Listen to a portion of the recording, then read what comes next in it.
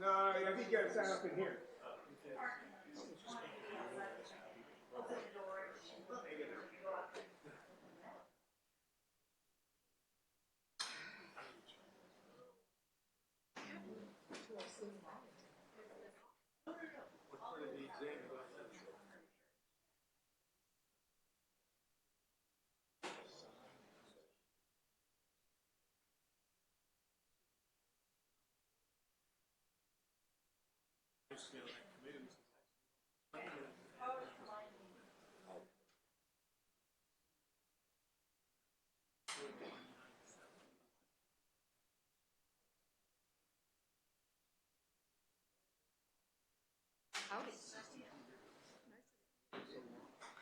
How's everything going?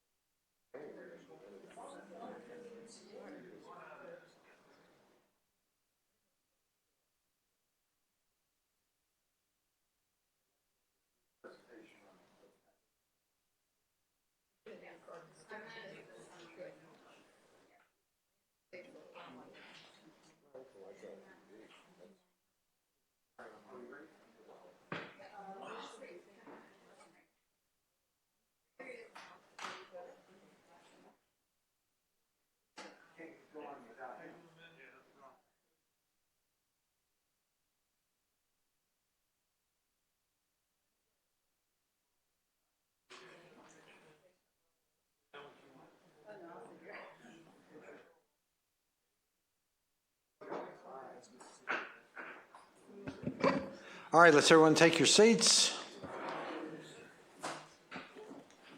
And we're ready to go. The March 4th, 2025 adjourned special meeting of the Malibu City Council is now called to order. Public comment will be limited to the items on the agenda. The consent calendar and the disaster rebuild ordinance workshop were considered at the March 4th special meeting. At today's adjourned special meeting, we will be considering item 3A on the agenda. In-person participants, if you'd like to speak on the consent calendar, please submit your request to speak form to the clerk.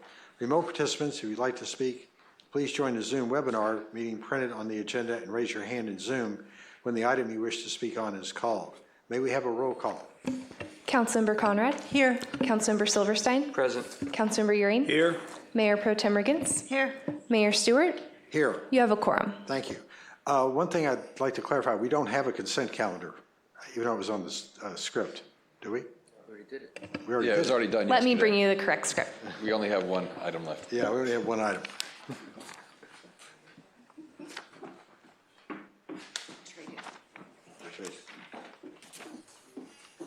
I read what's on the script.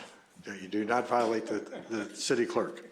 All right, we're now going to hear item 3A, the coastal program amendment item. Can we have a staff report, please? Sure. Hi, Mayor and members of the City Council.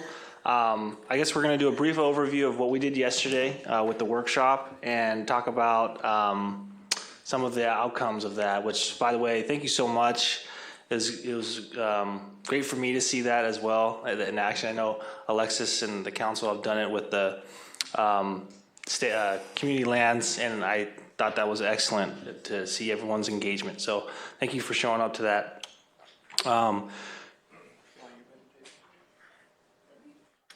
Yeah, go ahead. Sorry, forgive us. This is what it looks like when you've got little time between workshop and the public hearing here. So thanks for giving us the grace. But just real quick, want to echo what Mr. Eaton had to say and thank everybody again for coming out yesterday. We had 32 participants on Zoom and we had 67 here in the chambers aside from staff and council, which was an amazing turnout. We're so grateful that we got to have that time for focused collaboration. We're going to give an overview of what was discussed. This is general consensus between all three groups. If you were present yesterday, there were 2 working tables here in chambers, and there was one on Zoom.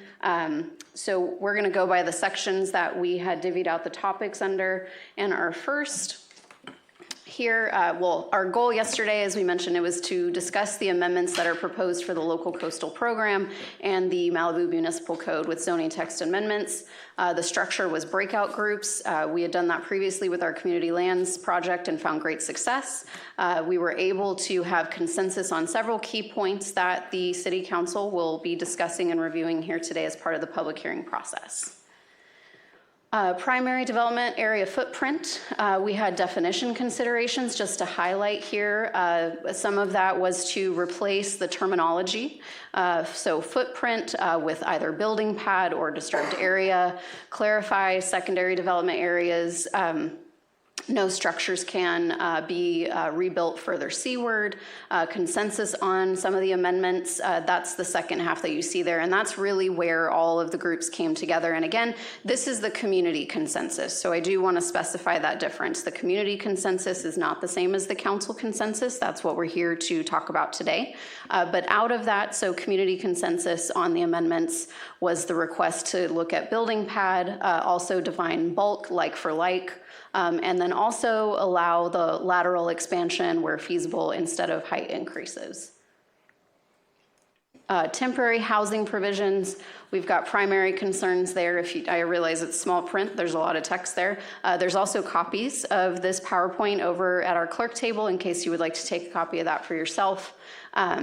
Should non-displaced Malibu residents be able to rent temporary housing?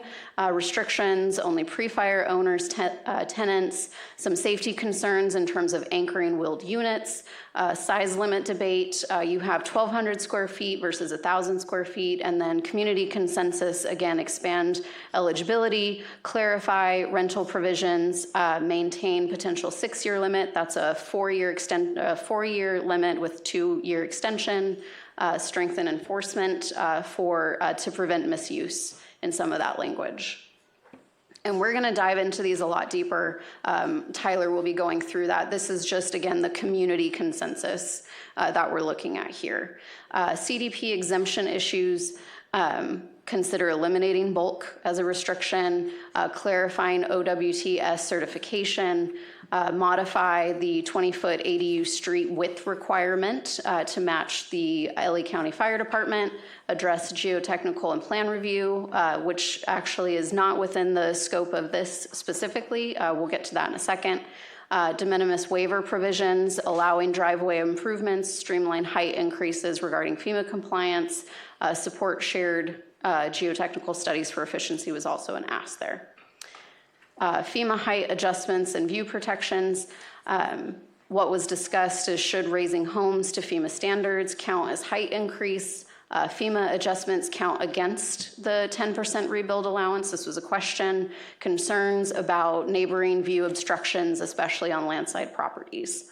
Consensus, community consensus on view protections, encourage lateral expansion before vertical increases, consider allowing landside homes to increase height correspondingly, address coastal commission concerns over scenic view protections, and also look at the upslope to increase height or mitigate view impacts. So those were also, again, this is the community consensus. I realize I'm going through this very quickly, but we do have a lot to get to in terms of the text and specific language itself for council to consider. ADUs, now we're to the municipal code amendments. That was the LCP. You have key considerations under some of this with eliminating the 20-foot street width requirement for ADUs, same exempt ADUs from TDSF for small lots, flexibility and conversions, allow pre-disaster temporary housing to convert to ADUs.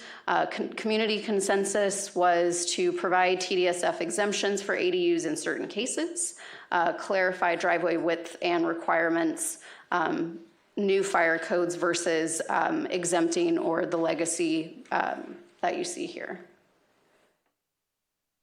non-conforming structures and permitting process. This was the last section that was discussed yesterday. You have the rebuild development permit, support for expedited RDP process, address concerns over unpermitted expansions, evidence-based approvals, for example, and then clarify like-for-like definitions for the rebuilds. Other requested was include ADUs under the RDP approval and clarify water tanks as allowed under RDP. So additional items, I'm going to plug in some of the topics that were discussed. I referenced the geotechnical earlier, but March 12th next week will be our building design professionals town hall. We're going to format it similar to what we did yesterday. And that is where we're going to talk about these specific topics. And so anyone that's looking at, the setback approvals, to talk about geotechnical report and shared studies, water tank installation standards, deputy inspectors for construction was another item that was brought up. So that is going to be on the 12th. That's not specific to what we're going to talk about today with the LCP and municipal code amendments. So just wanted to clarify, but acknowledge this was discussed yesterday as part of the group conversations, but it will be appropriate for next week in some cases.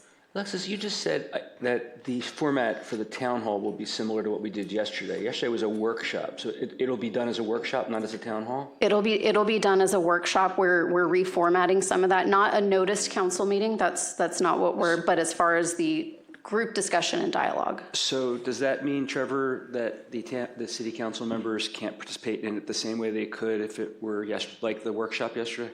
That's correct.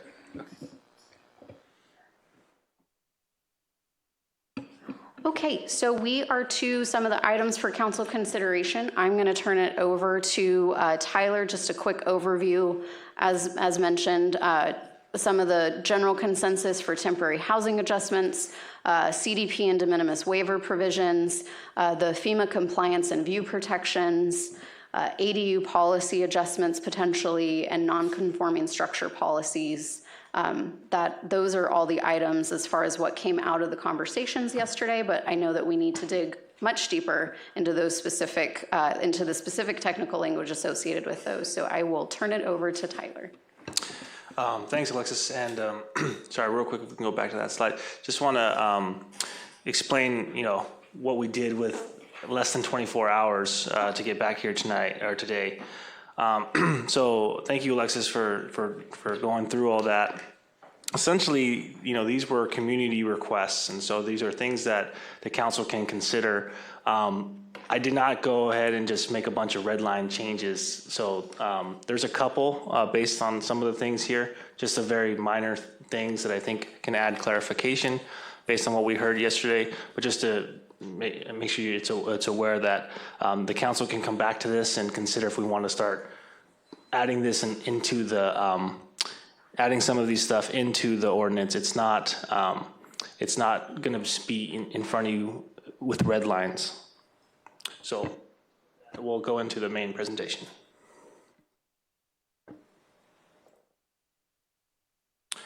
All right, so thanks again, Mayor and Council. A lot of you saw this yesterday, so I'm going to chop it up a little bit and go through it a little quicker.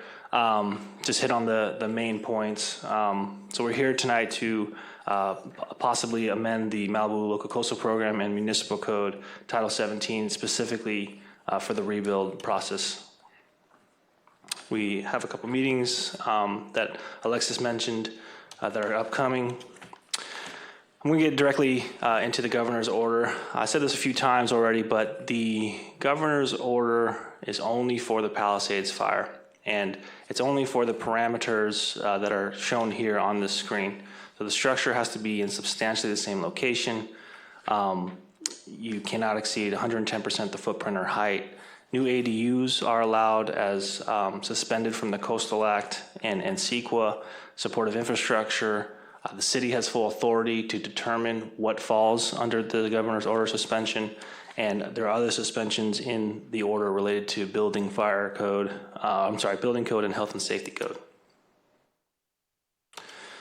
So some just brief comparisons between Franklin, Broad, and Woolsey, which we're also planning to help under these amendments, and the Palisades fire. The Franklin, Broad, and Woolsey fire will fall under the LCP in terms of getting those exemptions or getting those de minimis waivers, whereas the Palisades fire does not have to adhere to the LCP in any capacity, except for potentially two tools, which we'll get into. So some comparisons. Franklin, Broad, and Woolsey is restricted by floor area, height, and bulk, which is in the MMC. The Palisades fire, because of the governor's order, is footprint and height. And then, again, Franklin, Broad, Woolsey, LCP, MMC will apply. Palisades fire, just MMC. So based on some discussion that we had yesterday, one change that we have made since yesterday's outcome is this primary development pad, or we called it primary development area footprint. And I think from what I heard that the text itself, the language and what the content wasn't really an issue. We added disturbed area to be a little more clear. But I think it was just the terminology being used was tripping people up. So we changed it to, or we're proposing to change it to primary development pad. And we think that's a little more clear. And there is one thing at the end there that the Coastal Commission staff wanted us to add, which was, it doesn't change the intent at all, but if replaced with another deck in the same footprint, they just wanted to add that in the same footprint. And what we would do is, this is in the MMC and in the LCP, so we would just mimic the language, whatever the council ends up approving. And because of that, we added a new definition that is not in your packet. It's called a secondary development pad to identify what else, what is not the primary. And this is just a building pad, disturbed area, or development area that is not connected to the primary development pad other than by a driveway or walkway. So something that's down the way, down the slope on your property, it's only connected by a driveway, that's going to be considered a secondary development pad. Tyler, if I could interrupt you just for a moment. We talked about the development pad and footprint. I thought in the governor's order it said footprint. Do we need to stay with that or not? No, I think that's what was tripping people up, is because these definitions is for, and maybe the visual will help. These definitions are for generally your building pad to kind of stay within the pad. The footprint that the governor mentions is for your building. Okay. So we don't need to stay with his terminology then? I don't think so. Okay. And I think the footprint was the prime reason why it was tripping people up, because they were relating it to the building footprint, and that's not what it is. Okay, thank you. I didn't mean to take you off track there, but...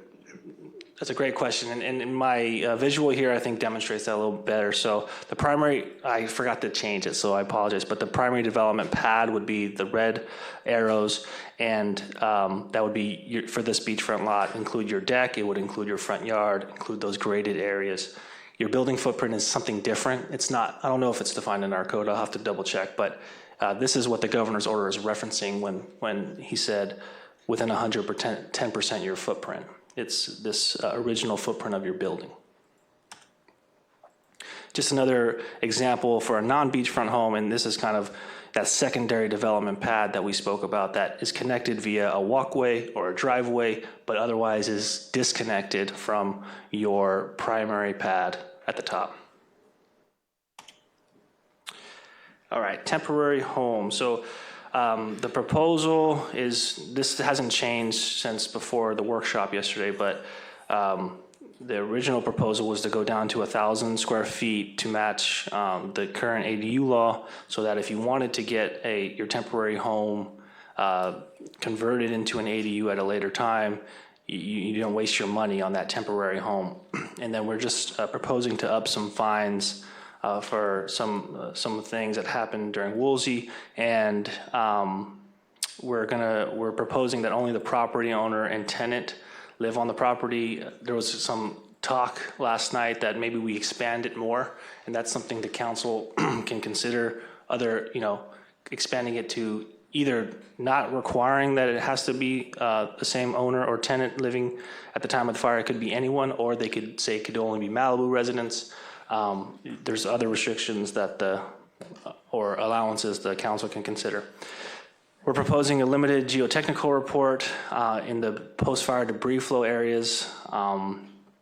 that ensure safety for the 4-year use. That 4-year use was also something mentioned last night, whether you want to extend that to a default 6 years, up for council's consideration tonight. And it must show compliance with the building code if not on wheels, and if it is on wheels, it must be fastened to the ground. So going into our local coastal program amendment, and once again, the local coastal program amendment is really for Broad, Franklin, Woolsey, and other fires, not for the Palisades fire. So this is going to, after this, any natural disaster, if these get approved and these get certified by the Coastal Commission, any natural disaster will be able to utilize these exemptions, these waivers, and we won't have to do this. We won't have to do this amendment again, hopefully, because the process will be in place, and people can start even faster. But in our local coastal program, part of our CDP exemptions, we are proposing, the black is existing language. So to qualify for the CDP exemption, it needs to be the same use as the destroyed structure. The Planning Commission, I think we heard from some people last night, want to change the floor area height and bulk to footprint and height to match the governor's order. Now, this is in the LCP. I think it's important to remember, we're not sure if coastal is going to accept the footprint and height, but for Palisades fire, you might not need to. There's some language in the MMC we can clarify for Palisades fire. So just wanted to make that clear, and we can try to make them consistent between both codes. The staff's proposal was to keep the floor area height and bulk, and I'll explain again why we feel that may be necessary. And then instead of incited in the same location as was the previously existing language, substantially the same location to allow a little more wiggle room that actually is more consistent with the latest governor's order. So why does staff propose to keep bulk? It's really just an extra mechanism to help protect your neighbors. Again, as I mentioned last night, us planners, we're looking at the community as a whole. We want you to get you into your house how you had it as quickly as possible, but based on some things that we saw from Woolsey, there's impacts if some guardrails aren't up, and that can really affect your neighbors. And views are very precious in Malibu. It has a lot to do with your property values. And so we, at the staff level, feel that the bulk is that extra layer, that third dimension, which will inhibit some unnecessary massing into someone's view. You're still going to get your 10% square footage. You're still going to get your 10% height, but, maybe not allowing some vaulted ceilings if it's not necessary, because that could really impact someone's view and thus their property value. So footprint and height versus the floor area height bulk. Another reason I try to argue against the footprint 10% change is because if you put it in there, as you see at the bottom, it actually reads that you can't move outside of your footprint by more than 10%. So it's just something to consider. It actually could be more limiting, when I think that the intent was to make it less limiting, using the term substantial instead of this 10% outside the footprint is more wiggle room. And that's what you see here. So substantially means, you can maybe go out to 50, and I understand people want substantially defined. I'll get to this at the end, but I do feel that a policy document is in order, which I can come back with for your guys' consideration. This is the codes, this is the laws to get people going, and the policy document can make things a little more clear for these kind of gray areas. All right, so what else is in our local coastal program CDP exemptions? Mechanized equipment on the beach and temporary shoring necessary for construction is now going to be exempt. Coastal Commission staff signed off on that. On-site wastewater treatment systems are now exempt, or now could be exempt if they're within your primary development pad, which before Woolsey, a lot of Woolsey residents will remember that you had to get a DMW no matter what to upgrade your system. Now, if it's within your primary development pad, you can get exempt, which is going to make it even easier. What is in the de minimis waiver category for the LCP? It's those OWTS replacements that are outside your primary development pad, improvements to your driveway, but now includes development on slopes steeper than 3 to 1, and retaining walls up to 6 feet in height, up to 9 feet if it's a replacement wall. Replacement seawalls that go beyond 10% in height are allowed as a DMW option for your OWTS. And again, here is kind of a crux issue that we heard from the community last night. It is staff feel or believe that the governor's order presents a gap in this height issue for the FEMA. And so we have it here as a de minimis waiver option, but it's something that the council is going to touch on how they feel the governor's order should be interpreted. And then the relocation of replacement structures, if you're substantially outside your original footprint, is added as a de minimis waiver option that potentially Palisades Fire folks will have to may be able to use to make it safer on their property. So here's an exhibit that we saw yesterday, just to kind of show what it means. So here we have the original home in the black box, and we have the replacement home in the red box. This home was 10 feet above elevation previously, and now has to come up to 20 feet above sea level to meet the current FEMA standard. And so we're just moving that box up 10 feet to meet that requirement, that federal requirement. But what it does for your neighbor across the street is, they're going to see an impact, some type of impact into what was their view. Where does this affect?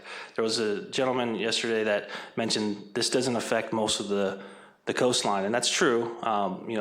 Big Rock area and Las Tunas area, those won't really be affected, but this strip of Rambla could be affected. And so, this is just a snapshot of about 30 homes that could be affected right across the street from PCH if we wanted to add some extra protection for those residents. Here's some existing primary view determinations where we saw what those views previously were. And so you can see, especially to the left, there's limited blue water views left, and slight increases could mean elimination of these views. Here's just a quick snapshot of the FEMA issue.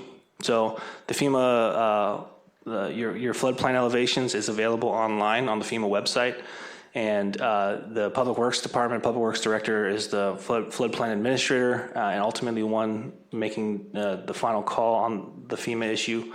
But here you can get some basic information from the FEMA GIS maps. And this part that we talked about, the Rambla part, it's 18 foot above sea level. So if a home was only 15 feet above sea level, they would have to come up 4 feet because you have to be 1 foot above the 18 to meet that. So that could be a 4 foot change. This is Carbon Beach, not the Rambla area, but you could see that potentially a 4 foot change could be very impactful to someone who has very limited blue water views left. So what is our proposed catch for this?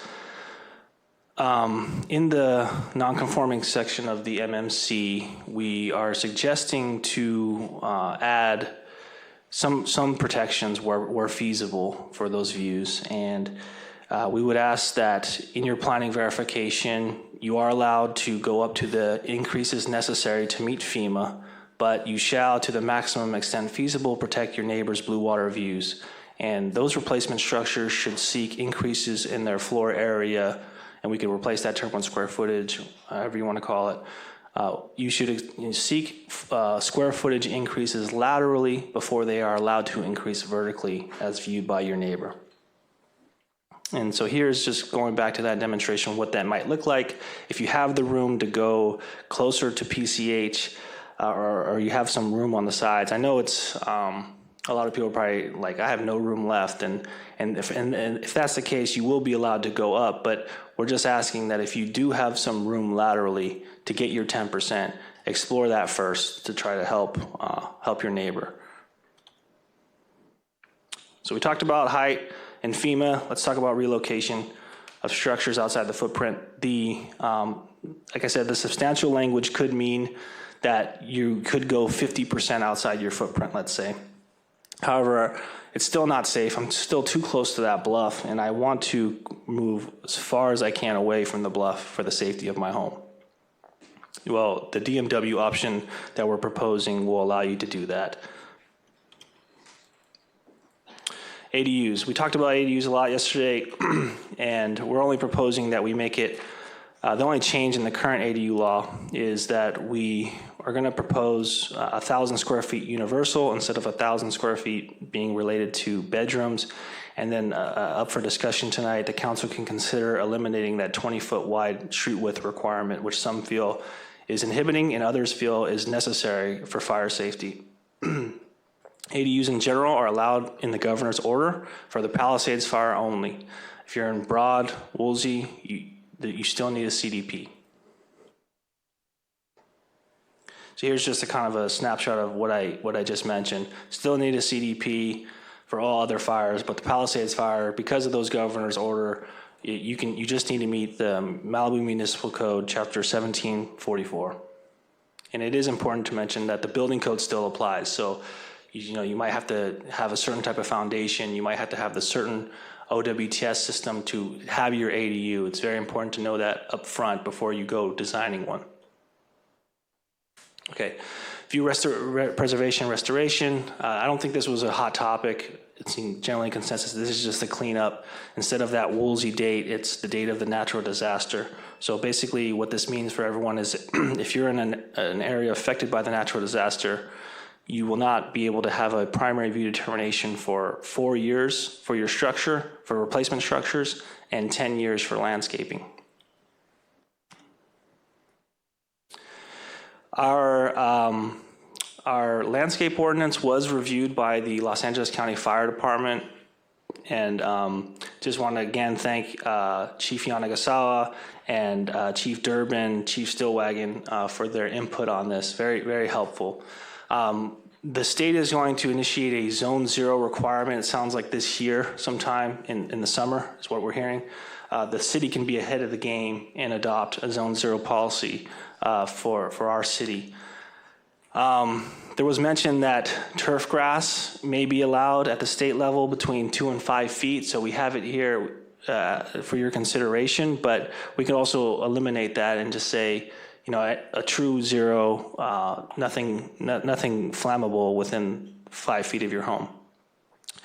We're adding that tree canopies cannot be within 5 feet of structures because, as Chief Durbin explained to me, that's really the critical piece is how close are your tree canopies to your home, and does it litter, dry brush onto your roof and those type of things. And so before we were the staff proposed a very prohibitive landscape ordinance, and it was just myself and the biologist at the time, and we just said, let's go as strict as possible and let someone else tell us it's too strict. And the fire department actually said it was a little too strict. So before we only said low growing succulents and grasses within 5 to 30 feet, the fire department said, well, for those smaller lots, that means you said no trees on the lot. And so we're proposing now to strike that. So you could put some trees on your lot. Again, it's really to do with the 5-foot canopy distance between your structure and also the type of plants you choose. So we're giving that option back to the residents. We are going to require irrigation between 5 and 100 feet. At least you have the infrastructure there to make sure your landscaping is irrigated in the case there's another fire down the road. If you're in a geological challenge area, you might need to go through some additional requirements just to make sure that you're not putting too much water into an unstable hillside. And then species on the invasive list are proposed to be prohibited, which they already are, but just to make it clear, and non-contiguous mulch areas shall be separated now with non-flammable materials such as stone, granite, etc. Non-conforming structures. This is what gives residents the ability to do a planning verification and allows you to get your non-conforming aspects of your home back. If you had a 35-foot tall home, that is no longer allowed in Malibu, but it is as a replacement structure. So you are allowed to go back up to 35 feet. You're allowed to go back up to 40 feet if that's what you had. You're allowed to go over TDSF if you were already over TDSF. So that's why it's placed in the non-conforming structure section of the code. And we're just proposing some additional language. Before it was written that only Woolsey Fire was allowed to get the planning verification. We're just making it universal for all natural disasters are allowed to get a planning verification for 110% rebuild. We clarified that applications need to be submitted in 6 years and building permits secured within 8 years. There was some gray area in the original way it was written. And then the Planning Commission can grant up to 3 years worth of extensions. And we clarified that non-beachfront properties over 18 feet in height must obtain a site plan review. This was already in the code, but it did not specify non-beachfront. But this is meant to be for non-beachfront because by right, and this is for new development, not rebuild structures, but by right, if you're on the beach, you're allowed to go up to 24 with a flat roof and 28 with a pitch. It's not the 18, that's for non-beachfront. So again, going back to that FEMA issue, a part of this section, we're just recommending to add a C1, and that is for those FEMA height view impacts, if you guys want to do that. Development permits. So everything, before we did any changes, let's say the governor's order completely suspended the LCP.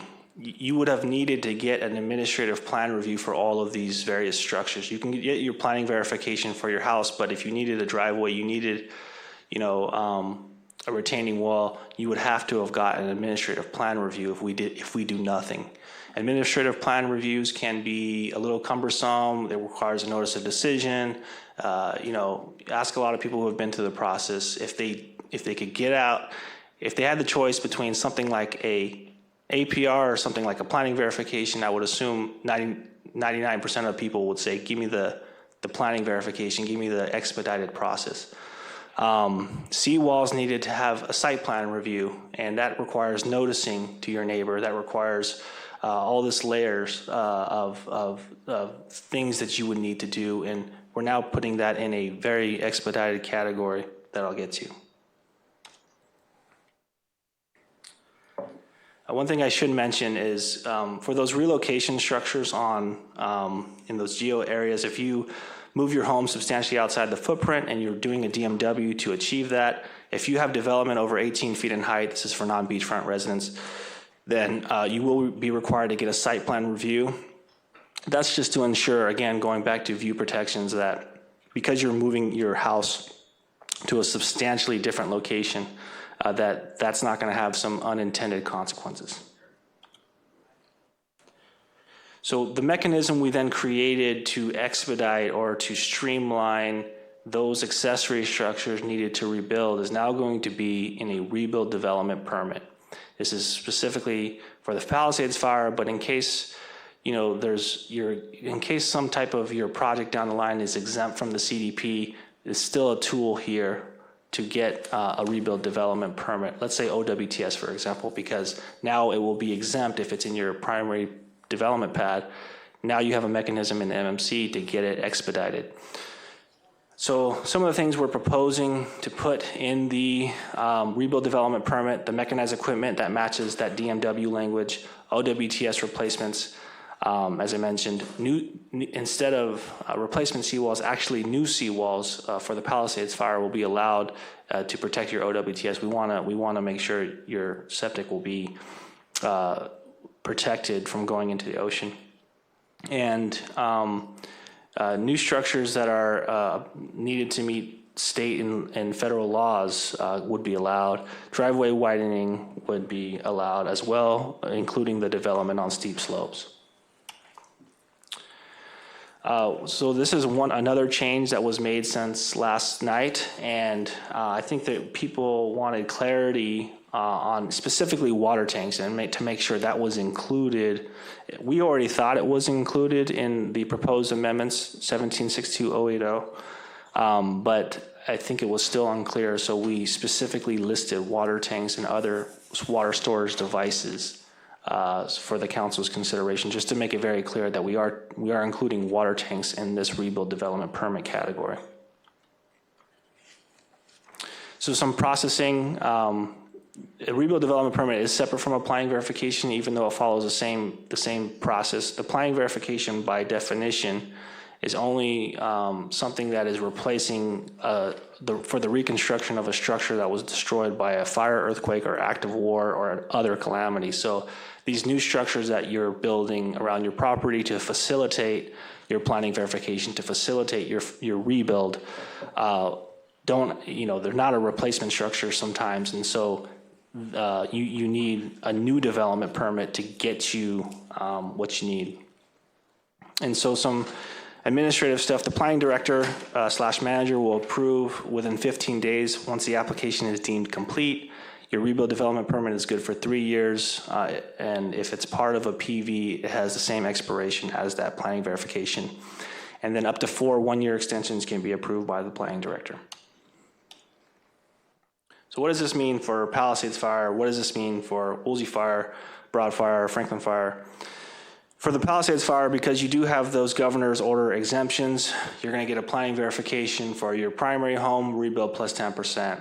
You're going to get a rebuild development permit for your septic. You're going to get a rebuild development permit for your potential seawall. You're going to get a rebuild development permit for your driveway. You're going to get a rebuild development permit for your water tank potentially. For all other fires, not Palisades Fire, because you're still subject to the LCP, a lot of those will need a de minimis waiver. And so you're still going to get your planning verification for your rebuild plus 10%, but all those other structures that I mentioned will need to be done under a de minimis waiver and not the rebuild development permit.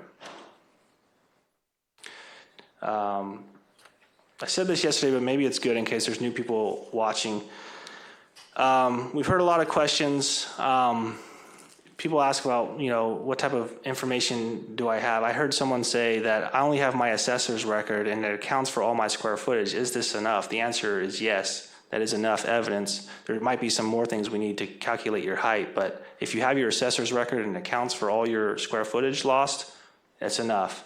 Can I go from a slope roof to a flat roof? Yes, as long as it fits within your previous bulk, or unless that has changed, then you're allowed to do that. You may need a site plan review if you have some massing, outside what you did before and it's over 18 feet for a non-beachfront. Can I get my non-conforming conditions back? Like I said before, the answer is yes. Your new 10% portion has to meet the code. So, where your addition is going has to comply with setbacks, height, etc. But your house, your previous home, can be rebuilt to the exact specifications that it was last time. Can I apply now? Yes. No matter what happens today, no matter if you're going to wait for Coastal Commission to certify our amendments, you can apply now. We can work through the process with you. And by the way, we for the council's consideration tonight, we have an urgency ordinance. So if they do take action tonight, a lot of this can go on, the MMC anyway, can go into effect immediately. So Monday, our rebuild center is opening, and by Monday, a lot of this stuff can go into effect if the council makes an action tonight. Some further action we're recommending. I mentioned the policy document to help further shape this. These are just a couple issues. There's more issues to consider, like that substantial definition and things like that. But these are some issues that we could probably further clarify in a policy document. It doesn't need to be in the code. It's just a policy document specifically maybe tailored for the Palisades Fire, or if we want to make it for all natural disasters, and what are some extra guidelines for those developments. After our Coastal Commission meeting, right before our workshop yesterday, we were down to the wire with a couple changes with the staff. And so this is not in your packet, but I did mention this one earlier actually, but we would be changing this to a primary development pad, and this would be in the LIP and the MMC. And then the Coastal Commission staff wanted to add in the same footprint in blue there. The Coastal Commission staff, in terms of the de minimis waiver, wanted to make, if there was an issue, the way the de minimis waiver findings previously exist, or currently exist, I should say, is that you can only get a DMW if you're outside the appeal jurisdiction. And as we know, the entire coastline is within the appeal jurisdiction. So that would make it a moot point for anyone on the coast to get a DMW. So in order to work around that, the Coastal Commission staff was willing to eliminate that finding, which we propose to do here. But instead, they asked that that the planning director's decision on a de minimis waiver may be appealable directly to the Coastal Commission. And they did guarantee, because it would be related to fire rebuilds, that it would be an expedited review. But what they would be reviewing for is a substantial issue review. So they're just reviewing to make sure the planning director was within their right to issue that de minimis waiver. And if they felt that they were, then they just issue a letter of no substantial issue, and it's a done deal. So if you're in the appeal zone and you need a DMW, you can now get one, but it is still that determination from the planning director is appealable to the Coastal Commission. And here's just some extra language added in 13.411C2 that speaks directly to that. If appealed, an aggrieved person would have to appeal directly to the California Coastal Commission within 10 working days following the notice of determination. So our recommendation tonight is, review the changes from yesterday, review the considerations from yesterday, come up and ultimately, hopefully adopt the urgency ordinance 524U and the zoning text amendment 25001 and local coastal program amendment 25001 for this facilitation of the rebuild process. And then after the city attorney reads the title of the ordinance, introduce on first reading ordinance number 524, approving local coastal program 2501 and zoning text amendment 2501 for those rebuild amendments. And then direct staff to schedule a second reading and adoption of ordinance number 524. And lastly, like I said, consider the recommended changes in your presentation tonight from the staff. And that's it. Thank you. Okay. Is that the presentation? All right. I think we need to go now to any public comments. Can I just say, we normally have, if we have questions, Yes. we do questions. I have a raft of questions. I probably would not be exaggerating if I said 100 or more. But I don't want to disrupt the public presentation, so I'm going to hold them off. But I mean, I think I'm going to need that whole presentation to be gone through for the almost page for page, because there's a lot of assumptions built into the statements that are made. There's a lot of questions that arise from the statements that have been made. I mean, this is not a criticism, Tyler, of you by any means. This is very complex, and I, for one, don't understand a lot of it, despite the fact that I've tried really hard to learn it.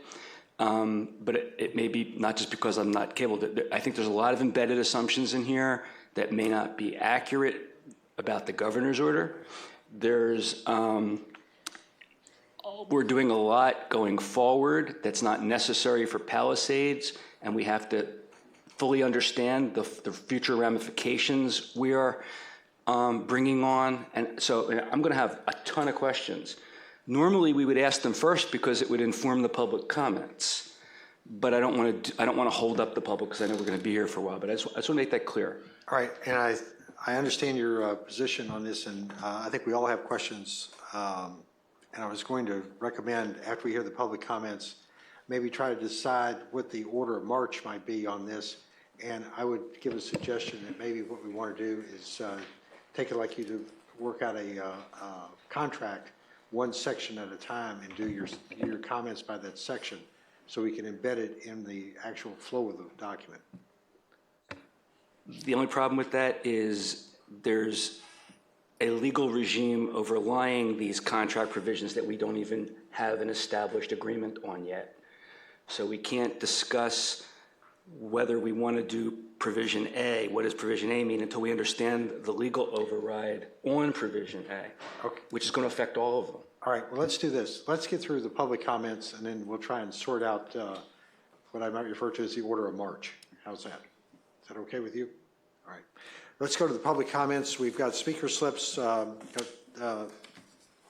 few. The first one is Arnold Bernstein, followed by Ed Niles.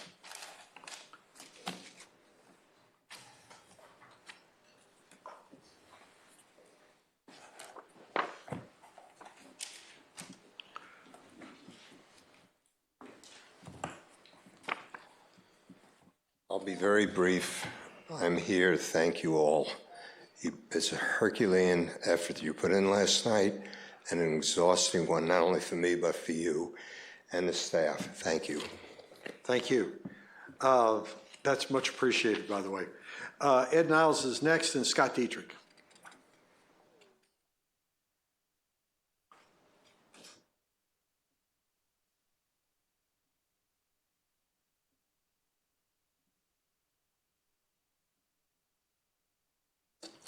Don't take this personally. As an architect, as an educator for 30 years at USC in urban planning, architecture, you're missing the whole point.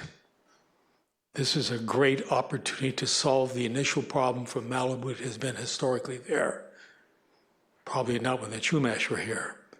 But the fact of the matter is, it is the infrastructure here that is in total failure.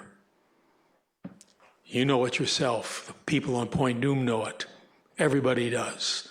Not enough water, no communication, no power, no means to supply those devices. No time has been spent by the city at any time to try to solve these problems except to argue or to sue. We must remember that, Edison. And yet Edison continues to violate the basic engineering premises of any design of towers they're designing for 25 to 35 mile per hour winds. The winds I recorded in Ramirez Can was over 100. So we have to work in parallel. I have a sympathy for all these people. I've been through 7 of them. I've been here for 60 years. So is my family. I have a sympathy for everybody who wants to build tomorrow morning. But the reality of the situation is we don't have a backup. So what does it mean? It's going to happen again. 2 years from now, 3 years from now, it's going to be the same firestorm. It's a man-made disaster. It's not a natural disaster. You're all old enough, I think, to understand what I'm saying. It's not a criticism of the planning department or anything else.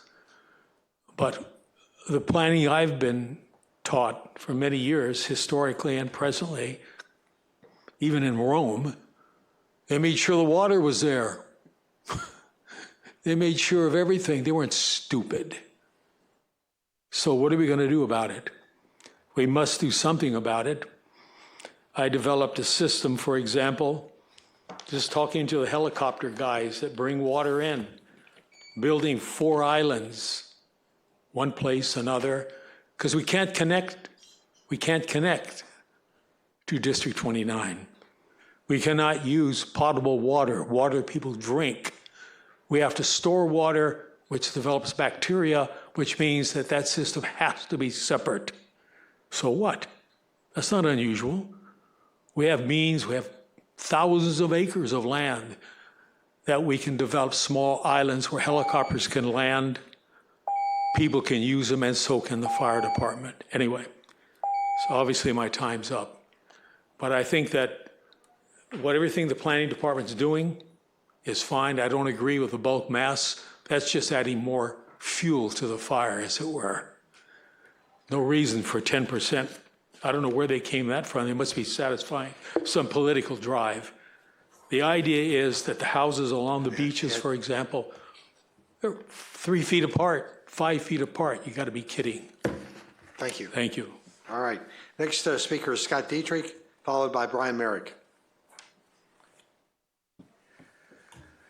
Thank you, Mayor Stewart and Council. First, congratulations to staff and Tyler. Yesterday's workshops were amazing. I learned a lot. I'm not an engineer, but I think that worked really well. We've got to ask ourselves, okay, what's our goal? And I think the goal is got to be we want to rebuild as fast as we can. But as the gentleman said, we've also got to deal with the future fires. I think that workshop format or town hall, however you want to call it, was really effective. And I think we ought to continue that and throw it up and open to all these fire issues and see where we can move forward. That's separate than what planning's doing now to try to get the code so that we can rebuild much quicker. Specifically from the workshop yesterday, the ADU policy, should we exempt it from the TDSF? And I think the answer is no. That, these are specifically so people can live without having a huge expense for the 2 or 3 years it's going to take to rebuild, so they can be right on their property. It's a great idea. We limit it to thousands so we're consistent and put in the other requirements, but that should be just for those residents and or the tenant that lived there on January 6th. More difficult is the FEMA requirement. Tyler mentioned blue water views. Well, there's whitewater views to be considered. Everybody up on the hill, Rambla Vista, Rambla Pacifico, Carbon Canyon, Escondido that looks down, they have often whitewater views.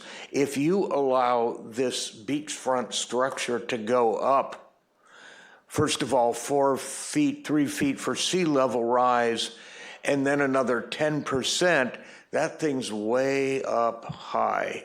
And you could be taking away many, many people's view of a whitewater situation, let alone a blue water situation. So I think you should modify that so that they can't block so many people's views, and I'll leave it at that. But I urge you, let's get a general fire workshop or whatever it calls so it best fits the council's ability to interact with people, have that open discussion. People want, for example, a czar. And I'd certainly nominate Jefferson Wagner, Zuma J, for that because he knows everybody and he knows the ins and outs. Thank you. Thank you. All right, Brian Merrick's up next, followed by Carl Randall. All right, thank you guys. I also wanted to definitely give you all kudos for that meeting yesterday. I think that was actually a very good thing that we did, and I saw a lot of different people together and going over things, and it helped me significantly, and I think it helped a lot of people, so good job with that. I'm very appreciative of that. I think the biggest issue really is the FEMA thing, as far as what are you going to do? Now, are you going to penalize the people on the beach? Well, that's not fair. Are you going to hurt the people on the other side? There seemed to be like a consensus where, all right, if you're, and we're really only talking about La Costa Beach, I think, for the most part, because all the other beaches do not have anybody living on the other side. So, but on La Costa, I think maybe the compromise is allow the people across the street to go up the same amount that the house in front of them is. But you can't smush a house that was there legally, and you're penalizing it if you do that. So, and I don't know if you can just completely get rid of FEMA either, which maybe is something you can do. But I do know that insurance becomes extremely difficult if you don't do that. So I know that some people on the East Coast, where there's a couple of owners on La Costa, already have said, well, I can't get insurance if I'm not 16 feet above. That's what my agent out here told me. So that's a big thing to think about. as far as the developmental pad, or whatever we're calling it now, and a deck, how does that affect, like a string line situation? If you're an older home, most of the older homes were lost, and you've got two big houses on each side of you, are you now no longer allowed to move, you couldn't capture 10% more into that string line? So that's a question that I have about that, even if it's just decking. Are you stuck being that guy that's always going to be on each side and not be able to go out the string line? I thought that there was a string line type of ordinance that you could build out to. And then I don't know much about the bulk. I was kind of confused about bulk, but what I did see was in our table, it was voted on like 16-3 to get rid of the bulk. And I don't know why that is, but it seems like if those professionals, a lot of them were professionals, if they're saying that, then maybe there's something to it. So, but I don't understand why that is, but I do know that it was voted on that way. So again, thank you for yesterday, and thank you for all what you're doing. Thank you. All right, Carl Randall, and then we have Joe Drummond with 7 minutes. Good afternoon, everybody. I'm going to echo some of the things already said. Yesterday's meeting was probably the most effective one I've been to in the 30 years of coming to these things. Well done. Use that in other places where it's going to fit.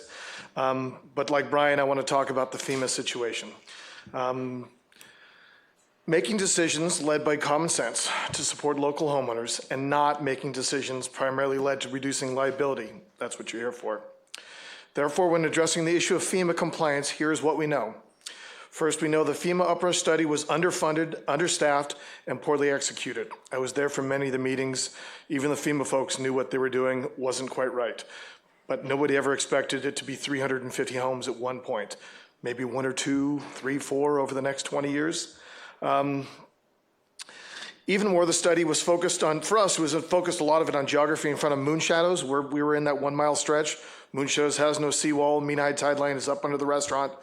We're thrown into that because they didn't have enough money to do it in smaller pieces. Let's see, my beach has a seawall and a lower mean high tide line with even a lower mean high tide line on Carbon Beach with even less of a need for caissons. Ultimately, to honor the FEMA uproar study is irresponsible, only in an effort to follow the rules and limit liability. Second, I am aware that what is in writing will win. It is called the parole evidence rule in law. But intent has equal importance in the rule of law, if not more of an importance. Both our governor and our president have been very clear regarding their intent. The intent is for swiftness and to cut red tape. A temporary moratorium and regulation supports this. To automatically presume that we must honor FEMA during this rare time when our governor and president have made their intent clear seems to me, and I know I speak for the community, to be in conflict with the response from our leaders and community. In fact, in yesterday's meeting, there was an opening made by Tyler office that the city council has the opportunity to interpret the inclusion or exclusion of FEMA based on the ambiguity in the writings by the governor's order. I know FEMA is a federal entity, but it stands to reason that the intent of the moratorium on regulation should not include a study that does not apply to me and my neighbors. We are not developers trying to build back and cut corners. We are homeowners who will build back better and responsibly to protect our home and investment.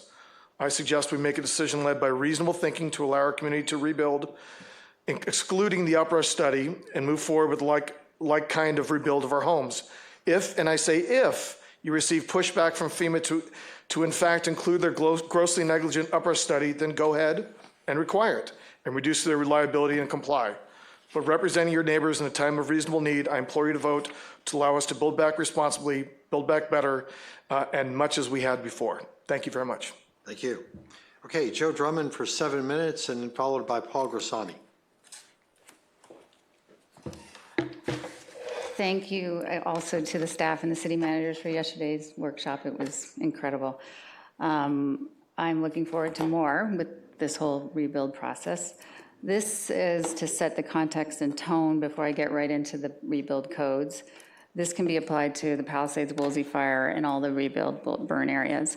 Big Rock is just one neighborhood that encompasses over 4,300 households in Malibu. Since 2018, we've lost over 27% of our household homes just to fire. And if these issues were taken care of, the percentage would be a lot lower. So this is Big Rock after the fire.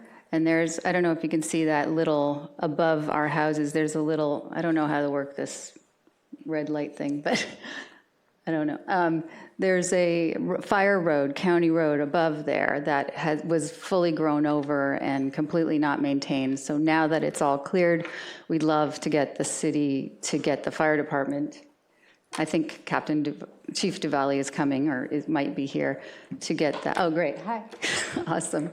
To get that maintained, because if we have, and then maintain a 200-foot at least clearance from those fire roads, then we can protect all of our homes. These are our homes that are now burned down, 170 in Big Rock.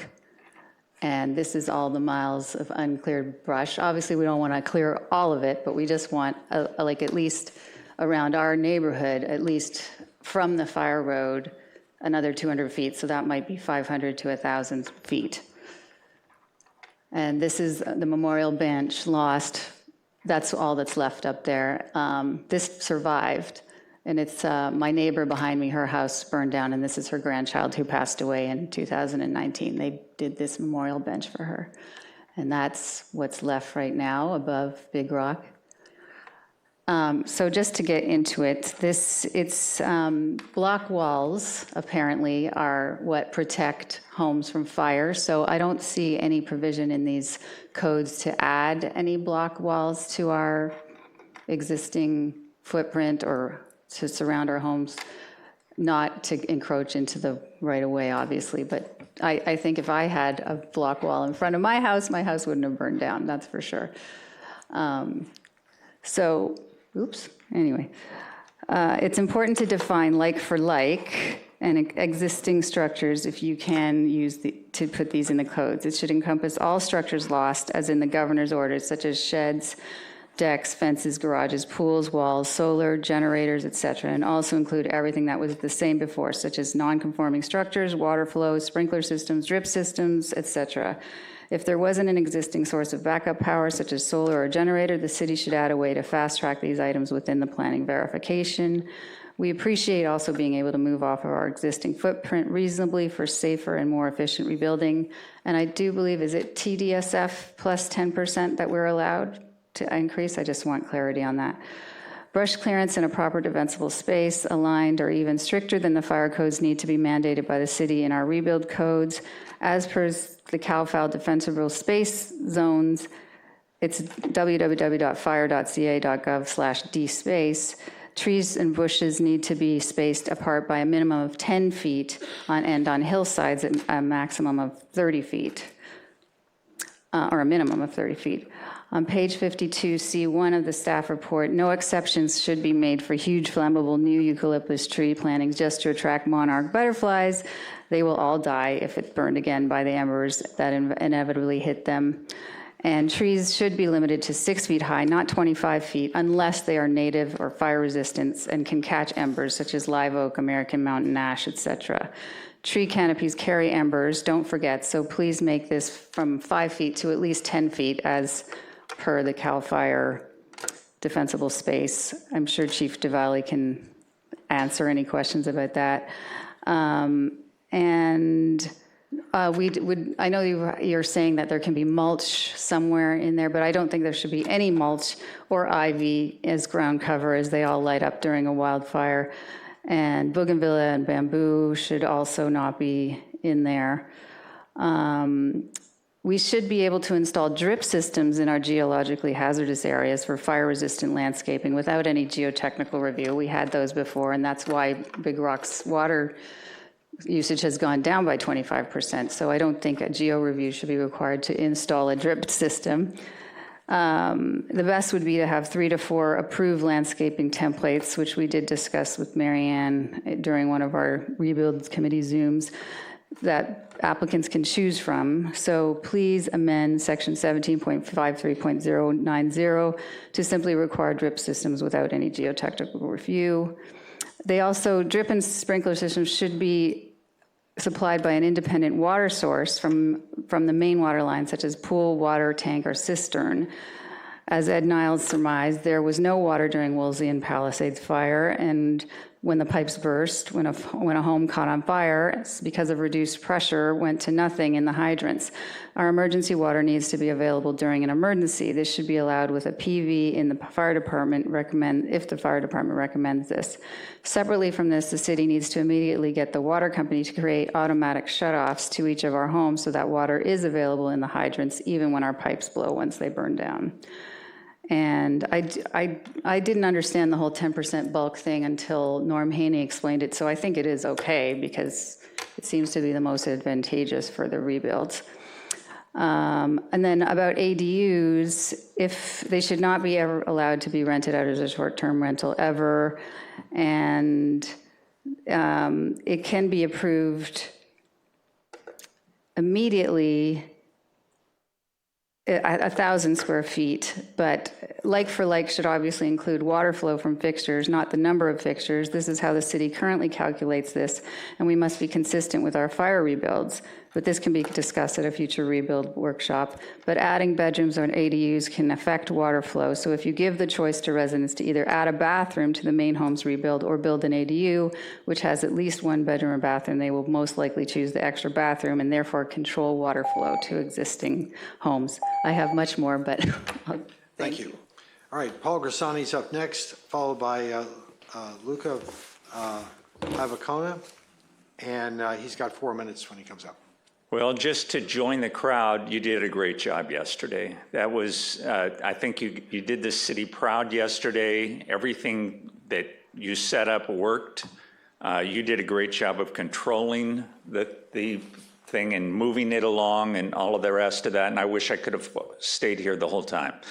The FEMA wave uprush study is fatally flawed. The way they did it was they picked a point on the map once every mile, and whatever happened to be at that point, that was how they calculated the wave uprush for everything in between them. And so these points are a mile apart. And if you go to the point halfway between, where on one side it's 20 feet and on the other side it's 23 feet, you go, that isn't the way water works. And I think that there ought to be a provision that allows the people who are in a neighborhood a very separate neighborhood, they can have their own wave uprush study at their own expense and set a more realistic number for their neighborhood, because I think that the Randalls they have a very bad reading, because at the other end of the mile there's somebody who had a bad situation. I think that it made no sense when we got it here the first time. We had a lot of meetings about it, and then when we figured out that the way they calculated it was so poor, that made sense to everybody. The other thing I wanted to mention to people is the Coastal Commission is having a listening series that starts on the 17th of this month. And they've got one for English-speaking residents, Spanish-speaking residents, and then they've got one for businesses, and then they've got one for metropolitan areas and municipalities. And those start on the 17th, and over the next few days, there's more of them. But we need as much representation as possible in those.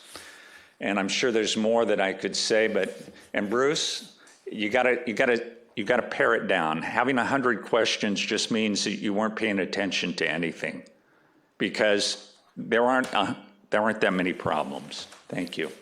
Okay. All right, next up is Luca, then we'll be going to the Zoom.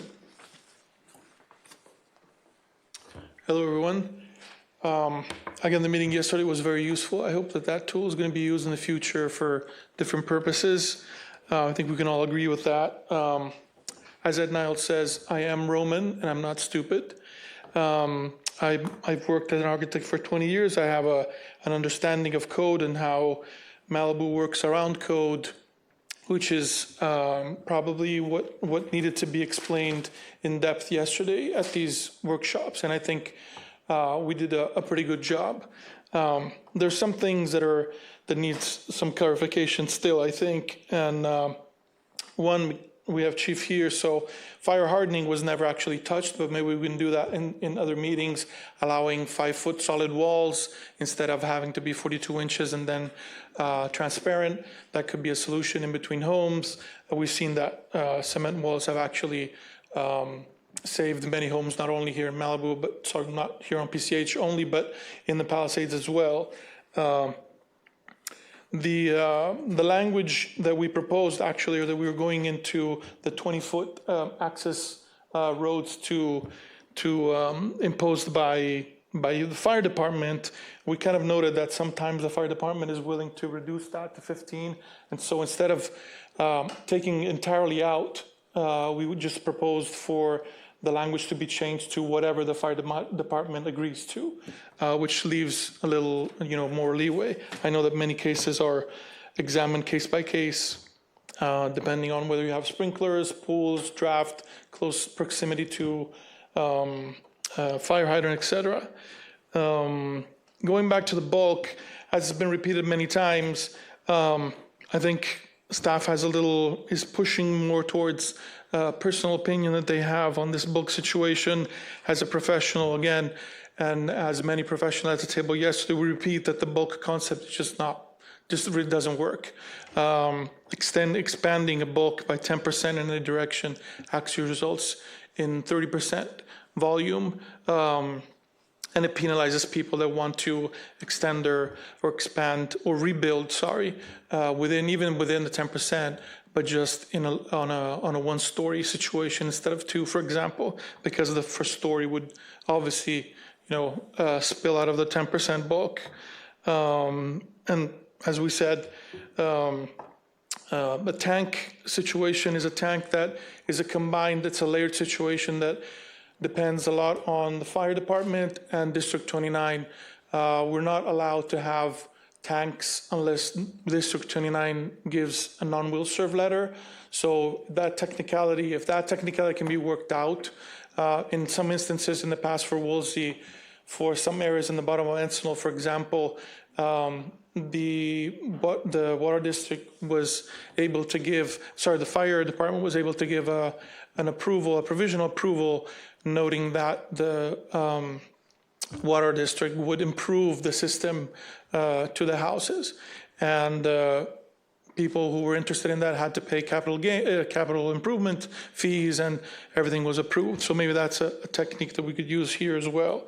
And then going back to the clarity of what this ordinance is, I think that the governor is very clear into saying that coastal is suspended. And so when we say that we want to put in, the coastal wants to put in the language of the de minimis waivers, that these approvals are appealable to coastal, that goes completely against the spirit of this ordinance, I think. I think coastal, it's an overreach. They still want to keep control over us. I think we should fight back on that. Thank you. Okay, do we have anybody on Zoom? To one raised hand, Mike Moore. Okay, Mike Moore, go ahead, please.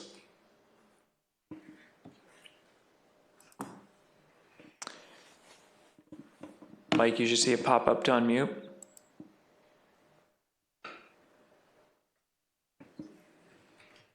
Can you hear me? We can hear you. Go ahead, please. Yeah, can you hear me now? Yes, we can. Okay, so this is to address a question I asked last night via Zoom, but it wasn't answered or even provided as a comment. Specifically to the zone text amendment rebuild development permit for the MMC section 17.62.080. So specifically the language that says new structures needed to meet applicable state and local laws, building and fire code. This could be water tanks and water storage devices. I'm asking that you just add one phrase in there so that we're not restrictive to only as applicable for current code, but for fire hardening. So I'll reiterate what Governor Brown said when he visited here after Woolsey fire. He said, we're going to have to learn a lot more about what measures of protection we can build in. So we should follow his direction and his intent to have on-site water to defend our homes with fire hardening, right? I also spoke with Chief Yanagagawa last week, and told them my idea of having a pool with rooftop sprinklers, and he agreed that would be a smart idea, right? So I'm just asking you to amend that language so that it's not constrained to applicable state and local laws, but also fire hardening if we choose to. One other thing, I agree with the previous speaker. The Coastal Commission does not approve and list the Pacific Legal Foundation to fight for us. The Pacific Legal Foundation has a long track record of winning cases against the Coastal Commission. So in my opinion, our current city attorneys aren't doing that. They're not advocating for us. Pacific Legal Foundation will. What else? Bring back prescribed burns. The hillside up Canaan was last burned in 1997, and it hadn't been burned since, and it hadn't been controlled, and that's the ESHA, and that's Coastal Commission, as well as the MRCA. That area should be clear burned as well, or use goats. But Coastal Commission, again, they're fighting us on that. So in my opinion, they're at fault, and they contributed to this fire. That's basically it. Thanks. Thank you. Do we have any other speakers? Is that it? There was another hand raised after the item was called, if you want to hear. Let's go ahead and hear just one. Jed August.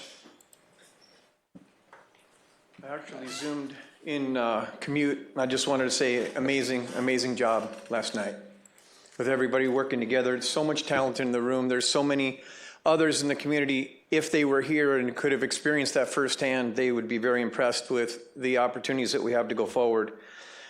Of course, thank you for your listening ear. Thank you for looking to the vision of the future, your opportunity, your privilege to be able to not only set the dynamics for this current day, but for the future. Not to be an impediment to progress, but to be a pioneer to progress. As far as the FEMA flood comments, I think that can be challenged. Personally, I don't know, what authority to the microcosm of Malibu that FEMA report would have. So I would recommend looking into potentially challenging that, shifting now to construction and work access. I firmly believe that we need 24-hour access to the hills wherever, if there are not people living there. We need to be able to get up there and do that demolition and clear those properties off, especially to use the canyons at night, use the roads at night. Most importantly, I had a conversation on Saturday with the yardmaster at the Calabasas landfill, who, we have a relationship, and he said, you do know that we have a limited amount of debris, a tonnage that we can bring into our facility each day. When we hit that limit, we're closing. And so that's going to cause a backlog of trucks not being able to go dump their loads there economically and efficiently. The other thing is I think it's important to coordinate in the hills once the construction or the demo and the construction begins. We need to have zones for the lunch trucks. We don't need lunch trucks all the way up in the hills and up in the canyons. We can come down to eat. Same thing with portable toilets. I don't think there should be a toilet on every single site that has a permit pulled, because then you're sending the portable toilet cleaning truck up there, stop after stop after stop. That's redundant. That's not necessary. We should have that zoned. And in fact, somebody mentioned, I don't know if it was Skylar, somebody mentioned about having zones for people who are going, whether insurance adjusters, homeowners, whatever, if they need a restroom facility other than a gas station into the limited zone, permitted zone, there are no other toilet resources available. And with that, I will conclude my comments. But again, absolutely first class. Thank you. Thank you. That's the end of the comments. All right, public comments are closed. We'll bring it back up here to the council. Maybe if I could, let's try and work out a format for running through this. Alexis, did you have any recommendations, since you seem to be the guru of running the workshop? Any suggestions on your format here? No, Mr. Mayor, I think the only recommendation I would say, and understanding there's a lot of questions and need for clarification, we can work through the sections as we did yesterday with the community and take it all in bite sizes, but understanding we're going to dig into the details. Okay. I've got four things I'd like to bring up. I think if the council agrees, I think our objective today is to try and get a document that we can either vote on tonight or have to come back tomorrow. I think the preference would be to vote on it tonight. That would be, I think, the consensus, especially since we have a time constraint to meet the coastal requirement for their meeting. I think I also want to clarify with Tyler, one of the things that I heard last night as a moderator on the Zoom call, there were a lot of things that I would put in the policy bucket.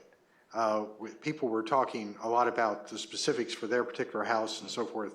Can you kind of clarify where we are on having a policy book that this is going to go to, so we know with comfort that if we don't address it here, it's going to be in the policy when you say it'll be in the policy book? Yeah, well, there's a lot of issues that could be in that policy book, so I can't say that every single issue is going to be addressed, so I just want to start with that. But there is policy documents being worked on by the Building Safety Department as well as planning to further clarify some of these guidelines. The building is farther along than us because we've been working on these code amendments. But it's going to be basically what you see in these code amendments, just further clarification in terms of the planning side. But I don't know, I don't think the building official is here, but I know they've been working on a policy document since the beginning. So they should be getting close, I would imagine. Go ahead, Marianne. Well, I was just going to ask for clarification. Are we looking for a policy document, or are we looking for future topics that are going to be held for workshops and such? Because I hear a lot of stuff about questions about septic and home hardening and best practices for rebuilds and things like that. So what I'm really trying to do is to say let's push the policy and things of that nature outside of what we're trying to process here, as opposed to trying to solve the policy issue in this document.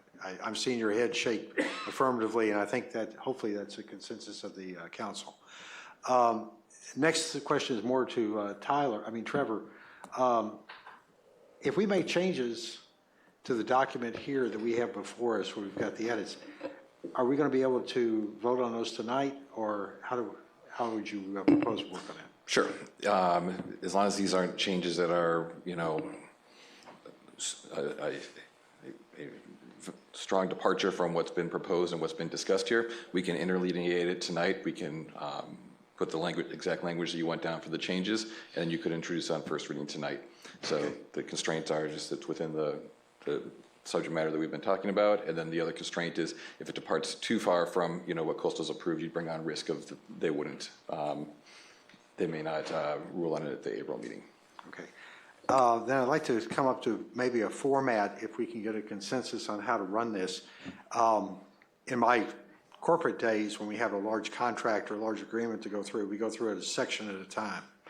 And you try and limit your conversation and your discussion to that section. You agree on it. And what I would propose, we do something similar, but with Bruce's comment about some legal issues, I think we might want to break this into two parts. One is to address the legal issues that you may have, if they could be separated out. And then when we actually go through the red line, and unfortunately I don't know that everybody can see the red line copies that we have. I believe they run online in red, but the printed copies came out, if they're in black and white, you don't see the red part, it's just a lighter color of print.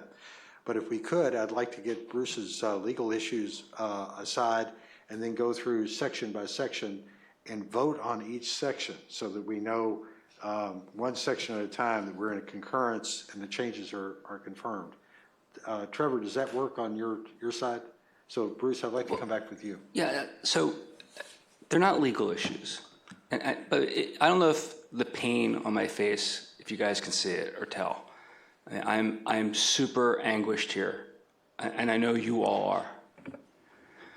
I mean, we all start with the fact that we had this fire and our lives are all turned upside down. Even those of us who didn't lose our homes, our lives are turned upside down. And, we up here are responsible for getting you back into your homes and preserving the rural nature of Malibu, the safety of Malibu, bettering that safety. That workshop that everybody loves that we had yesterday, we weren't going to have that until a week ago. This was all going to be done without even having that input, that little input that we had yesterday that you all think was so great. Imagine what it would have been like if we had started having conversations among everybody and not just being hand-delivered a fully baked cake so that we could have figured out what the ingredients should be. This troubles me. There are so many policy issues, the policy issues that the mayor's saying, we'll put them on a list to deal with later, that have to do with what these things mean, with what we should be doing. We don't even understand the overarching policies, but we're putting together statutes and words that fit within those policies. And the policies aren't going to, the way it's even being proposed is we're not going to develop the policies. The staff's going to develop the policies. They're not going to present them to us. We should have been, and we should still be meeting, all of us collectively, to figure out what all the issues are, to explain to us what your problems are, because I'm learning more and more about them every day. I learned a lot about them yesterday that I didn't learn before. And I don't see how we can competently, intelligently, and responsibly be doing this the way that we're doing it. But we're going to be forced to do it this way. I mean, I'm going to be forced to do it this way because I think this is ridiculous. And, you know, Paul's comment that I must not be paying attention, actually, you need to be paying attention to understand what the questions are. You need to have a level of understanding of what the complexities are before you can get to the solution. And you can't just accept a solution that's fully baked. So I think we're going to be forced to do that because, I want to retract that. I don't understand what the rush to get to coastal is because the governor's order has wiped out coastal. We have some minimal things we probably need to do under the municipal code to get you all functioning under the governor's order so that the city is in line with the state. All the other stuff we're doing is for Woolsey, Franklin, Broad, and the future. And those are all important. And we should have done Woolsey 6 years ago. We should have. We should have done it 5 years ago, 4 years ago. We should be doing it. But that's not the thing that set these papers in motion. The governor's order and the Palisades fire did. And we're conflating things because everything's a mishmash here. There's very little in here that has to do with Palisades, and I still can't figure out which of the little things they are because it's all being presented as a giant collective. And one person made a comment about these provisions that coastal looks like they're still trying to grab control. I don't think they have anything to do with Palisades. I think those provisions have to do exclusively with the LCP amendments that deal with Woolsey, Franklin, Broad, and the future.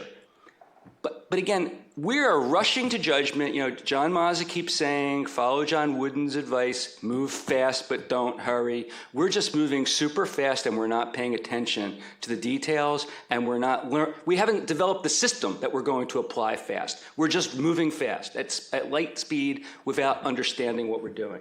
Now, maybe they all have a better understanding than I do. But every time I hear these things, I have more questions because this is complex stuff. We are rewriting a code that took years to put together and understand and be developed. We're just rewriting it overnight without a lot of thought about the implications down the line. And I just can't do that. I cannot responsibly do that. I was elected to represent everyone in Malibu, you know, not just you who lost your homes. You're critically important. But we have a whole city here. And, you know, the things Joe Drummond's advocating for, those are the things she objects to day after day in the ordinary course. Now she's here asking for all these accommodations, which maybe we should be giving, maybe are appropriate, but everything that you're asking for are things you would say 4 months ago, how can this person be asking for this? The Malibu Township Council is opposed to this. So we need to slow down and think about these things and think about how they work with other parts of the city. Those are my comments, and you know, I get into the weeds, but I just think we're going about this ass backwards, and we're putting the end before the middle before the beginning. We haven't even done the beginning. Okay, I'd like to have comments from the council members about this. So we have a professional staff, we have a city attorney, and they work with these documents as their regular course of their work. That's what they're hired to do. And after Woolsey, they did do this. They went through, I remember being in some of those meetings where they were talking about the things that they knew needed to be modified within the code to help Woolsey rebuilds. And they worked very hard. They worked with the Coastal Commission staff. They got those things approved. Now, 6 years after Woolsey, there are things that they're discovered that weren't done complete.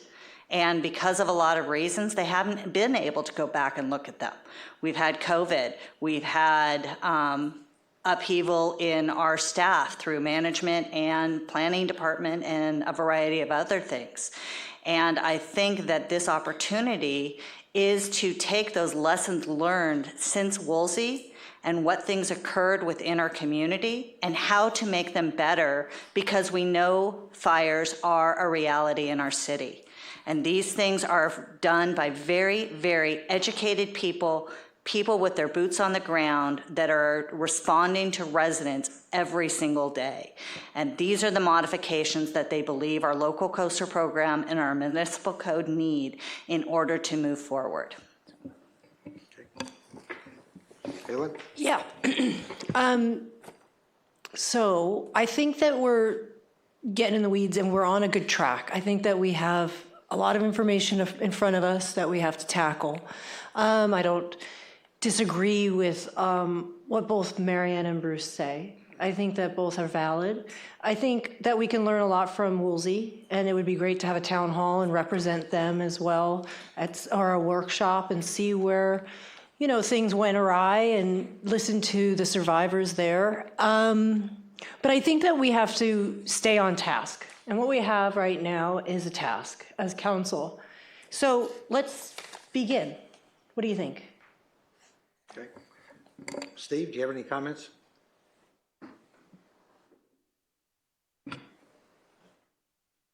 This is a difficult process. I mean, it's not going to be civil no matter what we do. We got a lot of comments from the residents last night that at least gave me some sense of comfort that we were headed in the right direction. All right. Now, I'd like to hear some of what Bruce has concerns with. All right. I mean, he has sort of looked at this through a different lens, and it may be the right lens. All right. I mean, I won't know that until we hear it.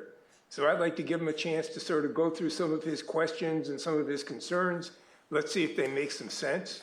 If they do, we can proceed down that path. If they don't, we can come back to a different path. But look, the one thing our job is to get this right.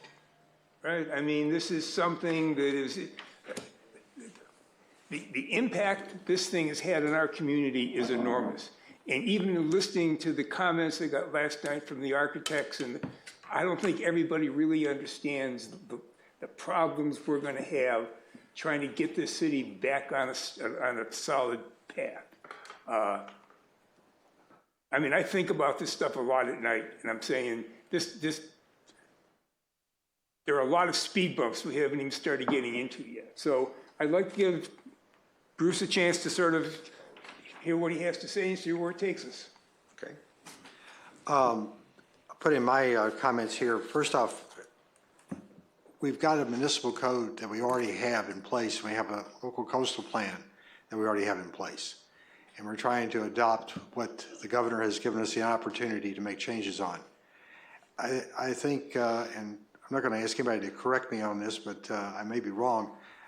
Just because the coastal plan says you don't have to have a coastal development permit if there's a disaster, where we get in the weeds with the Coastal Commission is in the nuances of things like, well, if you're going to move your septic tank, you got to get a coastal development permit.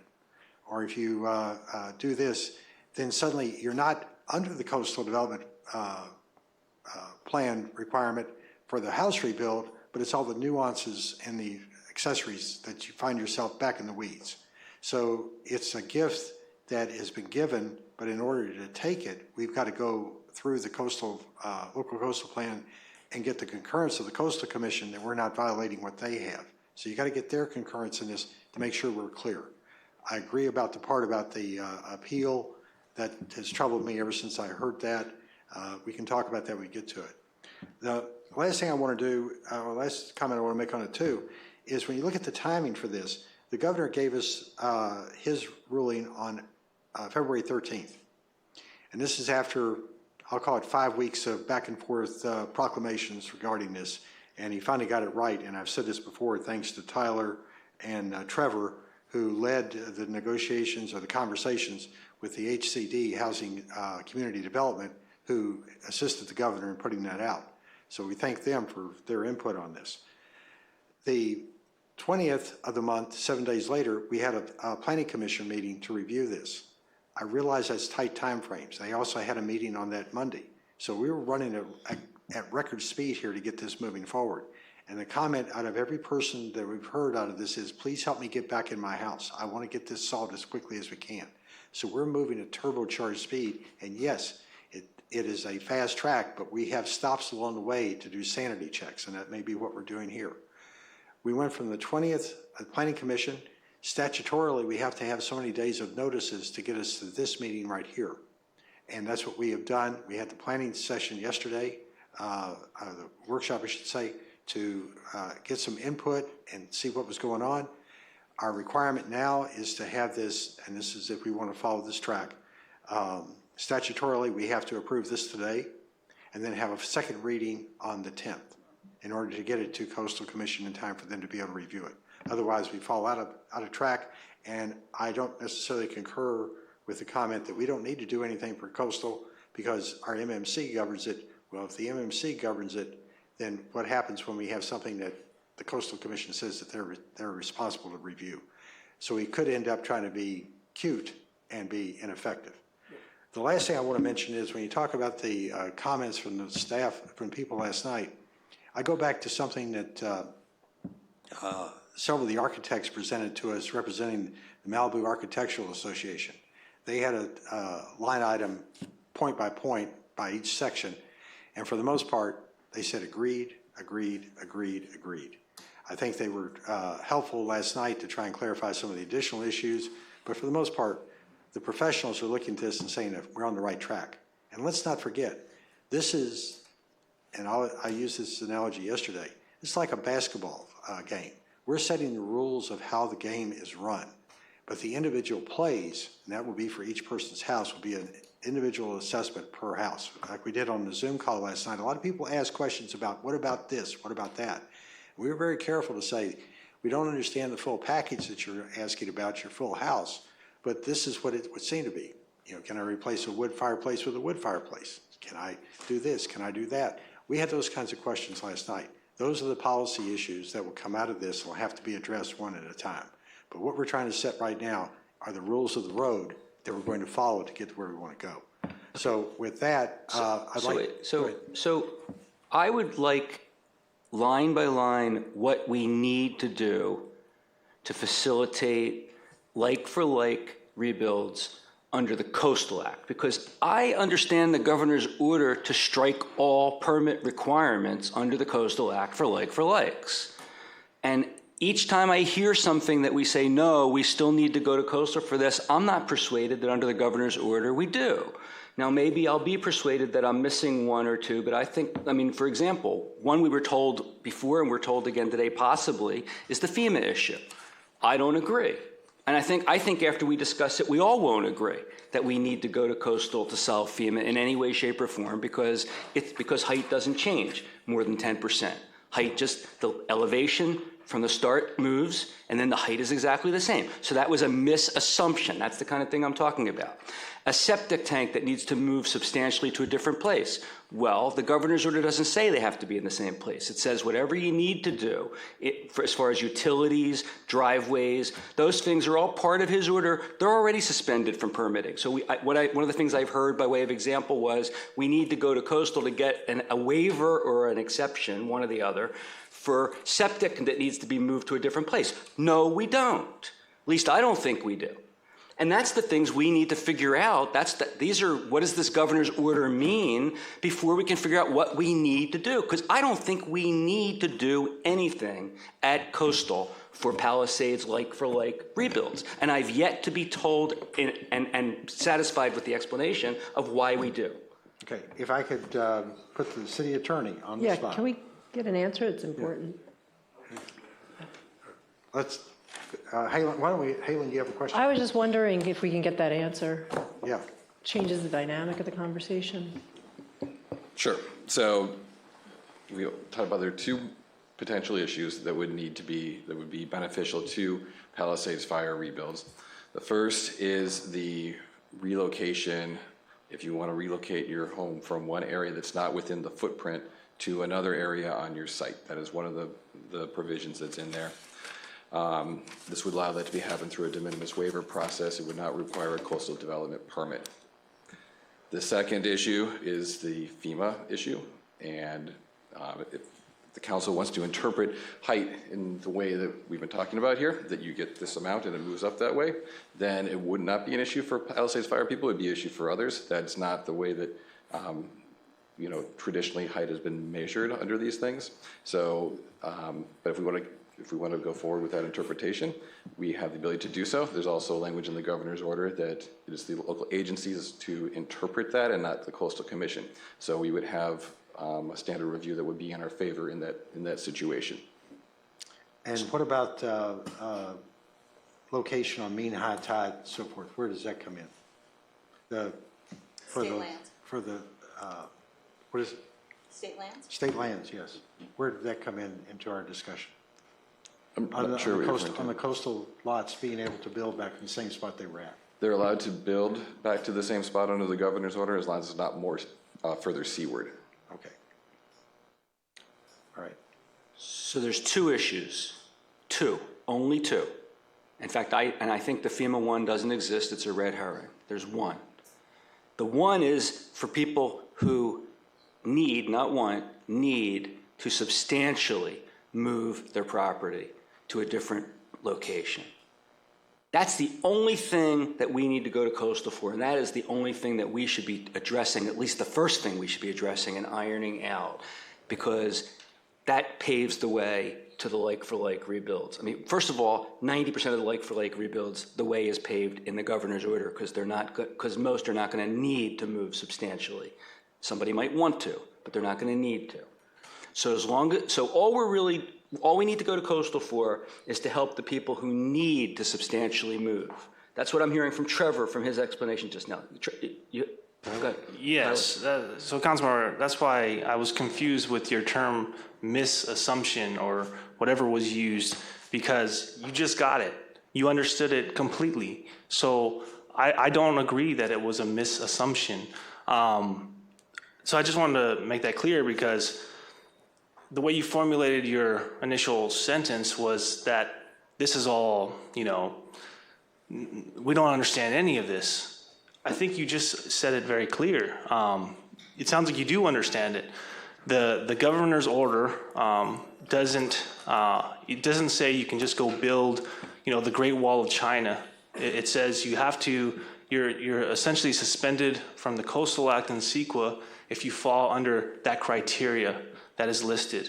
And in your argument, FEMA should be included. That's a totally fair argument. So again, I just heard you say that the substantially outside the location was something that probably needed. So that's what we've been saying this whole time. So I was a little confused by the term misassumption, because it seemed like at the end we're speaking the same language. Based on what you said, I think you and I are probably on the same page. I know for a fact from listening to the comments that the mayor's been making for the last two meetings that he was laboring under a different view about what's needed from coastal. I suspect others who've not said a word are also laboring under a misimpression about what's required from coastal. Okay, well, hold on a second. Let's get into what the objective is for going to coastal. Why are we going to coastal? Is this to set the format for future issues, and also to bring our what we put in the MMC to comply in the local coastal plan for disasters? Yes, so the purpose here is to take the treatment of how the governor's order applies to the people impacted by the Palisades fire, so that anyone impacted by a natural disaster will be treated similarly, as close as you can get under the Coastal Act, to the people, the treatment that they get under the governor's order. So that is, go ahead, Tyler. I just want to add too, we have this golden opportunity right now. We might not get this again. You guys don't have to make a decision tonight. Like Trevor's saying, the LCP amendments are to help future disasters, to go back and help some stuff in Woolsey that was not cleared up. And the governor, has been saying to the Coastal Commission to work with us. And, believe it or not, at some point, this fire situation will simmer down. People will move on to other things, and it is no longer urgent to the Coastal Commission to help us. And so we just took this opportunity to not only help our Palisades affected residents, but to let the Woolsey Fire residents know we did not forget about them. We want to continue to help this city gain as much control over its destiny as possible. And that's all this was. And let me say one thing. The fact that we've got both these together, and Tyler or Trevor, correct me on this, the Malibu Municipal Code is what we're trying to change. And we're trying to take those changes and implement them in the local coastal plan. Is that not correct? It's basically mirrors it so that as to the extent feasible, our other fire affected people can get some of the same stuff that is in the governor's order. There's the other piece of this, when we talk about the LCP, is the municipal code changes that are put through, and a lot of those do, deal with and facilitate the process for Palisades Fire impacted people. So both of them are paired together, so it's all brought as a package because they have overlapping issues. Okay, so the point I've been trying to make is there's very little, very, very little we need to go to coastal for to facilitate boots on the ground, start doing your work for Palisades like rebuild. But we keep being told we need to get this done now because we have to go to coastal to get the Palisades rebuilds going. And that's the point. That's not true. And the urgency of coastal to help us in May is not going to be less than the urgency of coastal to help us in April. So we're being given this false deadline. And I'm not saying that pejoratively. I'm not saying you're doing it. We're being given a false deadline to accomplish a false result. And we're going to make mistakes. And look, I don't want to be here doing this today. I didn't want to be here. None of you wanted to either. I didn't want to be doing it all day yesterday. I don't want to keep doing it throughout the next couple weeks. But I want to make sure we do it right. And I think we're rushing to judgment. Now, I'm probably going to be outvoted. We're probably going to proceed with this all now. So I'll ask questions so I can understand at least what we are doing. But I just think this is a mistake. And I think that it's based on, again, I'm not blaming the staff. I'm not saying the staff's been saying this even. I haven't heard the staff say that we have to get there in April. They're shooting to get us there in April if they can. But it's a false construct that we have to get there, that we have to approve this week and we have to get there in April. The only Palisades rebuild that's going to get held up if we don't get there in April, and I don't think it's going to get held up because you can still do a lot of planning, is someone that has to substantially move their like-for-like rebuild. Because none of this has to do with non-like-for-likes. Everything that's like-for-like that doesn't have to substantially move is already covered, 100%. So we're letting that little sliver drive the train at a super speed in which it might go off the track. Let me just ask one more question to the city attorney, Tyler. Does the Coastal Commission need to approve our changes to the Malibu Municipal Code? No. We control our own municipal code. They only have the certification power over the LCP amendments. So when we make changes on the MMC and we don't require the LCP to be involved, we could run that ourselves. That's exactly what's proposed. So what's brought forward here today is two things for the municipal code. One is an urgency ordinance, so the changes put in can go into effect immediately. So tomorrow, all those provisions will come into play, and people that are applying for Palisades Fire Rebuild will get the benefit of all those changes to the municipal code. We have control of that. If we want to come back and make changes to that, at a future date, we can do that also. So there's no control from coastal over our municipal code. So we do need to get the Malibu Municipal Code done as quickly as we can, correct? In order to have it ready for Monday, or ready as soon as possible. Well, staff has moved as quickly as they can to give you the options to bring this forward. This is as fast as staff could bring this, forward. And so it's up to you, what you guys want to do. But the purpose is to help people. We already have, I think, one PV issued, and a lot of people are ready to start moving forward. So the sooner we can get the rules in place so they can make their assumptions and make their plans, the better. And even with respect to the municipal code, only a fraction of the changes that we're making are necessary to correlate the Palisades rebuilds with the governor's order with respect to the LCP. And it is, again, another misconception or misassumption that we didn't have the ability to amend the municipal code without coastal's permission. So there's a lot of lure and misassumptions and misconceptions that permeate up here, and that's why we need to figure out exactly what we're required to do, what we need to do, what the governor's order means, because that dictates what we still need to do in the municipal code. All right, I've let you speak on this, but let's be clear about what I just asked. Please don't say that there's misconception. What I'm trying to do is to make sure we have clarity as to what needs to be done. People may be of the impression that you need to have the municipal code approved for changes at the local coastal plan. Let's make sure we take that off the table. So don't say there's misconception. We're trying to clarify the issue. So with that, I think we're at the point where I'd like to see what the consensus is. Go ahead, Mary Ann. I think what we need to keep in mind also is, even though Palisades Fire is the largest fire that we've got, the Franklin Fire happened a month before, and these local coastal program changes are for their benefit. The Broad Fire happened a month before that, and there are homes on the beach that were burned, and it will help them.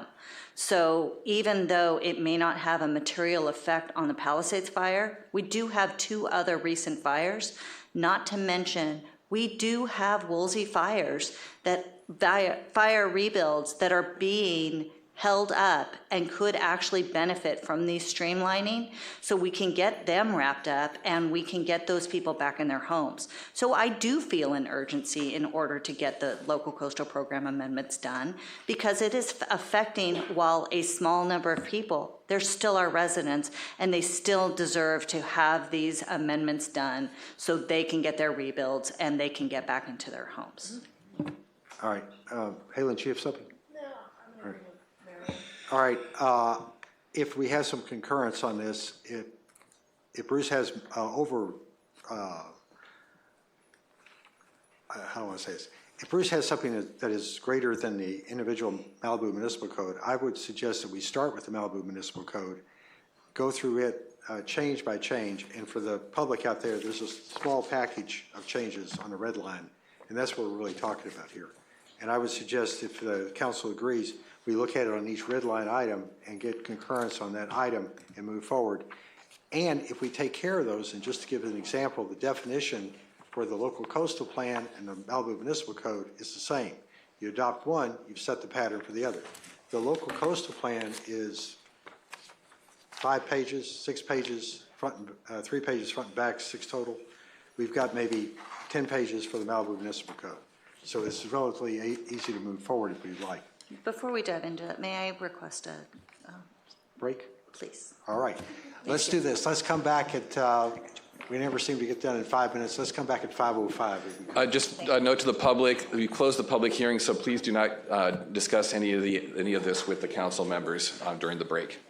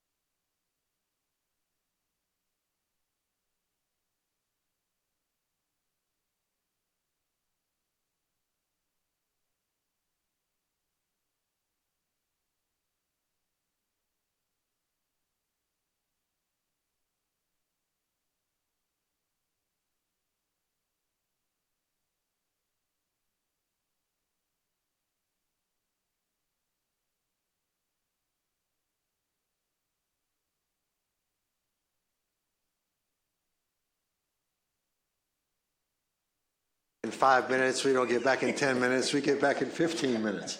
All right. Let's, All right, we're doing this. everybody back? Can I make just one real short, I sort of a short, just one thing, like, I apologize to all you who have to sit there and watch this. But, again, I've said this before, this is our only opportunity to workshop these things together so that we can get to the result. I mean, this in the real world, outside of government, this would happen in a conference room. And then we would come out and announce what we did, and maybe we would do a dog and pony show. You're watching the sausage get made. So I apologize if you feel compelled to sit here the whole time. I apologize if I keep you here longer, but I want to make sure we get to the right place. Well, I'm from the South. I've seen sausage made, and it is ugly. All right, Steve? I don't apologize because you're seeing we're working on this thing, and that's what we're supposed to be doing. So, okay, here's what I'd like to suggest, or let me give a suggestion of how we move forward. As I've listened to this, my understanding is Bruce's premise is the governor's order sort of dictates what we do in the municipal code and what we do in the local coastal plan. And if we really understand all of the aspects of the governor's order, what we do in those other two documents should be easier to get to, all right? So Bruce, if it's okay with you, okay, I mean, if you would like to start taking us through the government's order and what your issues with it are or how you want to interpret it, and that may give us the foundation to go forward. Does that mean acceptable to you? It's not up to me, it's up to the mayor. He's in charge of Well, protocol. I'm fully in favor of that. Just two comments. This will be the mayor. This is the governor's order from February 13th. And our objective here is to see how we can get to the municipal code tonight, at least the municipal code to be under review. All right? Bruce, please go ahead. Okay. Is that okay? Is that okay with everybody? Speaking for you, and I don't want to do that. No, that's fine. I mean, my druthers would have been to go back through the presentation and ask questions before we even got to that, but I think it's okay. It's 6 of one, half dozen of the other. Let me look at my notes. Well, first of all, so my first question to the council is, are we in agreement that the spirit of the governor's order is to facilitate like-for-like rebuilds with as little permitting requirements as are necessary to comply with any law?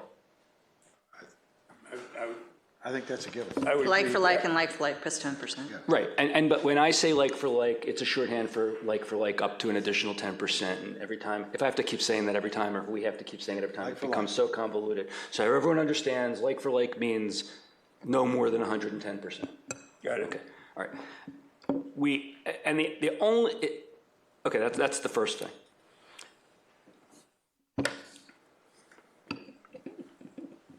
If I may, Mr. Mayor, as Councilmember Silverstein goes through the governor's order, but it would be helpful, just as that was, is if we're going to work through piece by piece of the governor's order to have consensus on the definitions and interpretations section by section, so that way we can take notes effectively and be able to apply them to codes later. Right, so that was just a concept of what the spirit of the order is, and actually there was some discussion. Tyler suggested, I had it in my notes to say the same thing, that we need to have a policy document. I actually think this council, in a workshop with the staff, needs to sit down one day. We'll put it on Zoom because it's required for Brown Act purposes, but we need to sit down and actually codify within Malibu in a policy document our interpretation of each of these provisions, because they are then going to be unappealable gospel of what this order means in Malibu. And again, we really shouldn't be tinkering with the codes until we've already done that, because that sets the stage. But we're going to do it backwards. That's okay. But so we're not really forming interpretations tonight so much as we're trying to understand what we're going to likely agree to down the line. So I'm going to skip to paragraph 4 first, because that's the point we were just talking about. Local agencies that issue development and building permits for development projects shall be the sole agencies that may determine whether a property or facility is eligible for the suspension in paragraph 1 of the Coastal Act and the and CEQA. And it's not appealable. The local agency's decision as to whether you qualify and what it means and what the things that you're exempt from, we are going to be the sole determinant of what that is, subject possibly to judicial review. I'm not even clear that's available, but it's certainly not available at a further appeal level. So I want to understand, because this is important to me in my view as to what code changes we should be making and what authority we should be giving our staff, who within Malibu, who is going to have the ultimate authority to determine whether these things? Because it says the agency. The agency is technically the city of Malibu.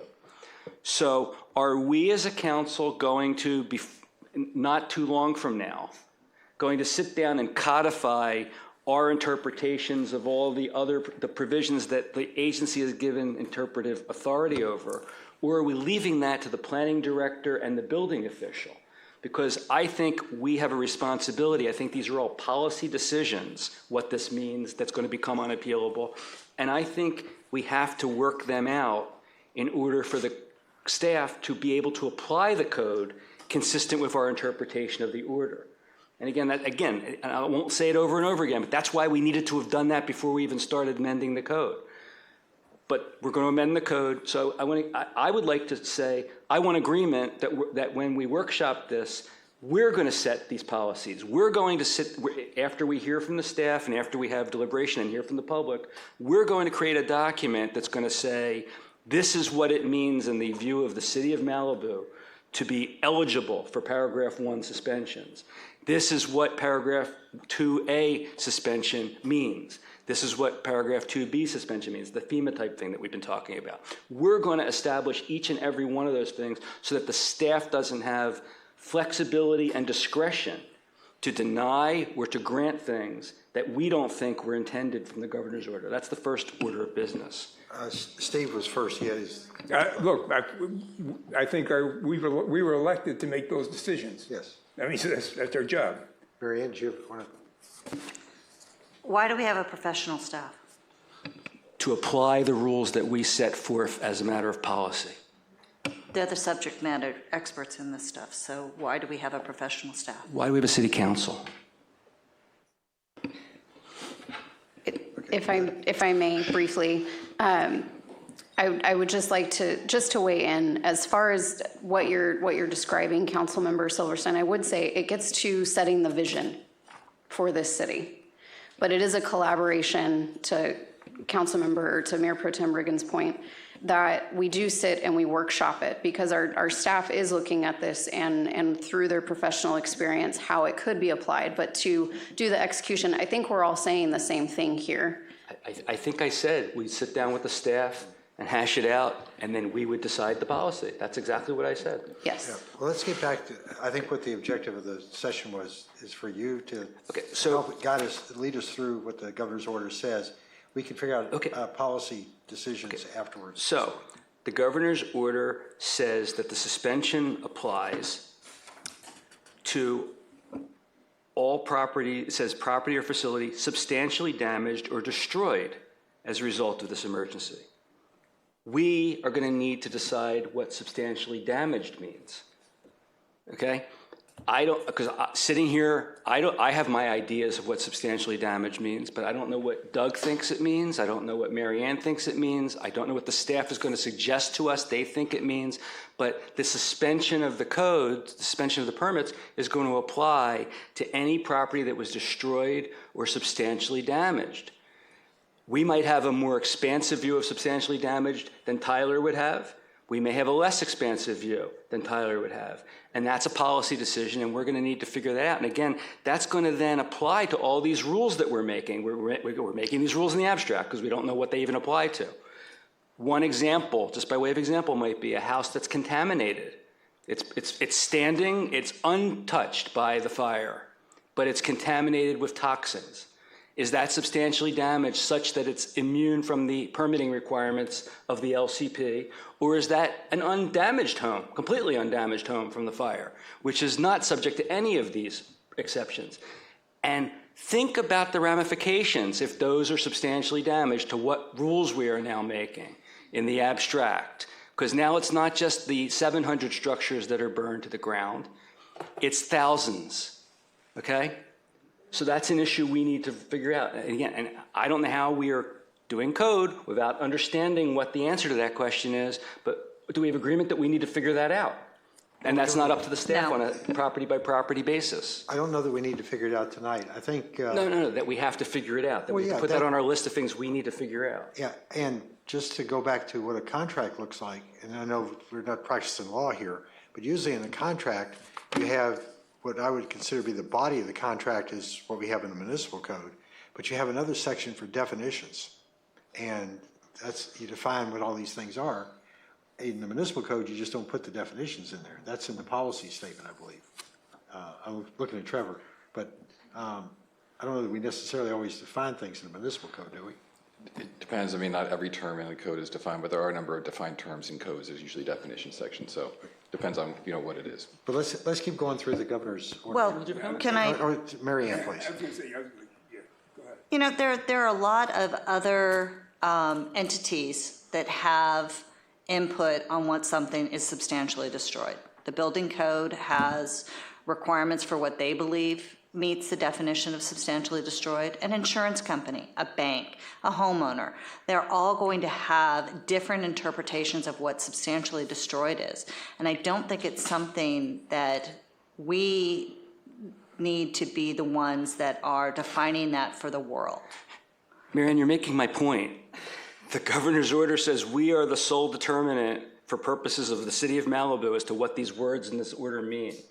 So you're exactly making my point. We can't rely on the fact that there's 5 different interpretations out there in the world, maybe even multiple interpretations within our own government. We need to figure out for purposes of this order what they mean.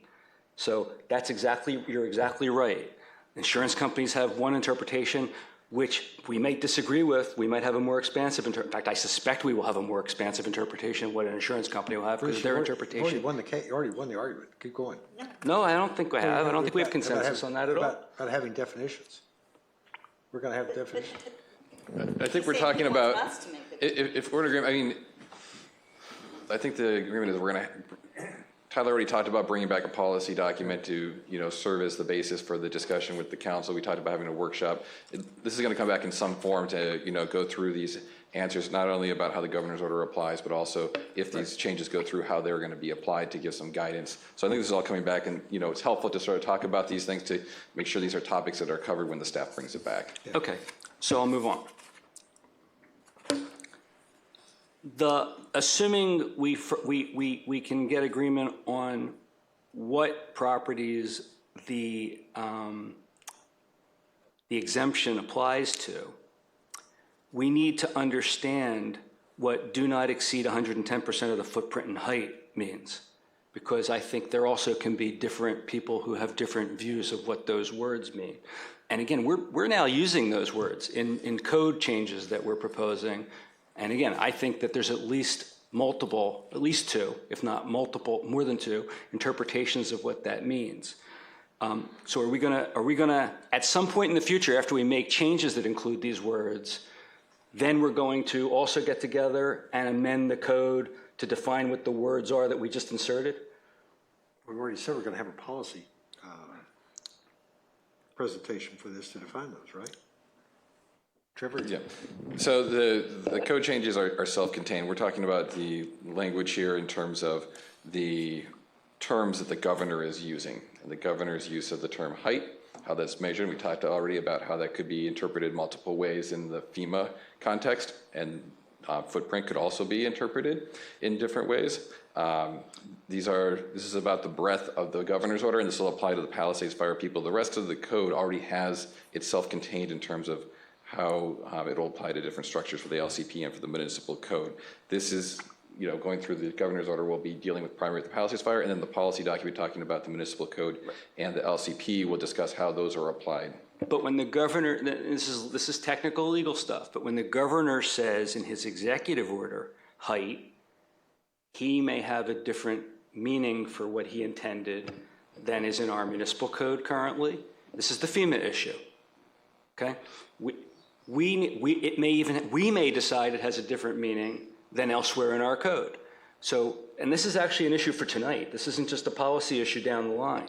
We need to figure out what we agree the word height means, because that's going to inform the FEMA issue that we are addressing. Because if we decide, for example, contrary to what I believe is the right answer, height means from the ground up, then we need to go to the Coastal Commission to get certain dispensation for the FEMA floodplain. If we agree as a legal matter, as a construction matter, construing words, not construction, physical construction, that height is measured from the lowest portion of the building above the floodplain up, then we don't need to go to coastal for anything. So we need to resolve that definitively and explicitly as to what height means so that we decide whether we do or don't need a change from the Coastal Commission on that question. So put a pin in that. We're going to have to resolve that tonight. Do we have a definition in the municipal code for height? I can double check if there's one for height, but there is guidance in the municipal code on how to measure height. There's two things. So I think Councilmember Silverstein is referring to whether it's needed for the Palisades fire people. For the other people, the LCP amendment about the FEMA plane would be needed because the height of the governor's order has no applications. The height is determined under the LCP. That's going to be the issue there.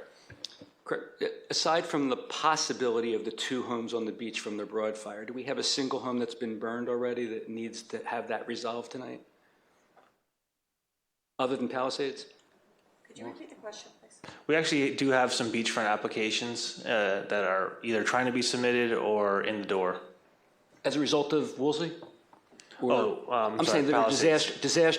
disaster rebuilds other than Palisades. Do we have any FEMA issues on disaster rebuilds other than Palisades, other than possible ones in the future? Well, there's a broad fire structure that was destroyed, so this would help them. And they'll have a FEMA issue? Potentially. What about Franklin and Sarah Retreat? They won't have a FEMA issue, but these could still help them too, because they're inland. They don't have a floodplain issue in Sarah? Well, depending on where you are, but I think they do, so we should probably look into that before. Sure. Okay. And just before we get out of this, this rebuild plus 110%, it's also in the Woolsey fire rebuilds as well. I think we've used this for years. It's in our code from the It's in our natural code. disaster exemption, both in the municipal code and the local coastal program. So it's been around for a long time. So if I could add briefly, we're not inventing a new thing. We are fine-tuning and updating what we did with Wolseley. That's exceptionally good news because there will be consistency and opportunity now applied through the Palisades fire and that governor's orders. So we do have documents, policy documents that were applied there that will update to these orders that you can review. So there's consistency as we move along. And I've heard that from a number of the design professionals. Number 2, every city has a process where the planning director creates, when there is ambiguity in an issue, creates what's called a director's interpretation. It's a formal process. It says, we see ambiguity. Here's the way we interpret it, and it's a circulated document. Effectively, that's what we would propose to do here, is to generate a document relative to how we're going to apply this and circulate it. And that can be part of a discussion with you, part of a discussion with design professionals, but we've got to move. We've got to move, and we've got to work with Wolseley, update that, but we can't stop. We've got a dozen or more people in the pipeline. We've got a center that's going to reopen. The last thing that I'll mention is that you have an advantage by not creating a firm box around an issue, because we would have to imagine all of the problems with hundreds and hundreds and hundreds and hundreds of properties in order to get a definition that's going to be right.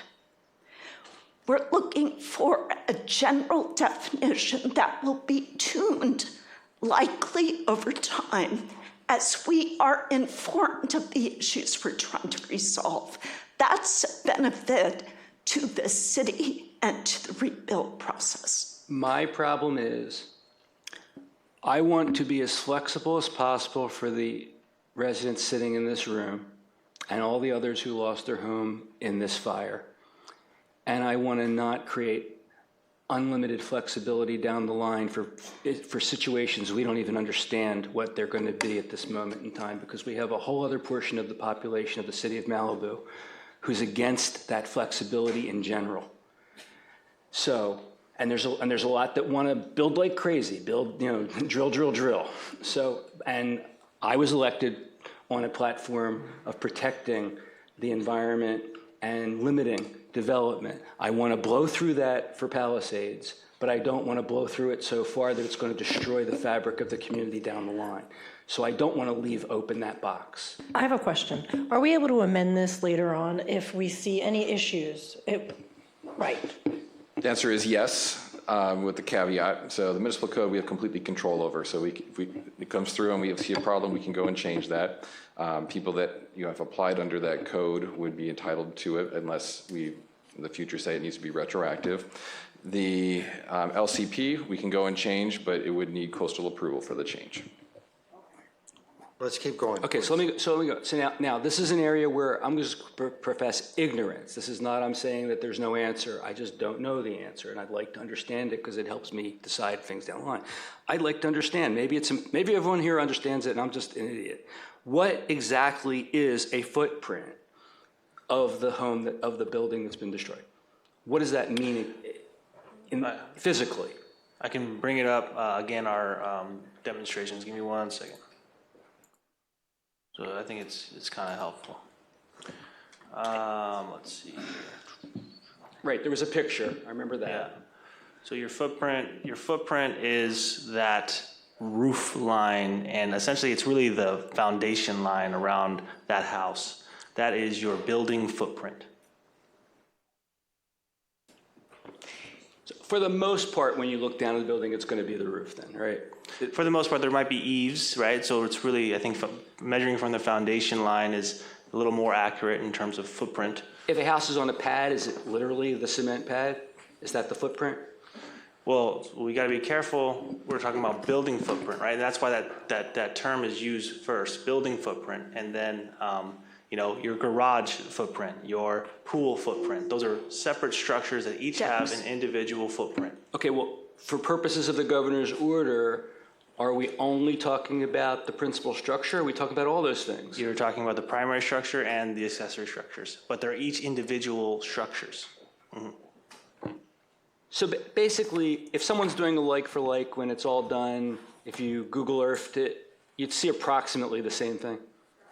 Essentially, yes. Okay, and if you did a Google Street View, you'd also see approximately the same thing. It might cosmetically look different, but size-wise, it's going to look, and structure-wise, it'll be the same? Yeah, well, so it might not be the same design. I can go from a Craftsman to a mid-century design, right? So, but massing-wise, bulk-wise, yes, that's true. Okay, what's a facility? Again, Mary Ann probably understands this from her years of work in the city, but I don't know what a facility is. In what context, I guess? It says over and over in the order, footprint and, something facilities, hold on. Yeah, because there are facilities like Property structures and facilities. Property structures and facilities, yeah, what are facilities? Well, like a public works facility is like our infrastructure, like the wastewater treatment plant, for example.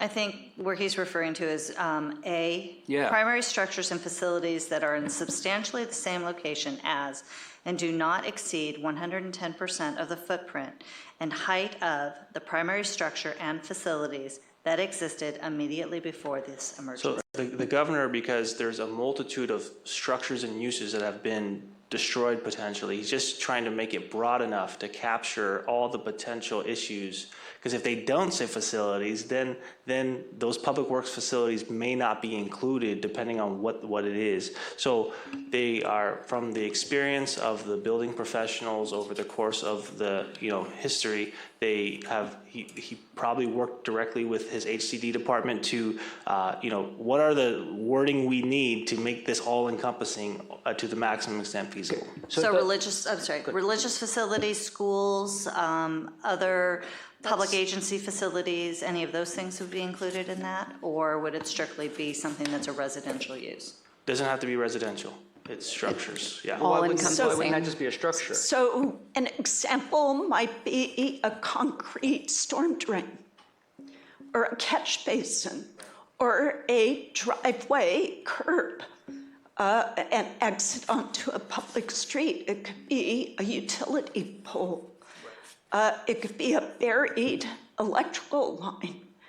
Those are all facilities. Okay, thank you. Like I did not understand that.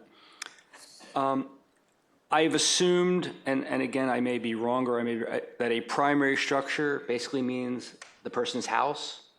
For a residential lot, yeah, it's the principal use, the building in which the principal use is established. Do we have commercial properties that are involved here, or just? There are. Okay. Mm-hmm. And what's the primary structure on a commercial property? It could be the primary building. Let's take Malibu Village. It's that whole building, and maybe Malibu Village has a little. It has that trellis in the middle of the parking lot. That's a secondary building. That's not the primary. Okay. And the one that you've mentioned, Tyler, and that I think we need to understand what substantially the same location means. Because Tyler uses, a few times you've said 50%, and I know we get that from the exemption from the CDP for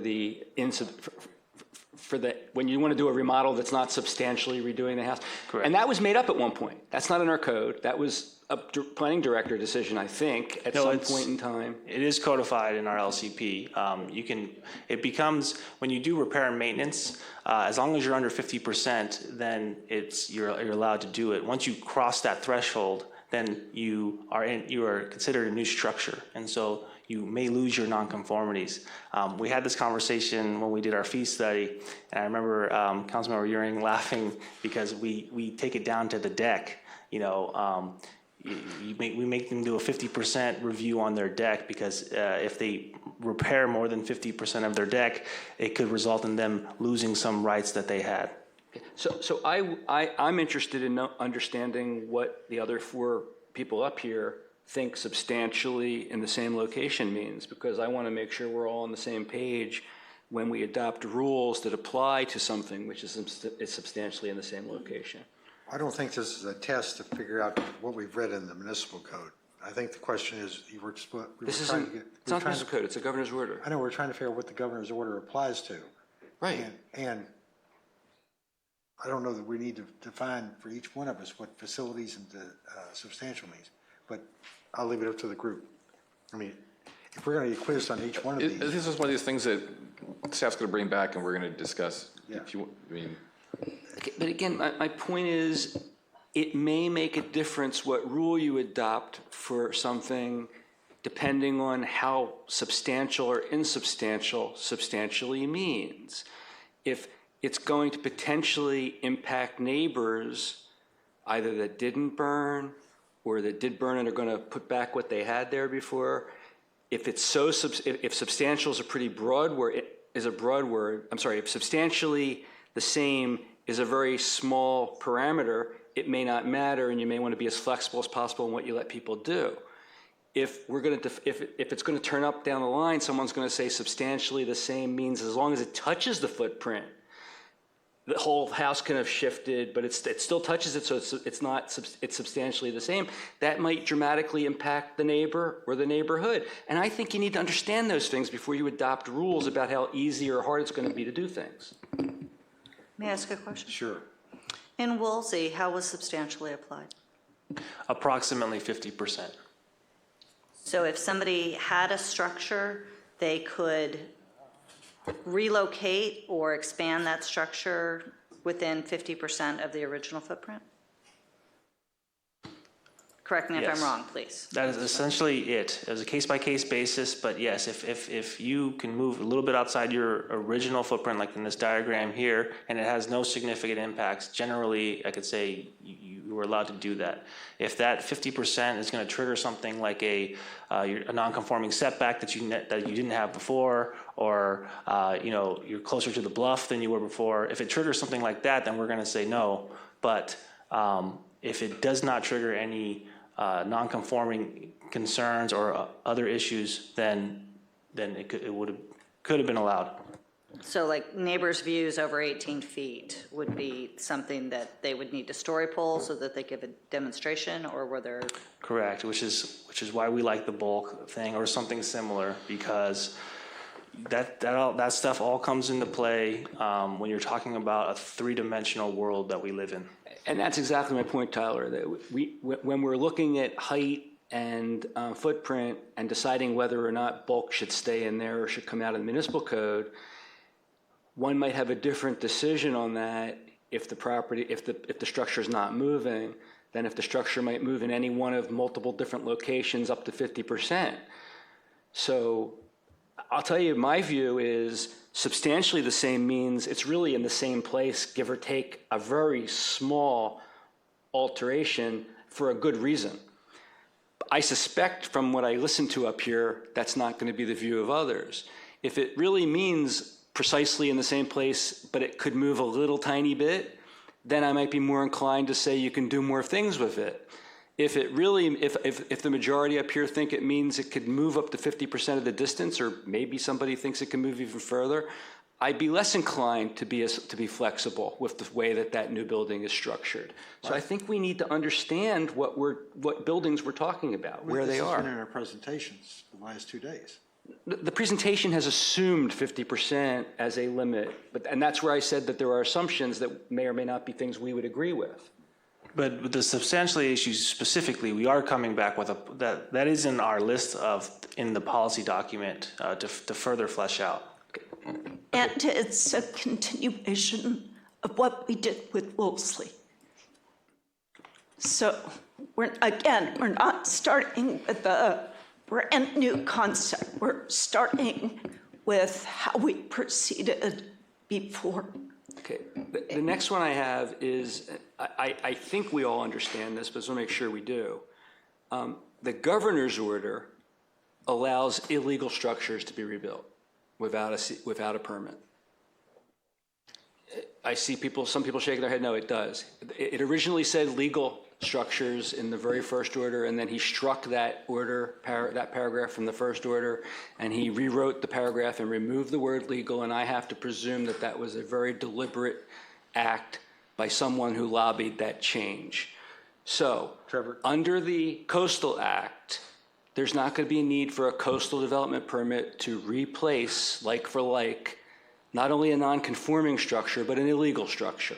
And we need to decide whether in the municipal code, we're going to go with that same thing, whether we're going to allow as a matter of municipal code law, illegal structures to be rebuilt or not. And I don't know how many people up here or how many people in the audience focused on that, but that is a critical issue. Trevor?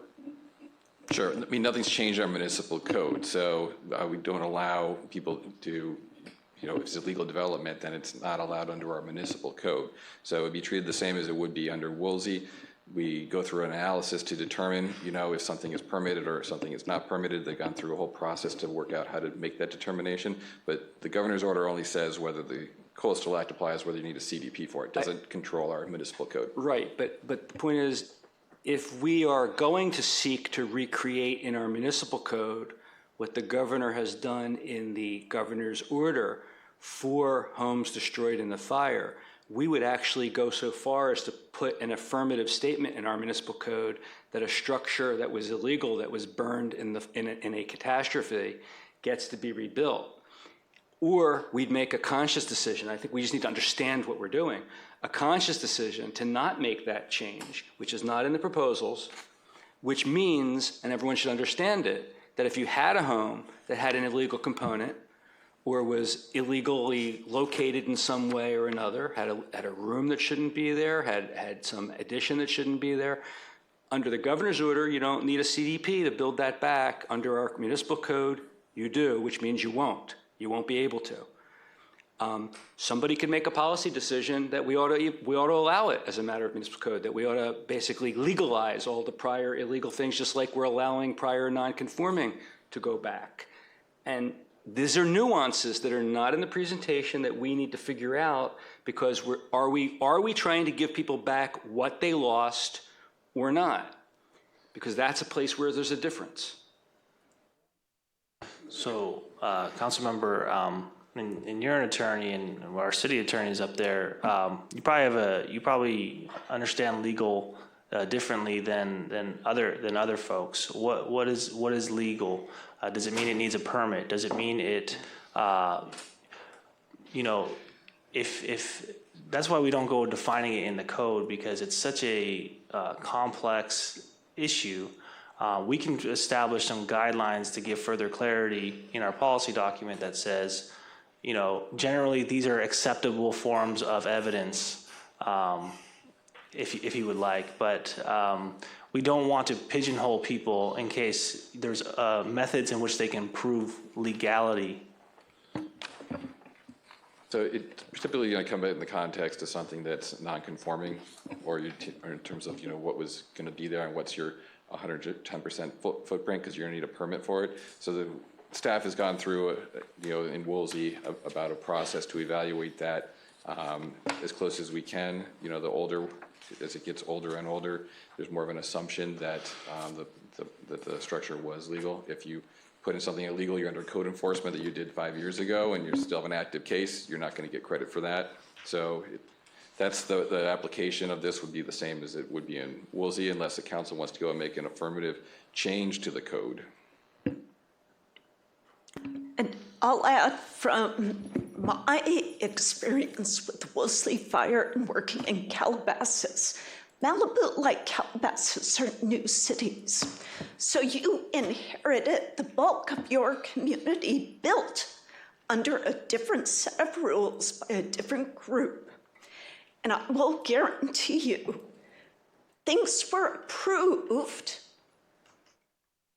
without proper modifications being filed, without permitting that is historically in place.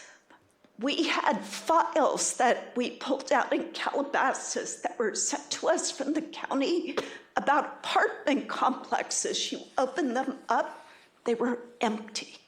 Yeah, but after Woolsey, I think after Woolsey, we found there were a lot of houses that were burned. Not an issue of just did they have a permit. People had actually bootlegged things. Not was the permit properly granted, but did they even have a permit?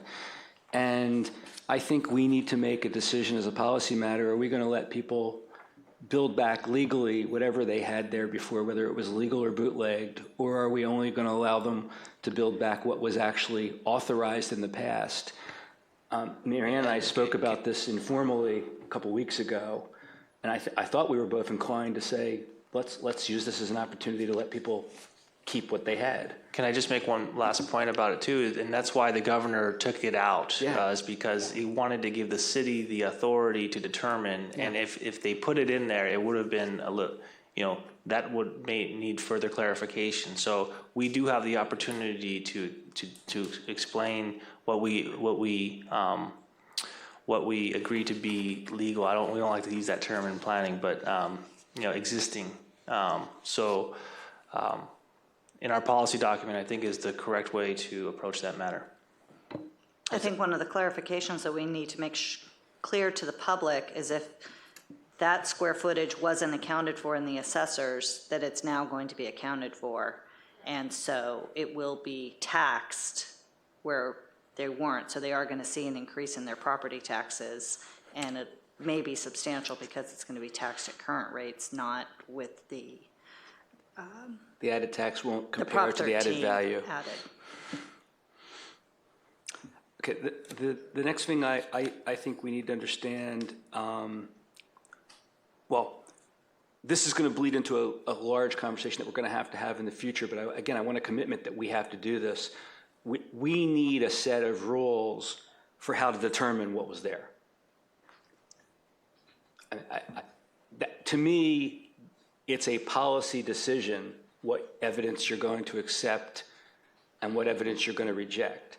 Staff, the professional experts, are going to expertly apply those rules once they have them.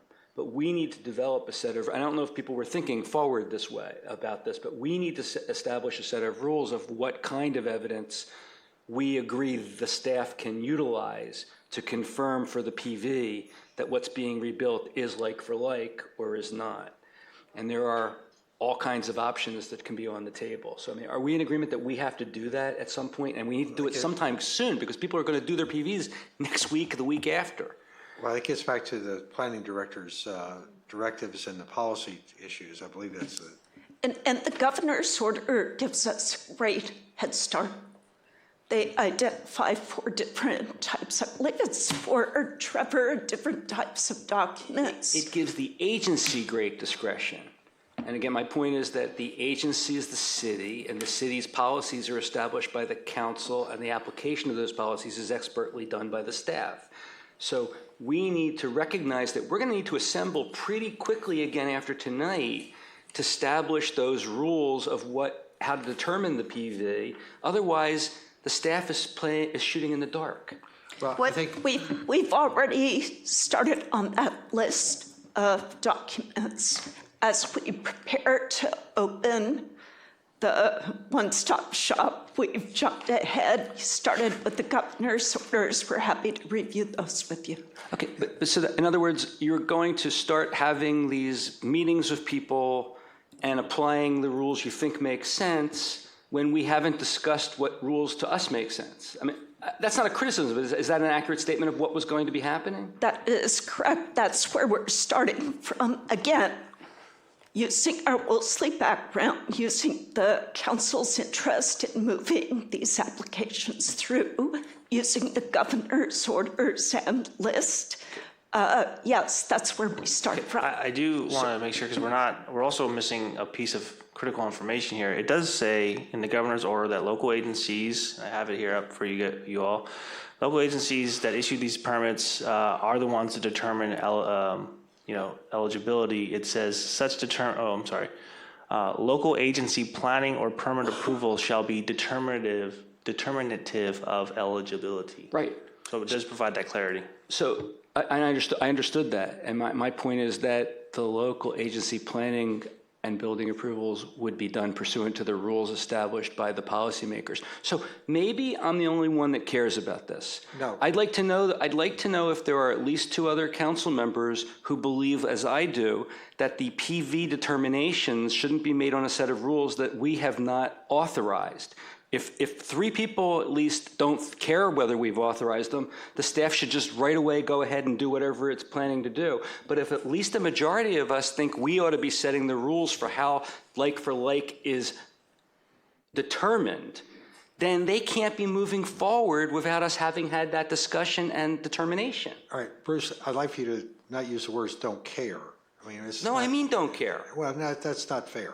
I think you also have to realize that we've got precedent that we've been using since Woolsey and before for all this. They have a precedent set of documents that they've used, and they have a process that they've used for now 6 years.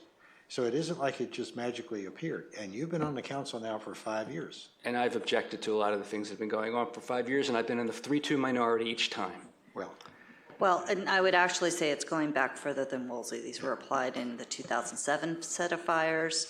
And I would hazard a guess, possibly even back to the 93 fires, because those were done a year and a half after we became a city. But anyway, so staff was working on trying to rebuild those. Can we say one more thing? I put the question on the table, though. I mean, do 3 of us want the evidence that can be used and how it's going to be used by the staff to be established by the city council, in which case that means we need to meet again really quickly and go over with the staff in a workshop what those rules should be and then approve of them so that they can then be expertly applied?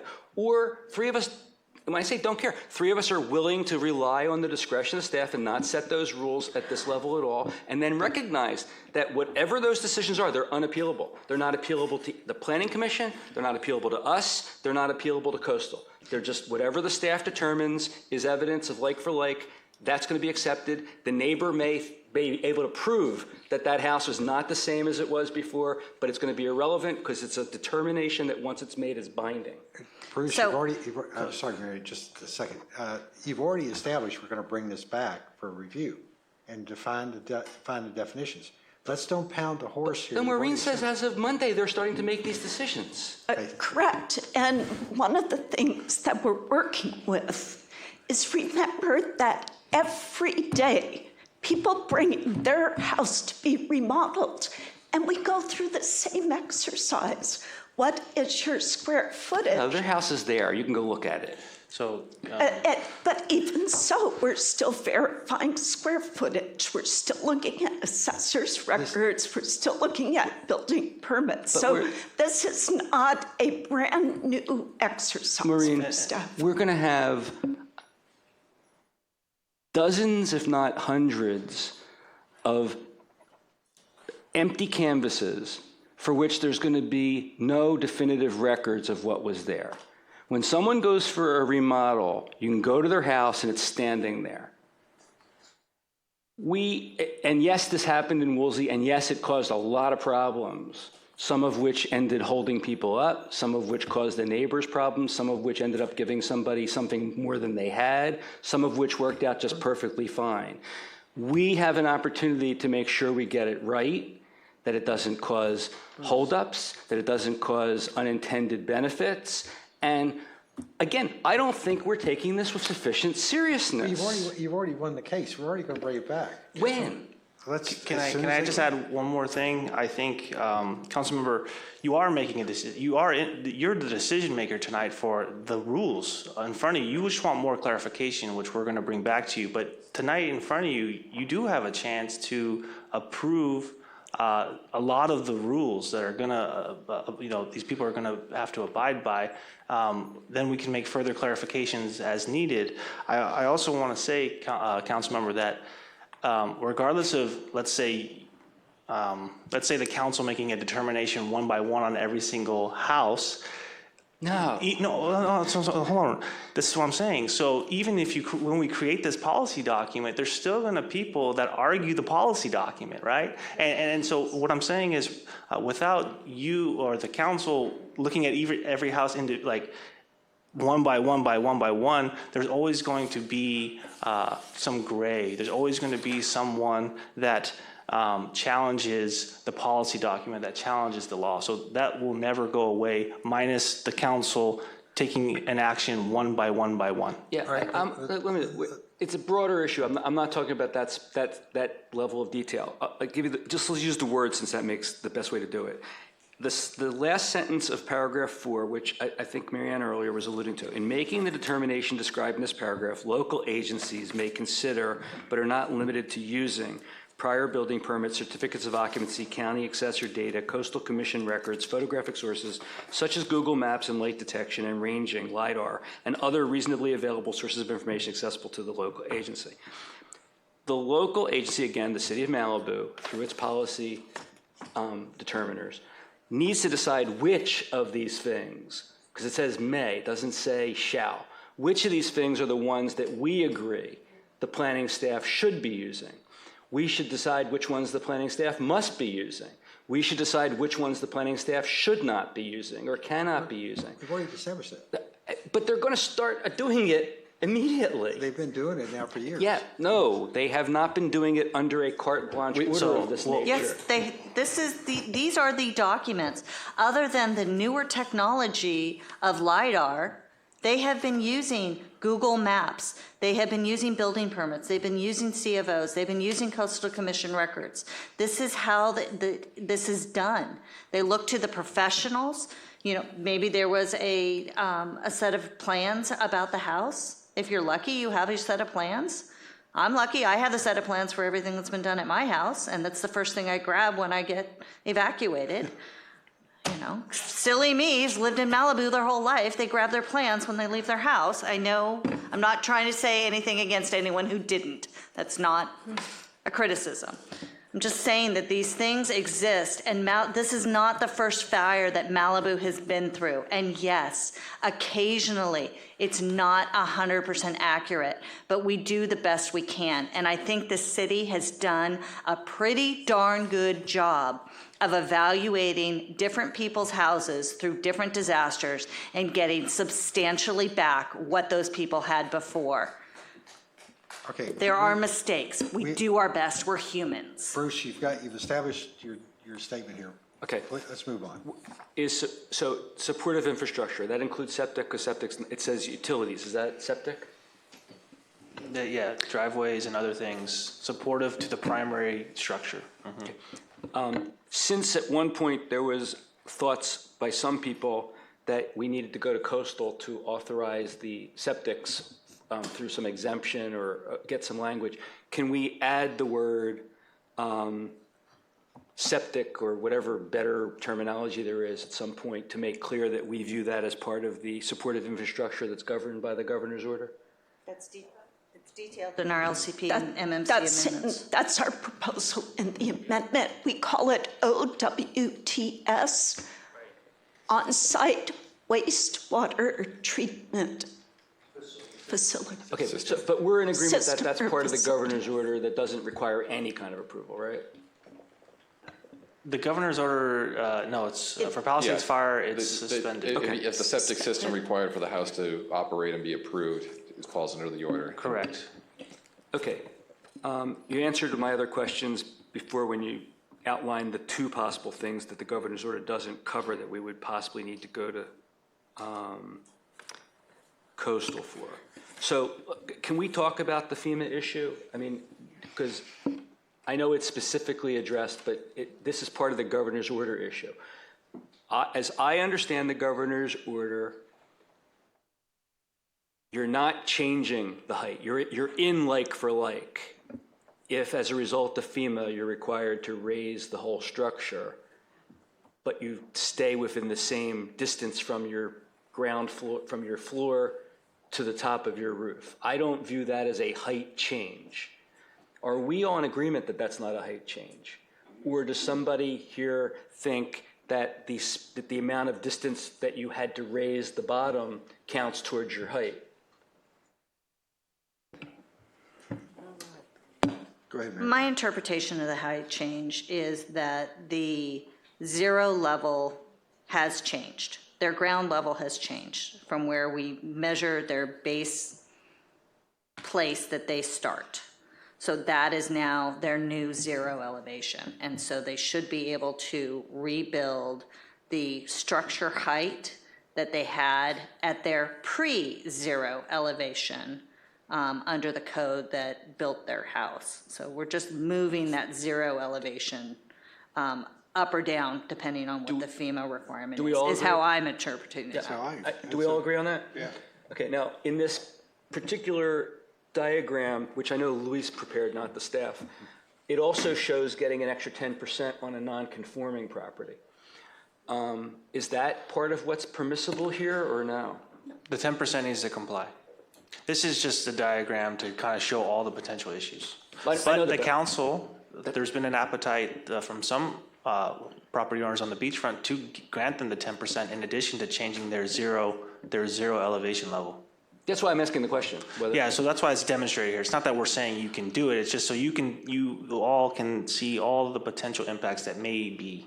I didn't mean to imply that you were showing it could be done. I'm actually using that to frame a question, which is TDSF and is height restrictions, are they still subject to an additional 10%? If you had maxed out, I'm not asking the staff this, I'm asking council this. If you had maxed out, do we understand the 110% to mean you're still getting another 10% as long as it's like for like? Or are you limited to exact like for like in that situation where you maxed out on height or maxed out on your square footage?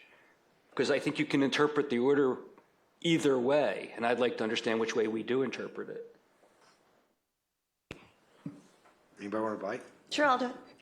So just like with TDSF, if you had a home that was at its max TDSF pre-fire, you wouldn't be entitled to the 10% increase in violation of our TDSF rules. I would say that the height is also similarly. You can't exceed either the 24 or 28 or your existing height at the time of the fire. We all agree on that? Yeah. Okay. So again, I want the public to understand that that means this is going to be another place in our municipal code where there's going to be some lesser flexibility than there is purely under the governor's order, because the governor's order doesn't say subject to TDSF or height limits or any other restrictions that municipal codes may put on. So I just want to make sure we're all on the same level playing field as we move forward with the decisions we're going to make as to what changes in the municipal code to make. Yeah, there won't be a TDSF limit on these are all beachfront, right? And so they're with the other. They have their box that they have to conform with. Okay. But there could be a FEMA issue if you were in Sarah Retreat, for example, where you have a high floodplain. Maybe. Yeah, go ahead, Marianne. Thank you for that clarification. Yes, you're right. A non-beachfront structure would need to comply with their required heights per the municipal code or local coastal program. That makes sense to staff? That a Sarah Retreat or a non-beachfront property would have to comply with the 18 feet or have a site plan review if they had to change their FEMA flood elevation. Yes. But would you want to change the zero elevation for them as well? If FEMA requires it, don't we have to? Okay, just wanted to be sure, because then that's why I was asking for it would be those. different than the beachfront then, from what I just heard. Yeah, because you'd be saying that I guess let me rephrase that. So how about we use the colony? Let's just pretend the colony burned down. We wouldn't be just talking about the beachfront homes. Say if there were non-beachfront homes that burned in the colony, they all have their own FEMA flood elevation that they have to comply to. So their height elevation, their new zero would establish where you start measuring from. You're just saying from non-beachfront, the portions of 18 feet would need a site plan review? Right. Their new zero wouldn't be based necessarily on finish or natural grade if they're subject to FEMA floodplain height issues. Mm-hmm. So it'd just be consistently applied based on the FEMA circumstances. Does that make sense to everybody? And Colony's a good example. Right. And I just want to say that I came to my belief of my understanding and what I've stated from working for the city of Malibu and going through many fires. So it's the experience that I learned from working within the system that formulated my opinion. So I appreciate that. And like I said, I'm coming at this as someone who doesn't understand a lot of these things, and my questions are to make sure that I can intelligently and responsibly go along with the group to approve these changes, knowing that I understand what they mean.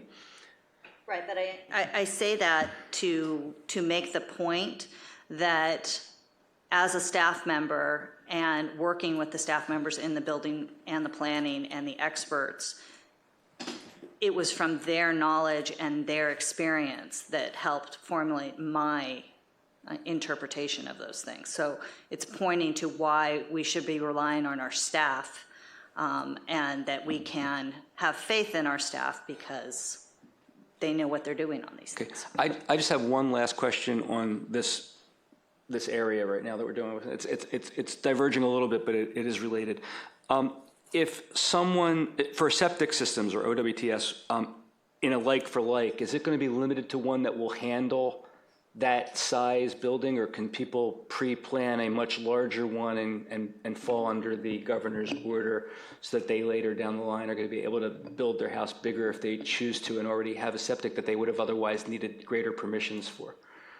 It's the way we've structured it is to say if the building code requires a specific size, that's what's covered. If you want to build beyond that in anticipation of greater capacity to your home, then you're probably into a different category. You're into a CDP at that point? Because the issue is you have to keep it within 10%, or otherwise it's got to be required by code to be one of the accessories. Is anything we're being asked to agree to going to give someone the wiggle room to put in a larger septic than their house requires so that they can do the equivalent of the old option 4? No, they're still limited to the minimum standard size to meet their requirements for the rebuild. Okay. Okay.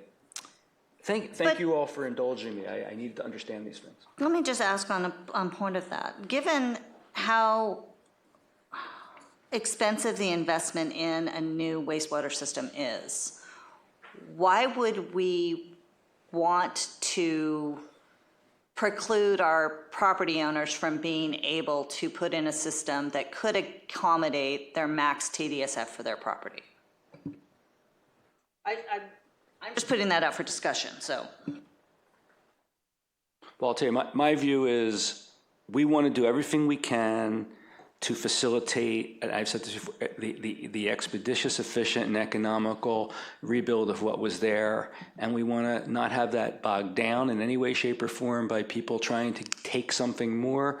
And we don't want to be gifting anything beyond that. That's a big gift to get back what you had without permits, basically, or with minimal permits. And I don't think we want to be able to start creating mischief down the line. So I'd like to see Malibu rebuilt the way Malibu was, if possible.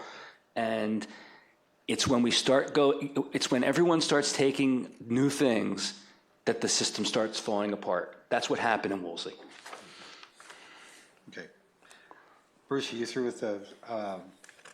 I am. I mean, now, like I said, I have a lot of questions as Tyler went through the presentation, and the presentation is like, it deals with all the different things we're doing and not necessarily in the order in which we're doing them. But we can either go paragraph by paragraph or we go through the presentation, but I did have points in the presentation that I didn't understand. I'll be guided by whatever the group wants to do at this point. Steve? I think you've been very flexible. We had the issues that Bruce brought up as a result of the governor's order. We want to try and just tie those down because I think there is some sense of that some of that's going to come into play starting Monday, right? What do you want to try and do? Well, I was wondering if we got through the municipal code, if that would tie that down. Bruce, what do you think? I don't think we're going to be talking about those issues at all in the municipal code. Not yet. Were you talking about policy definitions? Well, staff can tell me I if think I'm wrong. I think we already got in the guidance to bring this back. I mean, we didn't notice this to go on issue orders or new policies from the council here. We're just considering what you're going to put in the LCP or the municipal code. All right. So, Steve? If we're going to get them resolved and so it works, I got no problem. Okay. Well, maybe let me ask this, because I know this confuses me, and I don't know whether it confuses others. But could you go through again this difference between floor area height, bulk, and footprint and height? Councilmember, I just want to put something on record because I think I just want to make sure it's understood correctly. I think you asked that the minimum standard size. So that is what we did write in the LCP. So because the exemptions or the suspensions of the Coastal Act apply to the Palisades Fire only, the rebuild development permit language is worded differently. So it could allow someone to just it just says improved OWTS. So I just wanted to make sure I was honest after I reanalyzed what you said. But we do have that in the LCP where the only way we got the exemption instead of a DMW for your replacement septic is if you were doing the minimum standard. So we did add that language. I just forgot where it was in the game. And that's what had triggered my thought. And I know you're being honest. You know, people just misspeak or forget about something. I never trust the fact that you're being honest with us, and I appreciate that correction. So when I read through these, I thought there was the ability to get a larger septic than you need more easily. For Palisades Fire, that minimum standard restriction is not included. We just said improved systems. So now, under the governor's order, how would that work? Go ahead, Helen, I'm sorry. Oh, no.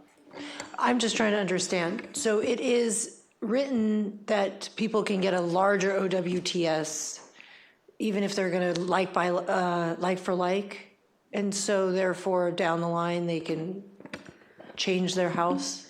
But their larger system may not be.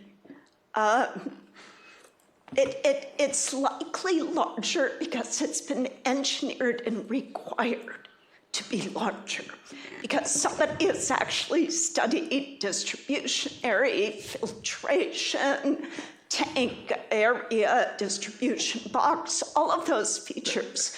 We have so many properties on the beach that have literally cesspools that are still there, or very small systems with some sort of a dispersal tank, so to speak. I don't think anybody's arguing with the process that says we want to make sure that they got a septic that will accommodate the size of their house. Per the building code. And if, you know, the house, they've got an undersized septic based upon the house that they have, and they really should have something larger.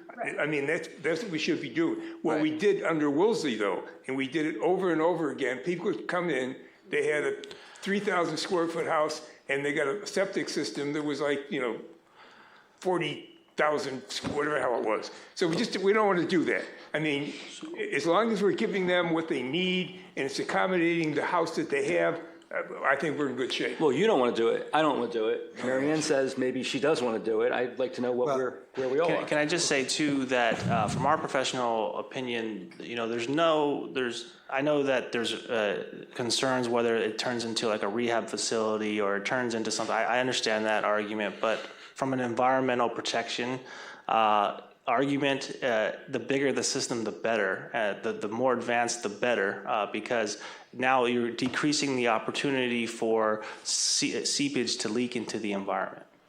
Yeah, and if I could ask a question, and this gets back to the example I was using about having to go to coastal.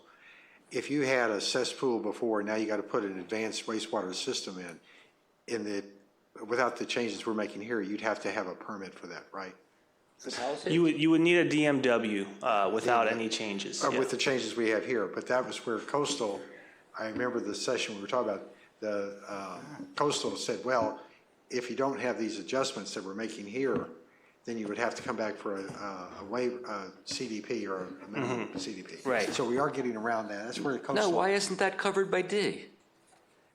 Because, well, let's not get into why it's covered. We've got it fixed in the draft we have here. So what are we doing? I'm just, can somebody repeat what the rule is? Okay, so this is what's proposed, so you guys can discuss. Yeah, we got to propose to fix any questions about it in our. The Palisades fire is going to be governed under the MMC in very large part, 99% of it, or whatever. The language that's currently in the rebuild development permit, which will grant someone the entitlement to replace their OWTS, allows them to just improve their OWTS. It doesn't have a limit on capacity. Yeah, and that's the MMC that we're going to talk about in just a minute. But wait a minute, but Doug, I'm hearing you say that it's your understanding. No, this is what was first proposed when we were first talking to Coastal, when I was in a meeting with them. Let's don't get bogged down in that. Okay, but my understanding is Coastal has no say in the matter. If somebody is rebuilding like for like, and they need a dramatically different OWTS than they had before. In the same place.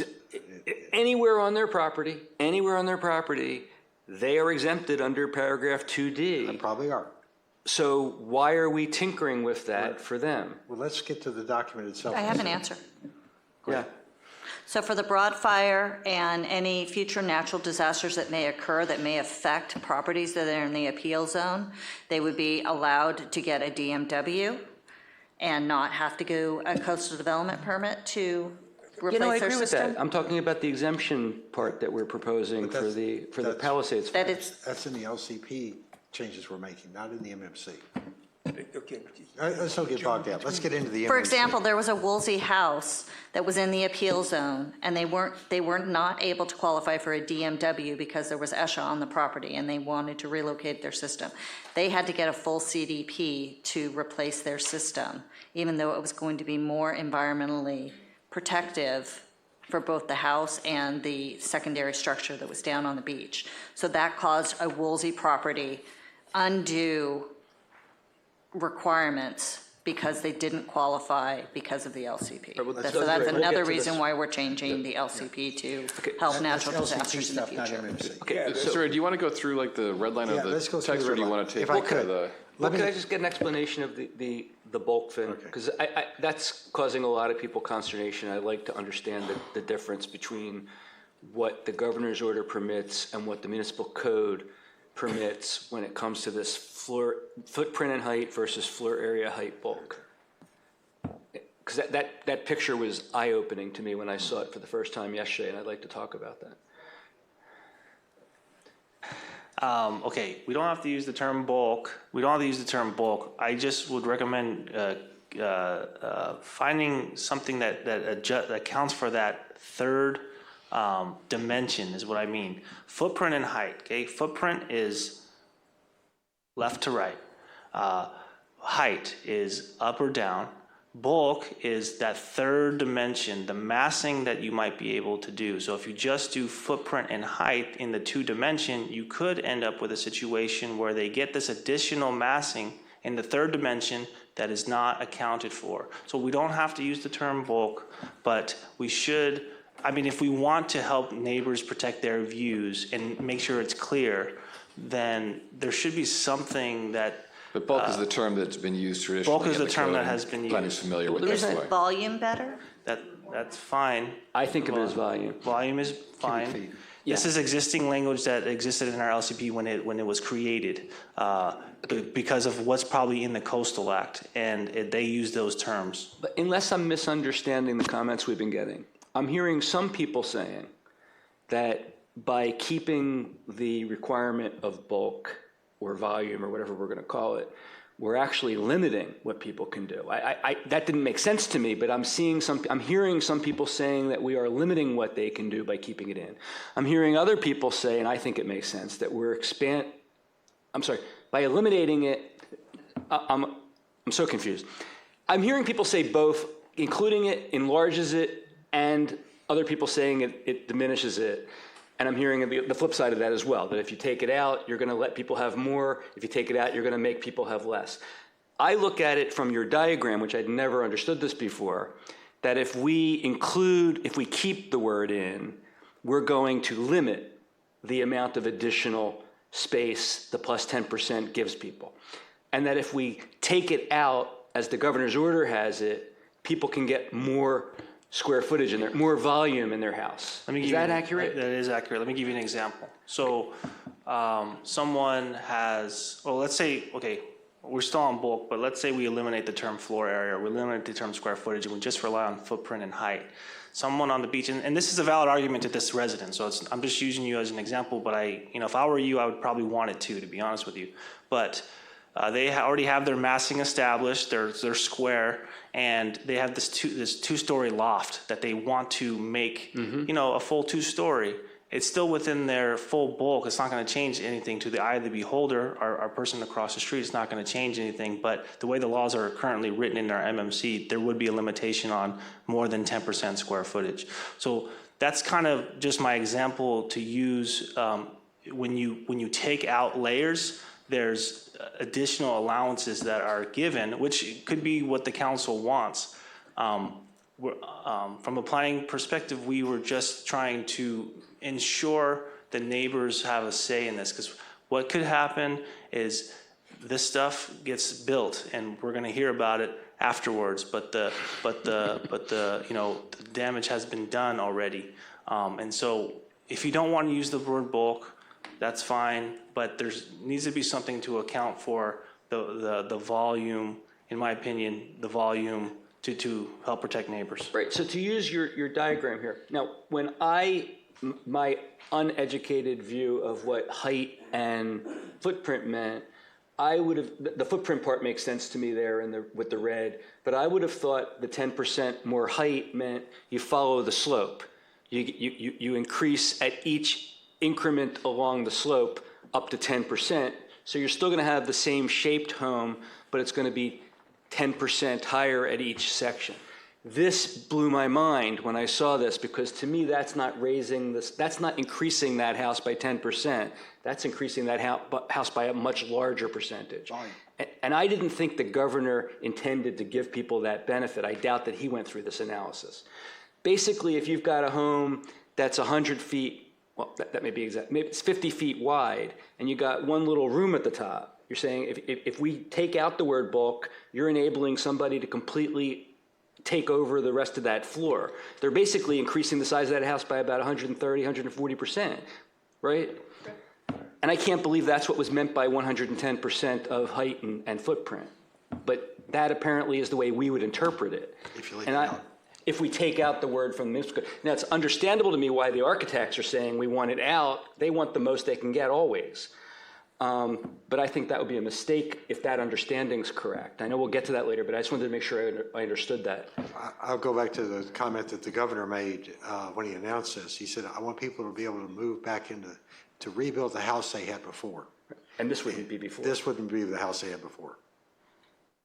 But it's encapsulating that 110% of the house that was included in that.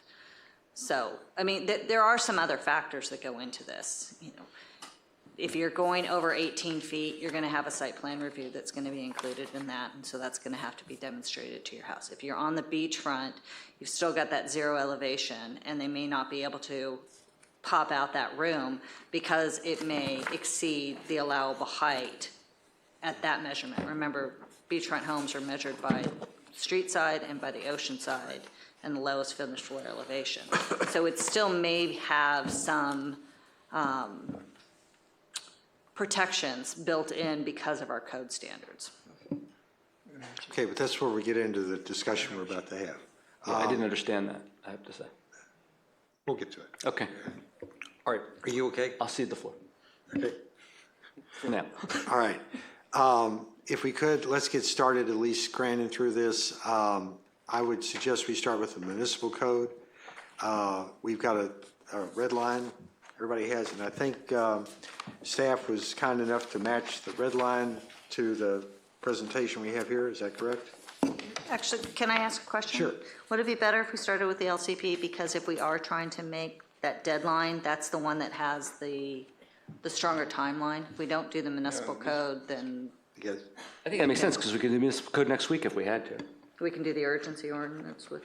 All right. Am I I think the accurate? municipal, we got to get that tied down for Monday, right? I mean, we're starting. What's Monday? Well, it's not just Monday. I mean, look, I'm willing to go either way anybody wants to go, municipal code or LLC. I think if we do one, it feeds into the other. And the LCP is less, right? Yeah. Point of clarification, just what Monday is it's the opening of the rebuild center. So as this factors, the municipal code becomes immediately effective should council adopt the urgency ordinance. Thank you. So that is the purpose of the comment. That helps very much. I'm good to Thanks. go either way. Which way you guys want to go? LCP or MMC? LCP. LCP? Sure. I think the LCP, because we've just worked on it last night, and it's fresh in our minds. Both of these we worked Yeah, on, let's do the LCP. All right, let's do the LCP. And the beauty of that is, like I just said, when you look at the definition on the front page, same for both. So let's rock and roll. Trevor. Tyler, do you want to start off with, we're looking at Chapter 2 definitions, general definitions? Yes, just let me bring up my, because we did change this from what's in the staff report.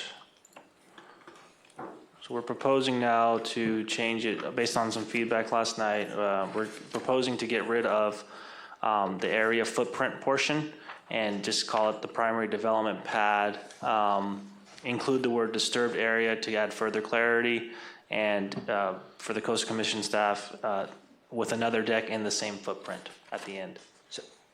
So my first question about this proposed definition is, what sections or paragraphs of the LIP will this definition, will these words that are being defined be used in, and for what purpose?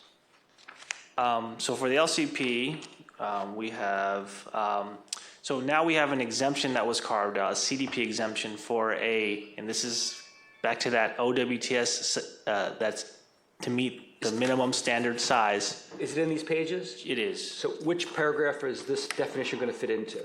It's, of the LIP, it's section 13.4, point 6. Well, is this going to live, though, in Chapter 2, 2.1 definitions? It's going to live in Chapter 2, And then you get referenced everywhere else in the document. Right. I want to understand why we're making this definition for what sentences it'll fit into. So the definition lives in Chapter 2.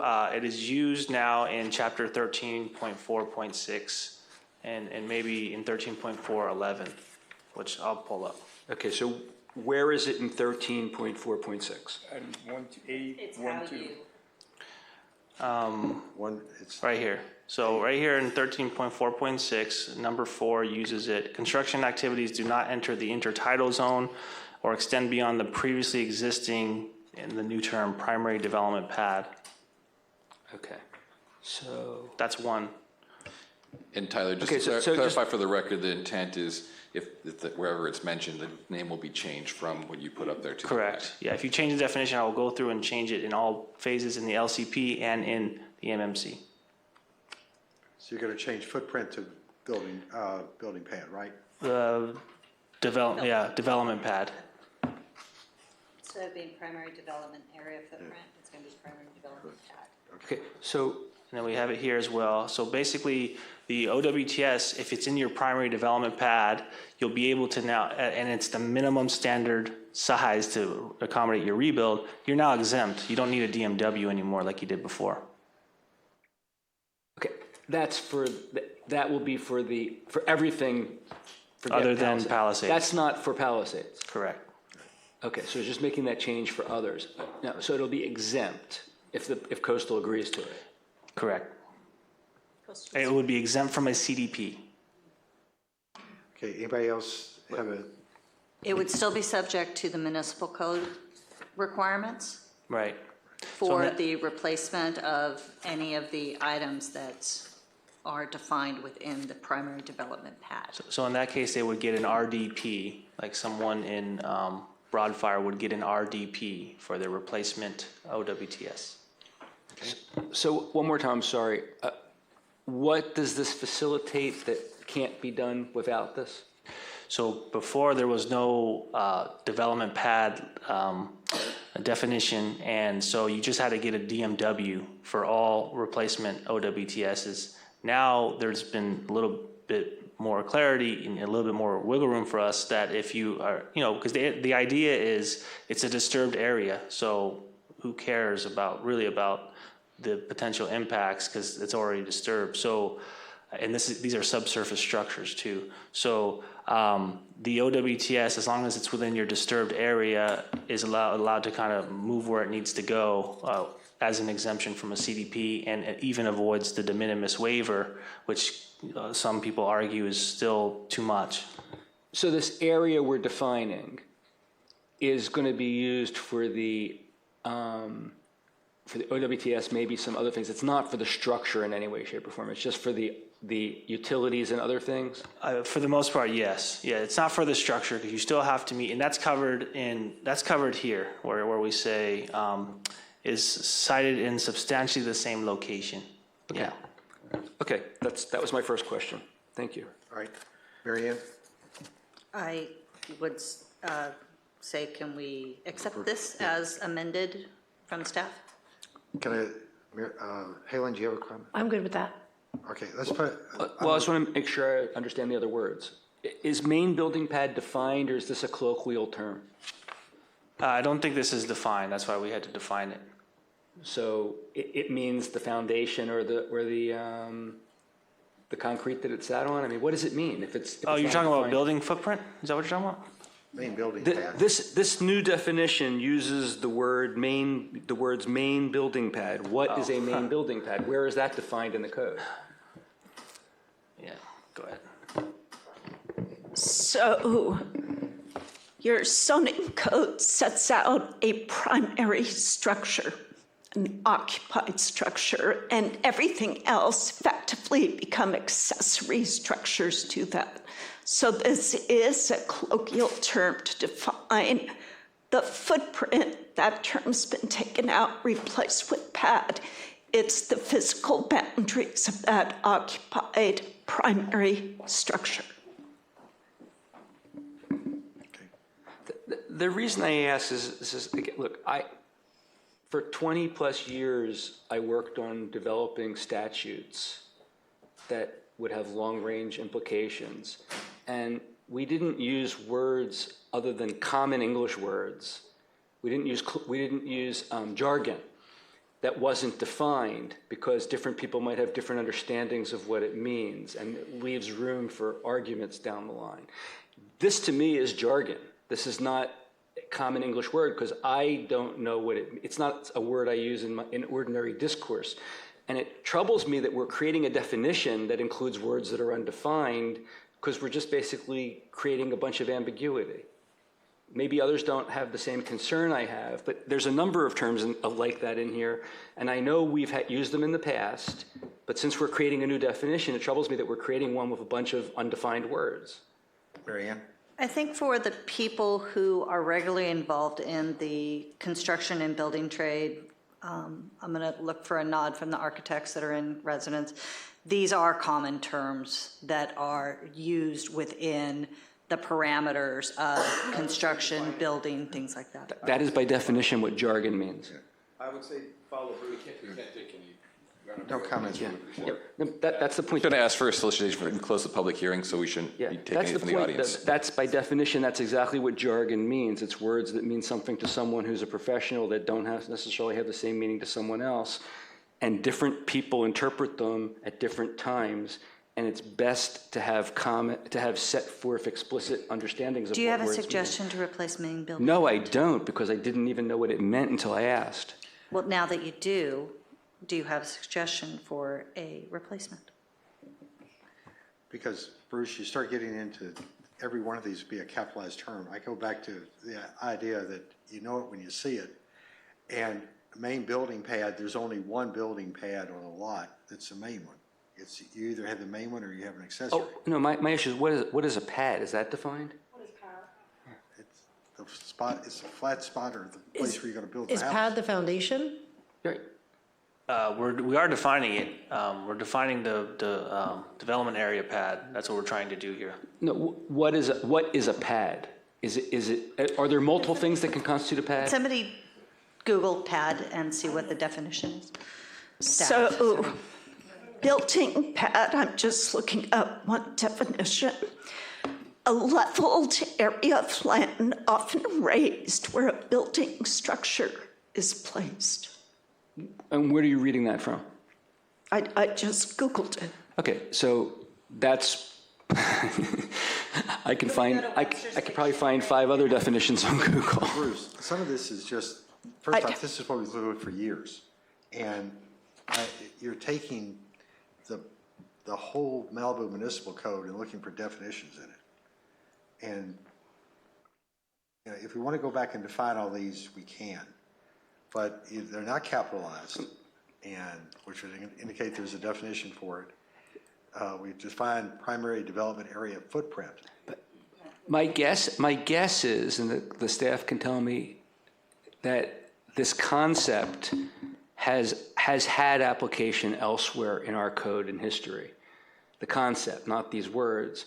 And I wonder then, if that's the case, I wonder why we're creating new words to mean the same thing as some old words that were used for the same concept, because I don't want to create inconsistencies.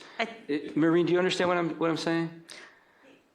Yes, but as a licensed architect for 42 years, I would tell you, I know building pad is a known word. The term building pad is used elsewhere in the LIP. It's in the definition of development area. I think it's in other places too. So I would just say that we are creating a definition.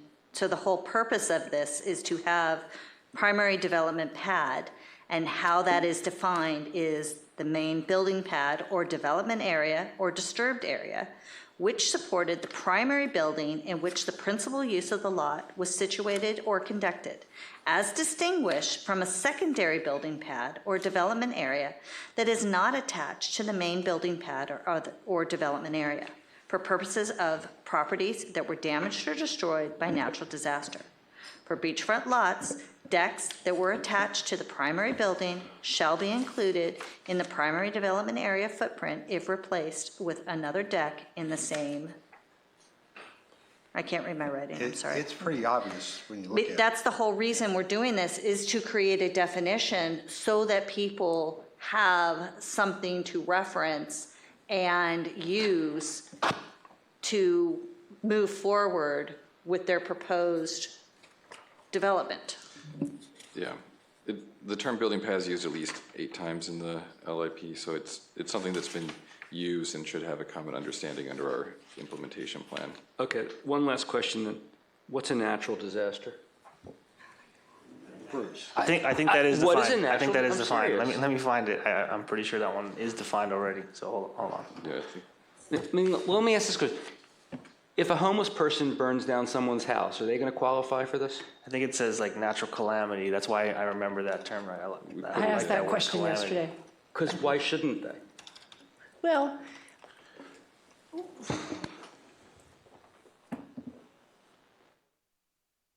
you're trying to define this so that there's no room for interpretation and it's all very clear. Is that what? No, this one actually I think may be too cabined.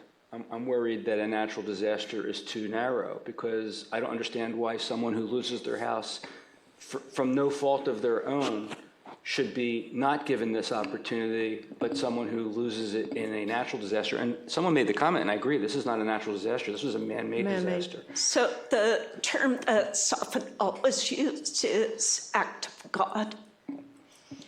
Act of God. Yeah, weather, earthquake, if you're taking a Either look at everything or nothing's an act of God. insurance documents, that's often a term used. Okay, Also, further clarity, natural disasters are defined by FEMA.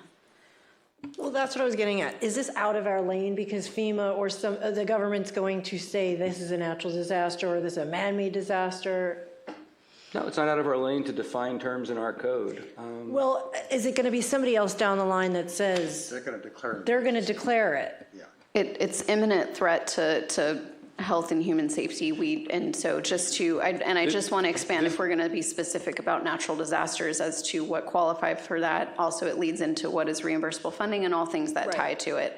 So in terms of who defines and what it is, that's where it comes from. Well, I saw there's another. Franklin wasn't. So 3 weeks before, Franklin was not declared. Therefore, they are not. I mean, I think we're getting too far. I mean, natural disaster, there's an exemption for structures destroyed by natural disaster provided by the Coastal Act, and there's a whole body of case law and understanding of what that, means under the Coastal Act. So it would apply to the same.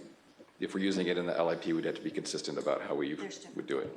Well, I thought I read elsewhere in here, just the term disaster was used at one point without natural in another one of these provisions. So disaster is defined in our LCP as means any situation in which the forces which destroyed a structure were beyond the control of its owners. There you go. But that's not a natural disaster, right? That's just the definition. Was that natural or Natural disaster? is not included, it's just disaster. Right. So do we have the ability, I have the appetite if we have the ability to take the word natural out of here, which is why I was asking the question. Because what you just read to me is the way it ought to be.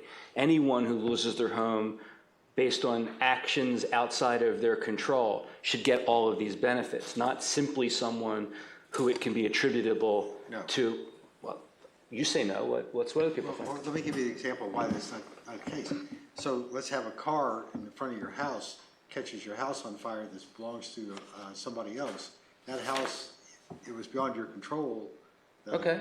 So that's a disaster. So suddenly now you've got all these exceptions. Yeah, sure. Why So the code does give us further clarity too, because in the term of a planning verification, It says, means ministerial vacation by a building department or planning department to determine for the purposes of reconstruction of the physical specifications of a structure destroyed or damaged by fire, earthquake, act of war, or other calamity. So it doesn't use the term natural disaster, but it gives you the parameters for which a planning verification can be issued. Well, that's any fire. Any Right, so I'm asking the question, why are we using the word natural in this definition that we're manufacturing if we don't have to? It's a term that the LCP already used in the exemption language of 13.4.6, so. Was natural given to us by coastal? Is that what their recommendation is? It was already in the LCP, so to answer your question, yes, but a long time ago. Right. And if we brought this back, taking it out, are they going to have pushback? Potentially, yeah. Right. let's see if we got enough votes to pass this. I'd like to have a motion to approve 2.1. I don't think you want to do one motion yet. If you want to do a straw poll to see if you have. All right, we'll do a straw poll then. Let's do it that way. Let me ask you, Doug, let me ask you the question. The house blew, or the car blew up, somebody else's car burnt the house down. You don't think the guy should get some break, try to get his house rebuilt? Well, every time there's a fire, they get to use the exemption, LCP exemption. All I'm asking is that if we're going to adopt this definition for straw poll purposes, we ought to straw poll eliminating the word natural, so that it creates a better benefit. The worst that's going to happen is Coastal's going to say, we insist on the word natural, do you or don't you agree with our change? And we'll say yes, but actually maybe I wouldn't, but I think we ought to take the word natural out. This is what I meant before about things come to us pre-baked and we're told, well, if we don't agree to it, we're going to screw things up. I think you can Tyler, this, isn't this definition only used in this section dealing with exemptions for natural disaster? Yes, and sorry, Councilmember, I thought you were trying to define maybe natural disaster, but if you just want to change it in this definition to disaster, I think that's fine, right, Trevor? That's what I'm saying, yeah. Okay. It's just for this definition that he wants to change it. Is it going to affect anything in the exemptions? I just want to make sure there's a cross-reference that we're not going to inadvertently, if we look at the actual LCP as written right now, under Chapter 13, does it say natural disaster, and so we need to tie the two? Tyler, this is only used for the natural disaster exemption. That's the only time that you're using this definition, right? Correct. It is exemptions for structure destroyed by a natural disaster. That is in the LIP. So Coastal's going to have the position that this only applies to structures damaged or destroyed by a natural disaster. If you're trying to expand that to things beyond it, it wouldn't apply to the exemption. You could get tripped up by the Coastal Commission and sending it back for mods, which will take more time. Leaving aside take more time, do we have the capacity to ask that 13.4.6 title take out the word natural as well? Wait, this is for the exemption to. That I would say that's definitely dead in the water. A problem. Because it all comes from the Coastal Act, and the Coastal Act is providing this exemption for natural disasters. If you all vote on it, we can try to go for it, but we're advising that it's I don't think it'll have a material effect on who's covered, because it's all covered by, it's only for structures that are damaged or destroyed by natural disasters. That's the overall exemption. So I don't think it would get you anywhere in addition by making that change, and it could end up leading to delay. Is arson a natural disaster? Yeah. Arson.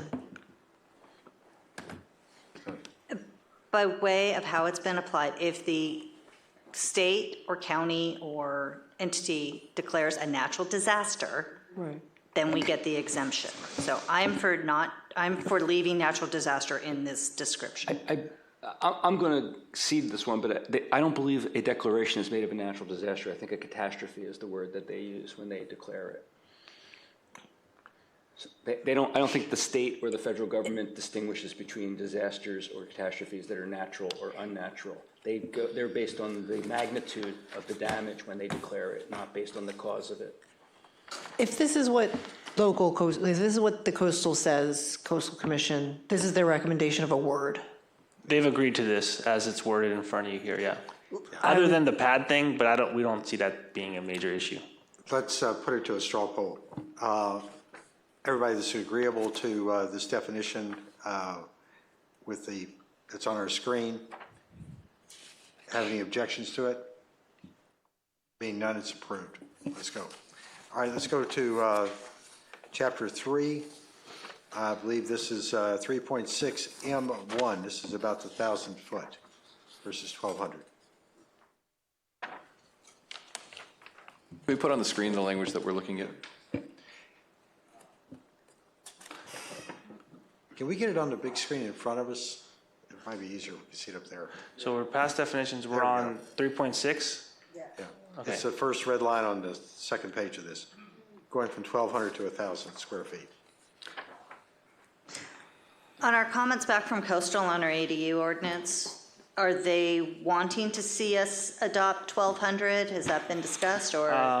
That wasn't the crux of their argument. I would have to look, because they redlined a lot of it, so, but I don't remember the size being too much of an issue. There was a lot of regulations that we were putting in that were too restrictive. I would leave this out because we can always make it smaller through our municipal code if we choose to, which I'm going to talk about later, but there's no benefit to making the LCP more restrictive. This is for temporary housing, not ADU, so I just want to make. I know, but there's no benefit. If the LCP allows up to 1,200, we still have the flexibility to decide in our MMC to allow less, which I actually don't want to do, but there's no benefit to the city of Malibu to asking the Coastal Commission to further constrain us than we already are. I actually agree with that. Okay. I just think that for consistency's sake, having it the same in our MMC and our LCP is good practice. But Marianne, suppose 5 years from now we want to amend the MMC to go to 1,500. I'm not saying we would, but suppose we did. We'd then be constrained by this provision. Okay. I mean, we couldn't go more 1,200, but why would we hamstring ourselves in a way that we don't need to? Well, hold on a second. This is for temporary housing structures, and you're talking about 1,200 square feet. That's a pretty good size temporary structure. It's for having people live on their property while their house is being rebuilt. So this is a pretty good size place. If you look at a double wide trailer, double wides are what, 12 by 40 or so? I mean, you're talking about pretty good size. 1,200 came in as a result of, Richard Bollick put it in because that was the size of the trailers that people were bringing in Woolsey. So it's a double, triple wide. I'm just saying that's why he made it up to 1,200.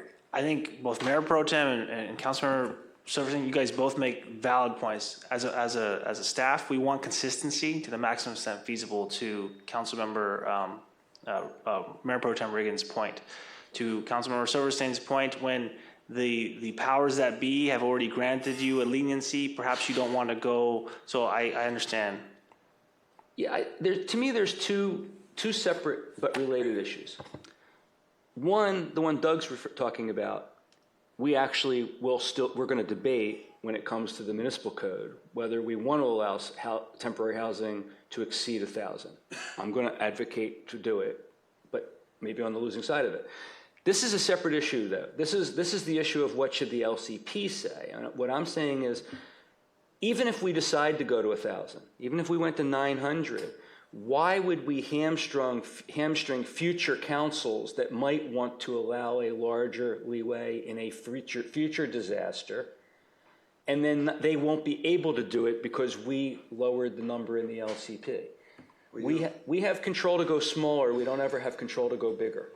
Well, you're allowing under the LCP, you're telling people they can go up to, if you went to 1,200 for a temporary, because this is, and not on the Palisades fire, but let's say a future disaster, they can go to 1,200 feet. We're allowing that. So the question really is, do we want to set a standard that for temporary housing that might be converted to an ADU, that you're going to have this huge place? I mean, that's also a great point, Mayor. I not forgot to mention that this is tied into the ADU law, which currently we are limited to 1,000 square feet. So it's to make sure people don't spend money on temporary homes that they can't later get permitted. That ADU law is also part of our municipal code. Yes, but there's a 1,000 square foot limit in the LCP as well. Yes, sir. The MMC and the LCP are consistent at 1,000 square feet for the ADU. All right, well, I propose that we not take words out of this provision that we don't need to. Is there an appetite for that? Well, 1,000, the question really is 1,000 square feet. Is you got, I thought isn't the question, we want to have control over what we're doing. And if we take it out of here and put it in the municipal code, then we can change it any damn time we want to, right? We don't have to wait for anybody. we just want to Is have. that? We want consistency between the two documents. You're saying the same thing I am, Steve. If we don't change the LCP, we have greater flexibility down the line. We always have the ability in the MMC to reduce it. We never have the ability to enlarge it. So the bigger it is in the LCP, the better. The standard is if it's less impactful on the environment.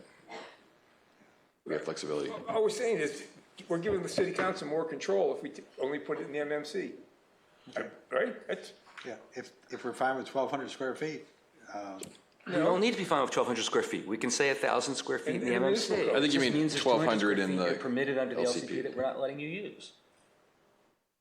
It's just bad precedence to set this because people are going to argue that they get the 1,200 in the LCP, and so they're going to install a 1,200, and then it doesn't Well, just take consist. it They're out going to of it. want to come back and convert it into an ADU, and they're not going to be able to convert it into an ADU because it exceeds the city standard for an ADU at 1,000 square feet. So either we need to change all our documents and just move up to 1,200 square feet for our ADUs, and then that will solve the problem also.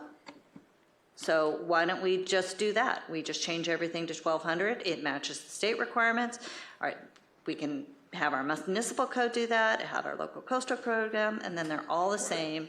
And then when somebody wants to convert this into their ADU, all they have to do is put it on a permanent foundation. And it's done. So I'm actually going, I actually intended to go somewhere pretty close to what you just said, but not completely. I think that we ought to have a provision in our law that a temporary home after a natural disaster that can be up to 1,200 square feet is an exception to the 1,000 square foot limit for an ADU, that those people should get to convert. They've been through a disaster. I don't have a problem giving them an extra 200 square feet that everyone in general is not entitled to. I think that was effectively what we did in Woolsey. Woolsey fire rebuilds got to live in up to 1,200 square feet and then got to convert it, notwithstanding the fact that we created a 1,000 square foot limit. And I've got no problem giving Palisades fire victims, I hate using that word, the same benefit, which would require some further crafting on our part that that wasn't proposed to us, but which I think we probably could do. So, go ahead, Steve. I've lost what we're proposing. Well, it's either 1,000 or 1,200. The only comment I have in it, these are big, if you got a 2,500, 3,000 square foot house, you got now a 1,200 square foot ADU coming in there that was not part of the original structure. That's a big addition to the footprint of that occupancy. You've got a duplex or. So it's 1,000. So it's 1,000. I mean, all these are big. Yeah, well, this is the space they're going to live in while they're rebuilding. Okay. Okay, so which just way do for we go? Palisades, this probably isn't even going to be material because the lots that are involved in Palisades, by and large, are so small, they're probably not going to have room for a 1,200 square foot temporary housing and be able to rebuild their home, let alone be able to keep it after the fire and such. So this is kind of a moot point for Palisades in and of itself. So this is really deciding what's going to be allowed for either Franklin and, not Broad, but Franklin and any future natural disaster. I like 1,000 square feet. You don't? Yeah, I like it. I mean. All right, let's build this. Right, but do you want to change the LCP to be 1,000 or do you want to keep the LCP at 1,200? Because it currently exists at 1,200. Make it 1,000. Well, that's what the proposal is. Wait, Steve, didn't you just say you didn't like 1,000? hold on. I'm sorry, Haley. No, that's okay. I'm just confused. I am too. Sorry. Who's up first? Okay, so we're talking about ADUs. Oh, no. People living in their temporary homes on their pads up in Big Rock, on the beach, and we're deciding whether or not it's 1,000 or 1,200. Up to 500, 600, 700. Okay, max 1,200. So that being said, they can keep that as their ADU later. They can convert it. You have to convert it. Potentially. I mean, wouldn't you want a little bit bigger? If that's, Well, 1,200 is the limit on the ADUs. Right, 1,200. If we, let's just get a consensus. What's the number? 1,200? 1,000. 1,000? 1,200.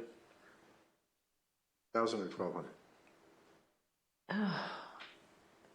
I mean, does it matter about septic and isn't it kind Well, of? That's a whole other thing that you have to go through. I mean, like the beachfronts aren't even going to get this. Doesn't matter. That's what we're saying. This is moot. This is for moot. Palisades. You're setting the future standard for elsewhere. So at the table I was at yesterday, I learned something I never dreamed of. So let's just see if we're all on the same page. I was told that people on the beach are going to be able to put their temporary living trailer 1,000 feet or 1,200 feet, depending on what we decide, on their property, and then as they build, they may be able to raise it up and put it on top of the single story they might have had before, and now have a 2-story house with the second story being an ADU that they were living in temporarily. You might. I'm not going to use. My mind, the emoji, if you could. That blew my mind. What is going on? That I'm blew like, my mind too, but somebody showed me the code provision that said, yep, that's absolutely the case. Let's get back to the size. I mean, I'm inclined to say 1,200. Okay. Yes. Mary Ann? I'm 1,200 if we're going to change everything else to 1,200. I'm with If we're her. going to change ADUs to 1,200. That's right. It has to be, I believe, consistent. Well, I'm willing I to don't want change ADUs to 1,200, but only ones that resulted from a conversion of a temporary housing, and otherwise have a 1,000 square foot limit. 1,200, 1,200, 1,200, 1,000 to Steve. 1,000. 1,000? Still 1,000. All right. Like an 1,000? auction. 1,000? No, I'm 1,200. All right, I'm 1,000. So we got 3 12s. Looks like it's 1,200. Well, Mary Ann said only if we're going to Well, change there's the ADU. conditions. Are you got to line it in here. Which way? With the caveat, you're going to change it on the next one, on the ADU? I mean, I think it started out as 1,000. And I think the only reason they got up to 1,200 again is because during the Woolsey fire, some people were bringing in these big trailers, and Richard made the change to accommodate them. So 1,000 was the original concept of this thing was 1,000. So I like that. We changed it, I think, at our table to go smaller because of that. The roads weren't able to. That's facilitating whether or not you can actually get it onto the property. Well, here's the policy point I want to make, which is that just as we are going to be trying our best to give the Woolsey Fire and Franklin and Broad Fire people as much of the same accommodations as we can that are going to go to the Palisades Fire, I think we ought to be giving the Palisades Fire as much of the same accommodations that we gave to Woolsey. As a policy matter, I don't want to tell anyone who lost their home in Palisades that they should be able to have a temporary house that's smaller than someone who in Woolsey was allowed to have. That's my sole rationale. It has nothing to do with my thinking about whether 1,000 or 1,200 makes sense. It's got to do with fairness. Well, if we do it in Palisades, we've set a standard forever. Right, for natural catastrophe, temporary living that gets converted to an ADU. Let's go back one more time. 1,000? 1,000. 1,000? 1,200. 1,200. 1,000. 1,000? You went back. Yeah. All right. Because that's what our ADU law is, and so if they're going to convert it, then they. I'm going 1,000. All right. We got 4,000s. 1,000 it is. 4,000, I got that. What did he say? 4 votes for 1,000. He didn't do well in first grade math. He's got a problem. All right, let's go to chapter 13, number 2. This is where we get into bulk. So, for this portion, just so you guys have some, framework, because this is in the LCP, I wouldn't say that we have this part signed off on by the staff. Trevor, do you disagree with that, changing this? Or You talking about coastal staff? This is not signed off by them? well, I think they generally did. No, I'm talking about the footprint change, the blue change. Because it was their understanding that I was going to recommend the purple. So all I'm saying is if we go back with the blue, that's fine. If you all choose to do that, I'm not 100% sure if Coastal Commission is going to accept that. Because they wanted the bulk in there? They were under the impression that because I was going to recommend the original language, that's what they reviewed. And that's consistent with the Coastal Act? I believe so, Trevor. Doesn't it already read as floor area height? And height or bulk? There's no change is what. There's no change. I just Coastal did not want to change. You're now proposing a change to make it footprint and height? The planning commission wanted to make it footprint and height. Oh, this is the planning commission's proposal? In blue, yes. Okay. I wouldn't change this one at all. I would leave it alone. Which way, leave it alone to what? Leave it exactly the way it is, not propose any change to it. So it includes bulk? So include bulk. Right, To include bulk. correct. Yeah. Yeah, I'm including bulk too. Yeah, so the purple is not really a change. It's just, I wanted to demonstrate the staff recommendation following the planning commission recommendation, which was the blue. Yeah, your recommendation is to keep it how it was? Okay. So let's make sure, bulk, What did Woolsey have? Did they have bulk? Yes. Yes. So this will be treating the same. And this would stop the extra. yeah. It's just potentially, I don't disagree that we need to flesh out the bulk thing more, and maybe that's what we can do in our policy document. I'm not disregarding that. It's a complex issue, but I'm looking out for the neighbors is all I'm trying to do. Good for you. Yeah. Yeah. And I think we open up Pandora's box, they have huge volume increases if we don't have bulk in there. I'm with the bulk. Yeah. So we don't need to make any change. Right. No I just wanna change make to I'm with no change. 1346 No change. A1 Bulk stays. 2. All right, next one is number 3, substantially. So this is my whole argument with the footprint being included in this section is, if you do it in 2, you're actually limiting to a 10% footprint change only. By getting that footprint out of the equation and putting substantially in 3, it gives us more wiggle room to determine what does substantially mean that we can do in a policy document. I'm fine with that, the way you've got it here. How about anybody else? That's fine with me. No objection.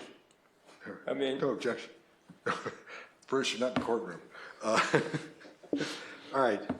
Do I have no? I'm good with it. All right. See, that's the way to answer, Bruce, not no objection. I'm not good, I'm just no objection. All right, no objection on that. It's approved. So number 4 is a new proposal. This was signed off by the Coastal Commission with all the staff, I should say, with all the text you see here, basically allowing for mechanized equipment and temporary shoring on the beach necessary to construct these replacement structures as exemptions of a CDP. Currently, you will need a CDP to have mechanized equipment on the beach. And you've added the no feasible alternatives and the best management practices, correct? Per their recommendation, yes. Recommendation from? The Coastal Commission staff. I mean, I'm good. Looks good. No objection. I mean, without this, some people might not be able to construct or be much more difficult. There right? would be They would have to arguments get a that could coastal be development. made that if you had, yes, that people could start arguing because you have mechanized equipment on the beach, you need a coastal development permit. This is to clear that up. Yeah, give them a big. Okay. I'm good. I'm good. No objection. By the way, all right, This one, keep moving, guys. all right, let's keep moving. We got this one done. Let's move on to number B. so B is also a CDP exemption. It looks funny because this is actually a strike by the Coastal Commission. It's saying the same thing. We just cleaned it up based on our conversation. So essentially, so let me give you some context. Before there was the 1,500 gallon limit, we realized quickly that just wasn't, nobody could use this exemption in Woolsey because all the minimum standards was like 3,200. So you automatically got kicked into a de minimis waiver. We said, can we just get rid of this 1,500 gallon requirement and just do it based on primary development pad? Because the assumption is if you're in the same disturbed area, who cares? They actually agreed to that, but they just wanted to put that minimum standard size to Councilmember Euring and Silverstein's point to make sure it's only the minimum necessary to rebuild your structure. Okay. But if they want a bigger one, they can get the de minimis waiver, right? Correct. Okay. All right. Any? Palin? Nope. No objection? Looks good. I'm in. All right. I'm in too. So approved. Okay. And so we eliminated C. That was in the Planning Commission recommendation packet, C, because the staff originally recommended that, but we are recommending to remove it now because we're adding it as a de minimis waiver option, and we clarified it clear per the Coastal Commission staff. And it's a de minimis in the de minimis waiver section to follow, correct? Correct. All right. Okay, and just once again, to be clear, all these things we're talking about now are not needed for the Palisades. They're already built into the governor's order. What we're doing now is for other people. Essentially, yes. Mm-hmm. Okay. All right, let's move on to 13.4.11. A1 looks like the first place. Yeah, so this is for, now we're in the de minimis waiver category. So this is the chapter that governs the de minimis waiver. So we have some, language here about your OWTS. This is, if you're outside the primary development pad, then you can still do a DMW. Or if you need something greater than the minimum standard size. What happens if the new location outside the disturbed area is ESHA? There's some findings you have to make that qualify it. There's, I think, three findings in B. findings that you need to make, that it's less impact, that's the least, you can show it. It's on the next page. Least impact, less impactful, So, substantially superior to the previous site, I think is the standard. so Woolsey Fires that were not able to do a de minimis waiver because of ESHA would now be able to do this? If the new location is substantially superior based on the 3 criteria that are listed in the findings, they can move it. Is substantially superior including even if it's within the buffer zone? It says right there, so you have to weigh the impacts on ESHA and the impacts on safety, with safety being the primary focus, right? You're talking about relocation, right? Yeah, we're talking about relocating. Yes, that's specifically for relocation. We can put the finding up there if you want to see that exact finding. I just want to make sure that everybody can upgrade their system and get a de minimis waiver if they've been affected by a natural disaster and not have to do a CDP because there's some. Now they can, because we got rid of if you were in the appeal zone before, you could not use a de minimis waiver. So for the example you used, that's why they needed a CDP. This now allows us to process de minimis waivers even in the appeal zones. Thank you. Okay. Any objections to number 1? Which has never been allowed before, anywhere. Someone could take this back and appeal it to the Coastal Commission. Yeah. If it's that was the one caveat is it can be appealable to the Coastal Commission. Go back to them, okay. But they at least allowed us to do the DMW. I'm in. All right. We have In. Are we just doing A1? A1 for the moment, yeah. Are you in? Yeah. All right. Bruce, you in? I'm cool. All right, he's cool, so I'm in too. That's approved. All right, let's go to number 2. Okay, so this is for DMW for minor improvements to existing driveways or access roads. The black language was what existed before, and the problem with that is it didn't account for accessory development like your retaining walls and grading on steep slopes. So what happened during Woolsey was we get these situations where, you cut into a steep slope and now it's triggering a CDP with all these variances. We're trying to make it easier for folks. The whole point is we're widening this for fire department purposes. You shouldn't be penalized for the accessory development necessary to make that safe. This takes care of Mike Moore, right? It will, but it will take care of other folks too that had to go through a similar, yeah. You got it, thank you. But they still have to comply with the 6-foot wall, 3-foot separation, 6-foot wall. They can't have anything taller unless it existed previously. It needs to be, new walls need to be 6 feet, and if you had a replacement wall, that can go up to 9 feet. Some more CDP we're going to be resolving very soon. Yes. Okay. I just don't want to hear from him anymore. All right, no objection? No objection. No No. objection? No objection. All right, that's approved. Let's go to number 3. Okay, so originally when we went to the Planning Commission, we wanted new seawalls. This was kind of a deal breaker for them, but they were allowing us to say, okay, fine, replacement walls. So if you already have an existing seawall and you just need to make it taller than the 10% that is allowed under the exemption, then you can do so under a DMW. It's not going to affect. 10% is by right. It's if you go over 10%, right? You get a de minimis waiver of an existing seawall. Yes, 10% is allowed, is exempt. Okay. Yep. Yes. All right, so if sea rise or whatever else, they've got to raise it up, we're okay with that, right? Correct, it'll just be a DMW. All right. Any objection? Nope. Nope. Just trying to, okay, so Broadfire, if they have to replace their seawall, or if they didn't have one, this wouldn't apply to them if they didn't have one, only So if they have a replacement. if they have a seawall and say they had to raise it by 10%, then that would be exempt. If they had to raise it by more than 10% in height, then they would use this DMW carve-out. Okay. All right, it's approved? Yep. Yes. All right, let's go to number 4. Okay, so this is the FEMA issue that some are arguing that we don't need to rely on for the Palisades fire, which is fair. But this would be for other disasters. They get similar treatment for the FEMA issue.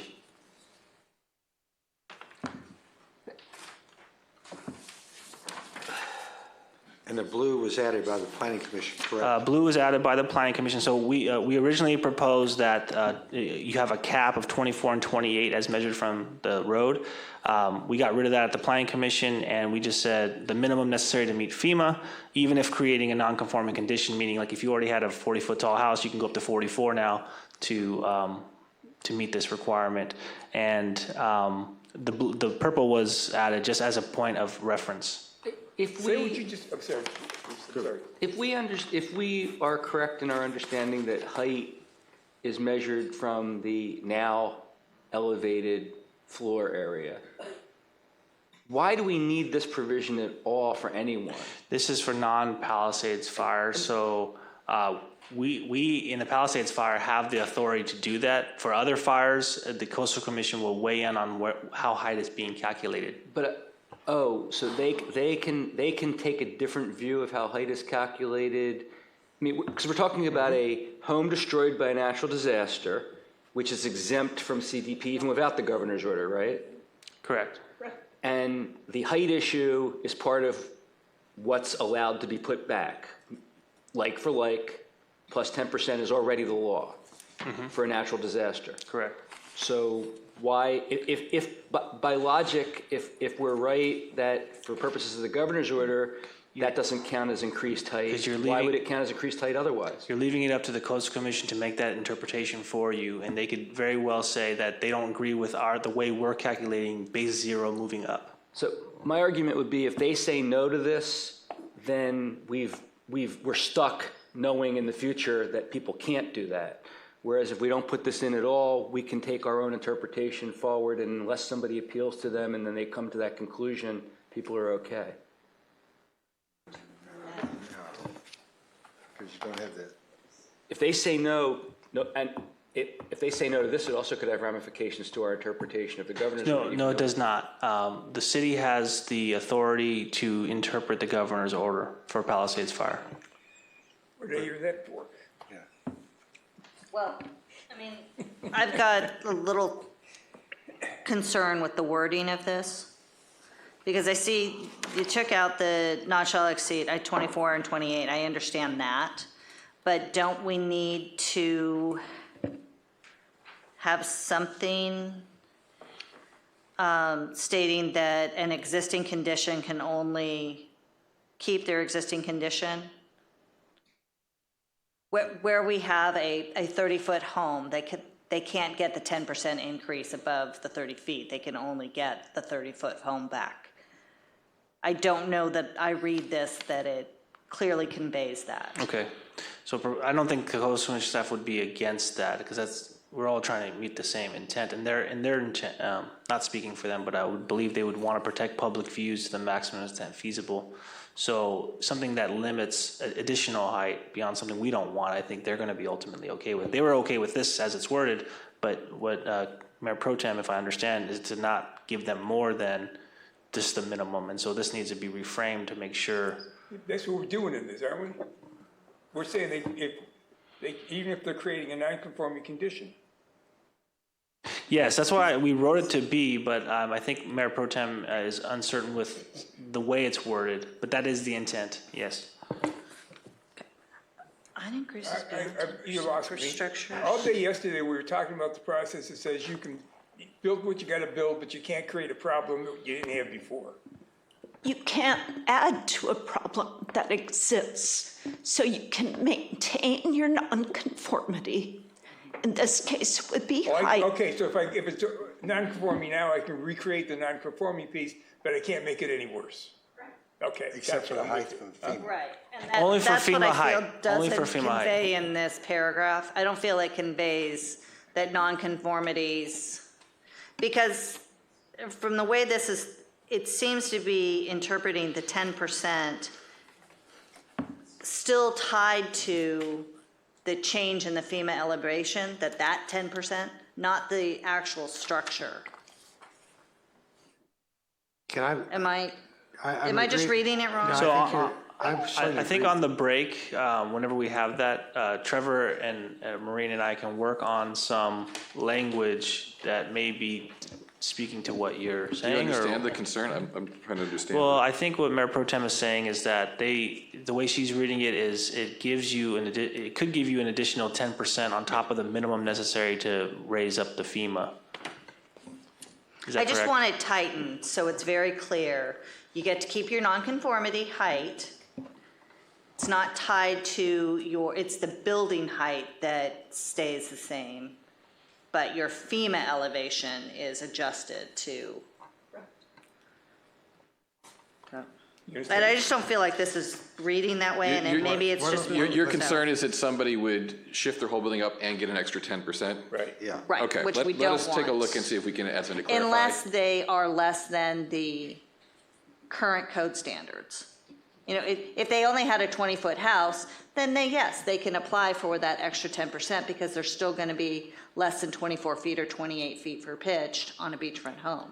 But if they have a 30-foot home, they don't get to exceed the additional 10%. What cap do you want? Do you want the 28-foot that was talked about earlier, or 24 for a flat, 28 for a pitched? Is that the cap for getting your extra 10%? Is that what you're seeking? No nonconformity can be increased. Yeah. I think that's Yeah, what I want some in there, is something saying that no nonconformity can be increased. But if your current structure doesn't meet the 24 or 28, you can certainly apply your 10%. Yeah, No nonconformity can be increased beyond the minimum necessary to meet FEMA, I think is what you mean, right? Well, yeah, but we're still tying the height to the FEMA height, which that's where I think we're getting into trouble. I think I understand it. We shouldn't be calling this a height increase at all. That's my point. That language is inconsistent with our interpretation of the governor's order. We should be using words that are more extensive, that capture the description of what's going on. Let them rewrite it and come back after the break. Yeah, sure, but again. I think we understand the issue. All right, but I have one quick question. On the FEMA flood zone requirements, don't we add a foot to that? So is that assumed that the 1 foot, if the FEMA is up 3 feet, we add 1 foot to it? Is that right? Yeah, because that's the federal requirement, as I understand it. Okay, so it's. The zero level encompasses it. The 1 foot above is I believe the federal requirement. Public Works isn't here, but I believe that's what I read. Okay. Okay, so we're going to come back to Just take a look at it I- and let's come back after. I have a drafting suggestion, but I also have one more question. Why is this only when it must be raised more than 10%? I mean, why isn't it just if you have to raise it because of FEMA, full stop? We could word it that way too. We can take out the 10% if that's causing confusion. Yeah. Yeah, so my drafting suggestion to you is start with when the previously finished floor elevation must be raised on account of FEMA. And then incorporate what happens, which is that you still get to build the same height above that newly raised level. That's the way you want to phrase this. I think that's what's tripping everyone up, is just the way it's phrased at the beginning. So we'll definitely work on that. I don't think it changes the intent, so we don't think that it's going to be an issue with the coastal staff. We want to make the point that you preserve your height above the raised elevation. We don't want to call it a height increase. All right, so it's going to come back to us after the break, which we're going to try and get to soon. All right, number 5.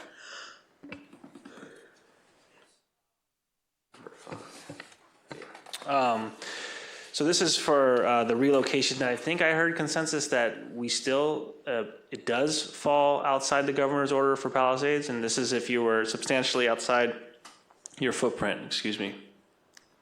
Who's going to decide if it's substantially better, superior? The planning director is the one who governs, issues a de minimis waiver. But you got it struck. You got it crossed out. Yeah. That's because the planning commission wanted it crossed out, but it was redundant, because if you go up in this chapter is issued by the, or Just make sure somebody responsible as. The planning director shall issue the notice of determination, so it is covered, it is a redundancy. Okay, as long as there's a review of it, that's cool. This is a hyper-technical statutory interpretation type concept, but substantially outside is not the same thing as not substantially the same. And we should be sticking with the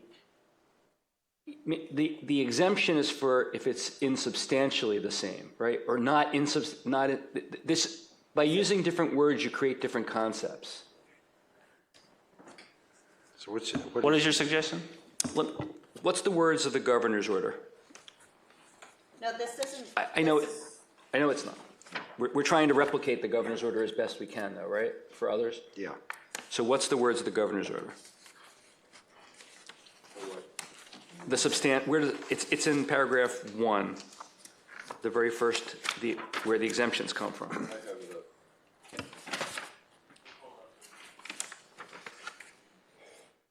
I'm sorry, it's A. It's 2A. Primary structure. In substantially the same location. So we want to say that are not in substantially the same location. We don't want to say substantially outside. Yeah. We're talking about 3, where it says not the same general location. We just want to use the exact same words as the governor used, not in substantially the same location. So instead of not the same general location, not in substantially the same location? That's what I would do. Okay. Does that make sense to others? Yeah. It's a good catch. Yes. Yes. Yes. Yep. With that change, this is approved. All right, let's go to number 6. All right, so the Coastal Commission staff wanted us to be more specific, so if you recall, we had this in the exemptions and it was broad, that's C here. They wanted us to put it in the waiver category and be more specific, what type of structures are we talking about? And those are water tanks and other water storage devices necessary to construct, install, or use that replacement structure as required by state, federal, or local law. And specifically crafting out that new shoreline protection devices are not included under this waiver in case it can be argued that that's required by building code, and that's because we didn't get it as a de minimis waiver in 3. Okay, there was a comment made earlier about trying to put in something about for fire hardening. So that's beyond what is required. So that would say I as a homeowner want to do the best practices to make sure my house is safe for the next fire. The fire department's not requiring me to do so, but I want to make sure I have the tools that are going to be used in best practice. Okay, well, let's go back to the fire department requirement. If the fire department says you don't have sufficient water flow and you got to put an extra tank in, does that fall under the state and local laws and regulations? It does. Yes. Okay. If the water district or the fire department tells you to do that, then it falls in this category. Okay. All right. But if you're just electing to add a water tank or other water storage device, would it? It's not include this? covered the way it's worded, no. So that they would have to get a CDP or? If they had not built their house yet, it would need a CDP. If there was an existing structure, they could possibly get a CDP exemption because it would be an accessory structure at that point. Since we do want people, Yeah. I think we want people to be able to do that. Is there I'd be any in wiggle favor. room in the language that we could present and make the argument that they ought to agree with it? I'm totally for fighting for it, or I've been told not to use that term, so I apologize. I would suggest we try and put it in for fire, improving fire hardening or something like that. And also, we talked about having swimming pools, being able to draft to accomplish the same thing. So if you got a swimming pool, you already have this. Right, that's the case. Yeah, I think we put something in there about fire. Let's see if coastal will buy into it. Maybe we could tie it to recommended by, not required by law, but required by law or recommended by officials, fire department or whatever. Recommended by the city's building safety commission. Yeah, that too. Recommended by. That would fall under local, so that should be fine. We want to expand it to whoever's recommending, federal, state, or local can make that recommendation. Required or recommended. Right. Okay. And then the only thing regarding with Bruce coming back, I do want to have some policies as to exactly what the development standards are for those, height, location on properties and things like that, to make sure that they're situated in a place that's not going to cause a neighbor's view impact or such. And they're not very pretty either. So, Again, yes, so any so the development standards so that they. Okay. So the change is to add or recommended after required? Well, no. Required or recommended. No, but that's by law. The law doesn't recommend, right? I mean, do we need to put something about? Regulations could recommend. You could say. People recommend. You May could I, say. Mayor? We could adopt regulations. Chief Diwali's Yeah, here. we could adopt a local Would he regulation. maybe have All you some would need to do expertise on this? Could all we would bring him need up? to do is Chief, just could we adopt ask the you to come resolution. forward? I'm getting an answer over here, guys. I like recommend. That's good. Chief, do you have any comment, recommendation about trying to put this in?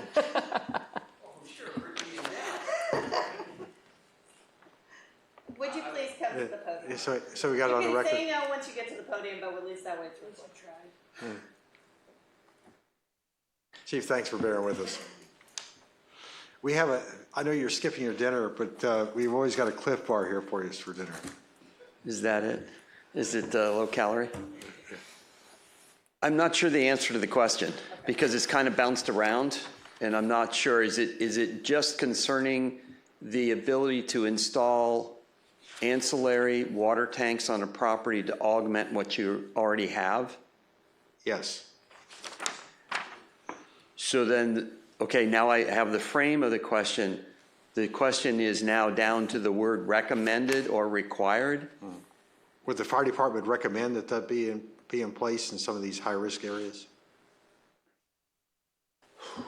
And you can tell us if you don't know the answer. Can I that's suggest, fine. I don't think we need to put this gentleman on the spot. And we actually can should adopt not be the taking more regulation. testimony at this point. We should not be close to public. I was asking for his professional opinion. I know. So We got an answer over here. But we have an easier fix, which is that if we. Thank you. Thank you. I think this just allows us the tool in the code to make it a little easier in case they do is all. If this is if we add recommended and coastal accepts it, then we can adopt local regulations that include recommendations. Great. Let's do it. Yeah, let's put it in. So the only change is then to add or recommended after the word required. Right. Cool. All right, with that change, we got to buy in? And we should include in our presentation to them that this is to facilitate fire hardening of areas and prevent wildfires from destroying them. All right. So that if they want to go against it, they're impairing the ability to make the area safe. not prevent, but Impairing. in greater ability to protect. Okay, let's move on to findings. I'd like to bring the findings up as all together. I'm sorry, Mayor, before we move on, I did forget to mention, based on our Coastal Commission staff comments, 13.4.11A, which is the beginning of the chapter, is proposed to add this language. That wasn't in the red lines because it was added after the staff report was published. Say that again? This is 13.4.11A, the beginning of the de minimis waiver chapter. And after our staff report was published, the Coastal Commission staff wanted us to add this language in blue here, which is that the development would be appealable to the California Coastal Commission, as described further right. below. I have a question about when we say the Coastal Commission staff and the Coastal Commission. I mean, the staff, they're Brown Act body, like we are.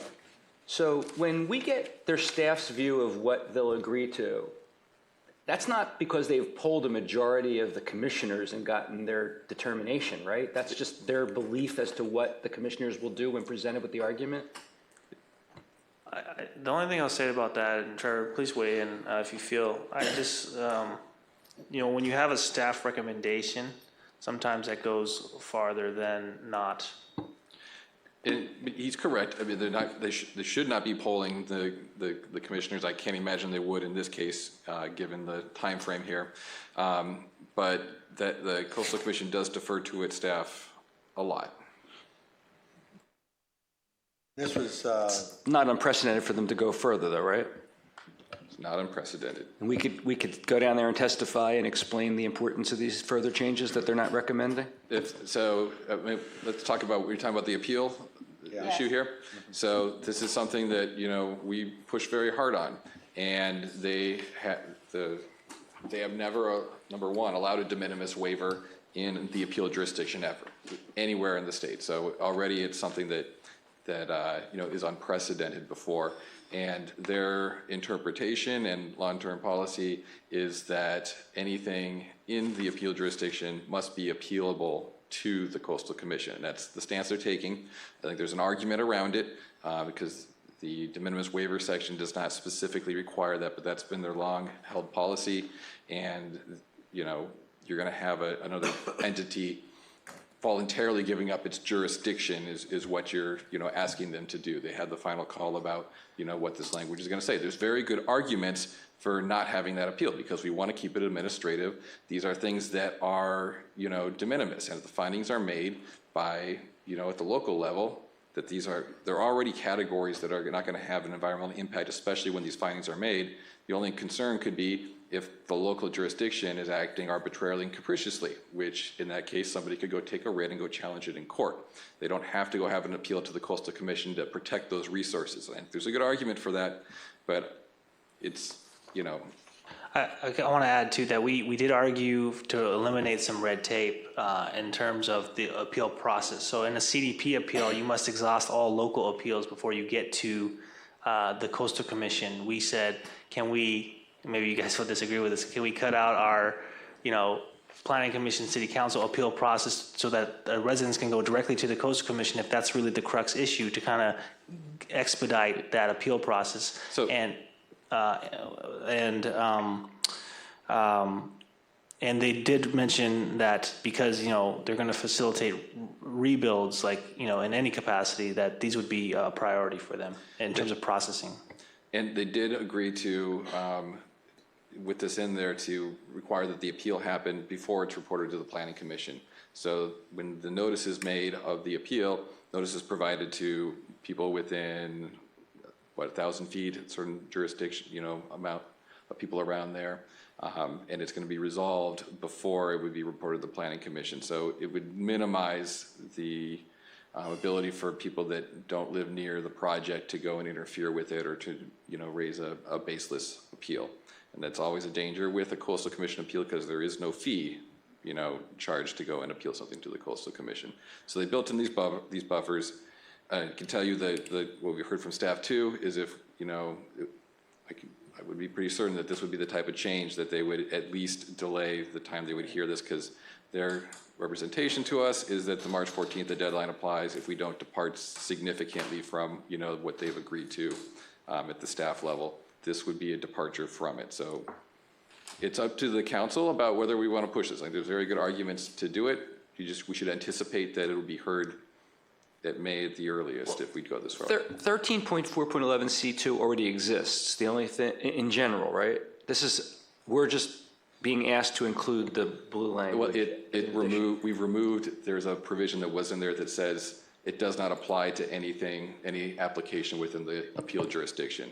So that's been removed. Right now, you cannot get a de minimis waiver if you're located on the beach anywhere in the appeal jurisdiction. So this changes it so that it applies, throughout the city. It's just that if it's in the appeal jurisdiction, this appeal right would apply. This 10-day right. Yeah, so before, if you had to make this finding that's crossed out here in the black language that says that the development is not in a location where the action on the development will be appealable to the Coastal Commission. So this was just a full stop, to use your term, that you couldn't, if your project was in the appeal jurisdiction, you could not make this finding, and thus you could not get a DMW. So let me see if I understand. We have two possible options, and maybe others have more. One is we just accept this, and we could go to the hearing and present testimony that the commission should not include this in there. Or we remove it, and coastal staff can always put their recommendation in to their commissioners to not accept, and then if they accept, I'm sorry, I'm getting tired. So we could ask that it be removed. Coastal staff could include it as a recommendation in their staff report to their commission. Their commission could either accept it or reject it, and then it comes back to us to accept or reject anyways. Does anybody else see another option? Right, as I understand the way it works is if we want to propose the black language and not the blue language, right? That's what our preference would be. We want to say, we want this new provision, it's just what it says in black. And the Coastal Commission staff says to the Coastal Commission, we're fine if you adopt this change, but we want you to also adopt the blue. Or we recommend you reject it unless they also include the blue. We have the opportunity to argue to them that they shouldn't, that they should just let us have it. And the worst case scenario tends to be, they'll say, okay, we agree with our staff, we won't approve this unless you come back to us and tell us the blue is fine. And then that's a formality. It takes a week or two or whatever, and we say, fine, we accept their change, and we move on. So if we put it in now, if we keep this in, we risk by needing to take another week or two or three before it becomes effective. But if we don't put it in, we might actually get this. Might actually get what we're asking. They could wait to hold our hearing until who knows when. I'm hesitant to do anything that delays things. Like at this point, I don't know. I would like to do what is best for the residents. Does anybody have an answer for that? This is for future fire. I know. This is, future. But I don't want to delay what's going on right now for us. I worry about that. But, I mean, the long-term consequences of this is that our residents apply for the de minimis waiver, they get approved at the staff level, then somebody appeals it to the Coastal Commission, and they're delayed while they go through the Coastal Commission appeal process. Because that's an automatic stop on the approval until the Coastal Commission rules. Right. To be clear, the appeal is not a CDP, it's just whether the de minimis waiver findings were correctly applied. And they would take that and they would bring it at the next meeting, Tyler? I don't want to say that, but they said they were going to, because anything related to a natural disaster rebuild, they're going to accommodate. Then what's the point of having an appeal process? I mean. But here's the It's downside. it's to make sure that, they wanted to just make sure that the city made the right determination in their purview. Is the argument from the Coastal Commission is that these are the most sensitive areas, in the city, the most environmental impacts, and if somebody sees something that was missed or something was improperly applied, they want to be the backstop for that it's not, shuffled through, that there is some form of backstop. And this is the least backstop they're willing to accept is this. I want to go back to Halen. I mean, the Coastal Commission's been getting haircuts from everybody. Everybody's taking a piece of them away. So, the fact that they're going to roll over for this one, I think that chances are bad none. And let's just get it done. So. Yeah. Look, it's not fatal, but and honestly, if I was in their shoes, I'd want to have that safety net in there. And what's the provision this is replacing again? Just adding. Well, this is just adding to what is in there, saying that if you're in the appeal jurisdiction, then it is appealable. What is being replaced is, we're about to get to section B, but now you don't have to make a finding because it was a moot point that your project is not in the appeal zone. We're deleting the finding. Previously, anyone in the appeal jurisdiction was ineligible for a de minimis waiver. Now everybody can get one. It just, if you're in the appeal jurisdiction, instead of being ineligible, now you would have this appeal. Wait, so I mentioned there would be some properties, maybe not a lot, where under the existing rule, the planning director's decision would be the end of it? That'll still be the same. Because there wouldn't be an appeal jurisdiction. No, it gets reported to the planning commission, and the planning commission can vote to require a CDP, essentially. That's part of the current process. That's part of the current process. Right now, the planning commission has the final say. If you want me to bring up the language, I'll do it. Yeah, but it's just reported as almost a consent item right now. So the change here, the effect of it. They have 3 to accept. The change or the effect of it is that the people in the appeal jurisdiction now can get a de minimis waiver. They just have this extra step. Everybody else is under the same process for the current de minimis waiver process. But under the existing law, if you're not in the appeal jurisdiction the planning director gives the approval, it gets reported, the planning commissioners can pull it and require a hearing, and they get to reject it if they want to? Not pull it. They can vote to make it a full CDP. Require a full CDP, same And like an ACP. so this would take that out, that potential out from the planning commission? No, that's still in there. This is just adding an extra layer of appealability to the coastal commission if it's in the appeal zone. It's an extra step between the director's decision and the report to the planning commission. All right, so either way, if it's outside the appeal zone, it gets, the planning commission can pull it and require the CDP. I'm sorry, even whether it's in or out. Any de minimis waiver when it's reported. What I'm trying to get at is why then why wouldn't we limit this new provision to de minimis waivers granted within the appeal zone? That would eliminate the right of appeal directly to the coastal commission when it's outside the appeal zone that doesn't currently exist. It does exist. You can't appeal it to the coastal commission if it's in the appeal zone. No. I'm sorry, vice versa. If it's outside the appeal zone, there's no appealability to the coastal commission. Right, but this would now make it appealable even though it's outside the appeal zone. No. Hold on, let me go back to the wording. Yeah, that's how I read it. Okay, here we go. So, however, if the development is within the appeal jurisdiction of the coastal commission, so that would mean developments outside the appeal jurisdiction don't have to abide by this, but for the developments that are in the appeal jurisdiction, then the coastal commission is appealable, or the decision is appealable. I'm sorry, where does it say within the appeals? Oh, if the developments, okay, I thank you. Okay, and then we further clarified that here too, where we said for development within the appeal jurisdiction of the California Coastal Commission, the planning director's decision may be appealed by an aggrieved person directly to the California Coastal Commission within 10 working days of issuance of notice of termination. Thank you. I'll make a motion, we approve this. Yeah, Agreed. I'll go along with it too. I think we're throwing them a bone. I'm okay with this. All right? Stays as presented. All right, let's get to the findings. Let's try and take all these as one pass since it's 5 findings. So it's 5 findings, and just remember that 5 is now going to be eliminated as proposed, because that was the whole appealability thing. Oh, okay. Or if you're in the appeal jurisdiction. Right, cool. So everything else is accurate except for 5 is going to be struck as proposed.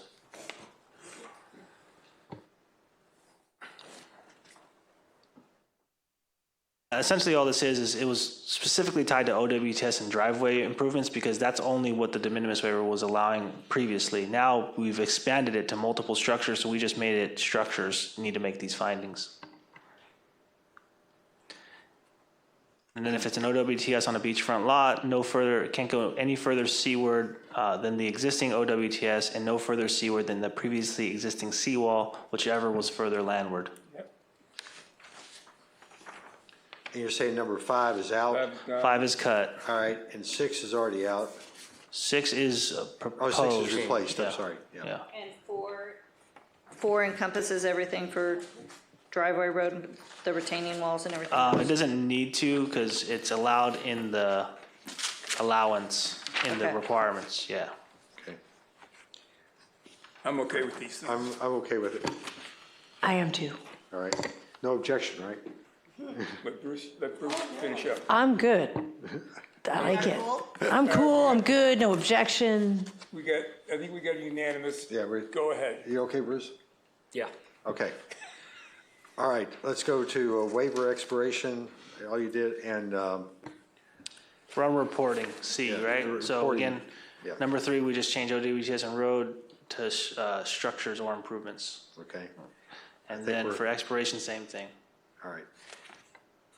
With that, no objection? No objection. No All right, objection. we have completed this with the exception of a rewrite on that one item. Hot damn. Let's take a break until 8 Oh, o'clock. no, let's just keep working. No more. 8 o'clock, we'll be back.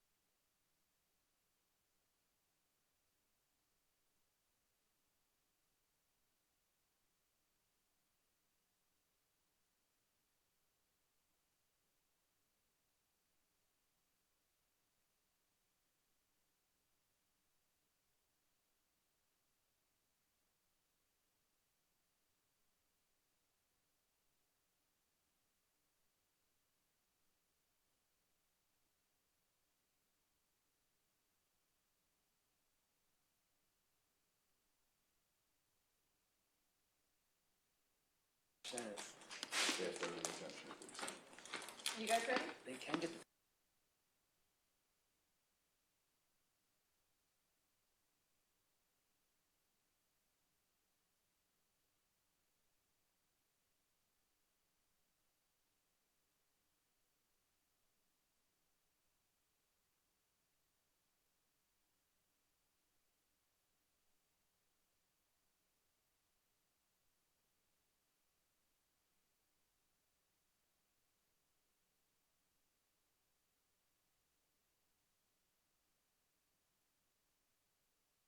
Committee's back in order. Do we have a response on item number 4 and 13.411? So 13.4.11, let me send this, point 4. See if we can put this up here. Let me send it to Kelsey and Tyler. Parker.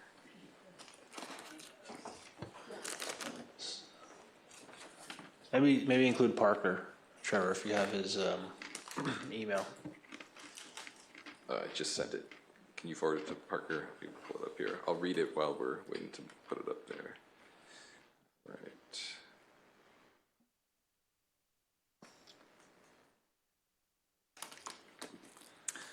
So this would go into it would replace the current proposed change to 13.4.11A4.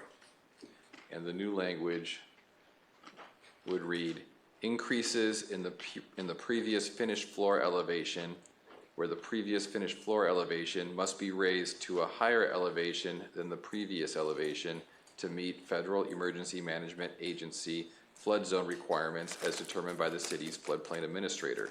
Such increase shall not exceed the increase in elevation to the finished floor required to meet the minimum FEMA flood zone requirements. The height from the finished floor to the roof of the structure shall not be required to be diminished as a result of the increased finished floor elevation, even if the prior structure was non-conforming in height. That's about as twisted as I can. Yeah, I was going to say, man, that's a long way to get. That made it work.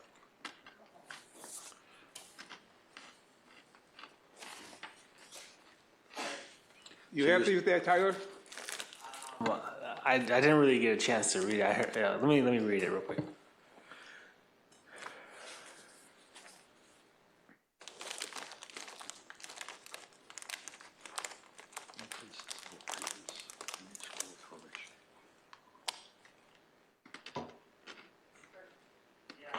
It's right, but Trevor, can we just eliminate? Can we just eliminate must be raised to a higher elevation to the previous elevation? Because aren't you saying the same thing there? Increases in the previous finished floor elevation, where the previous finished floor elevation is needed to meet FEMA. They said the same thing. I don't know. That's just because that's why I think it's confusing, because you're almost reading it twice.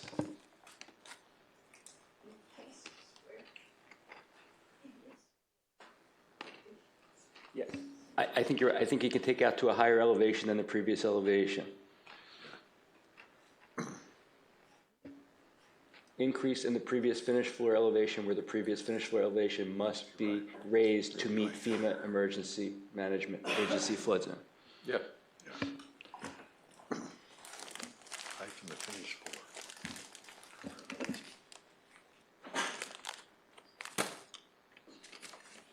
I think we're not clearly differentiating between the height of the structure versus the height increase for the FEMA floodplain.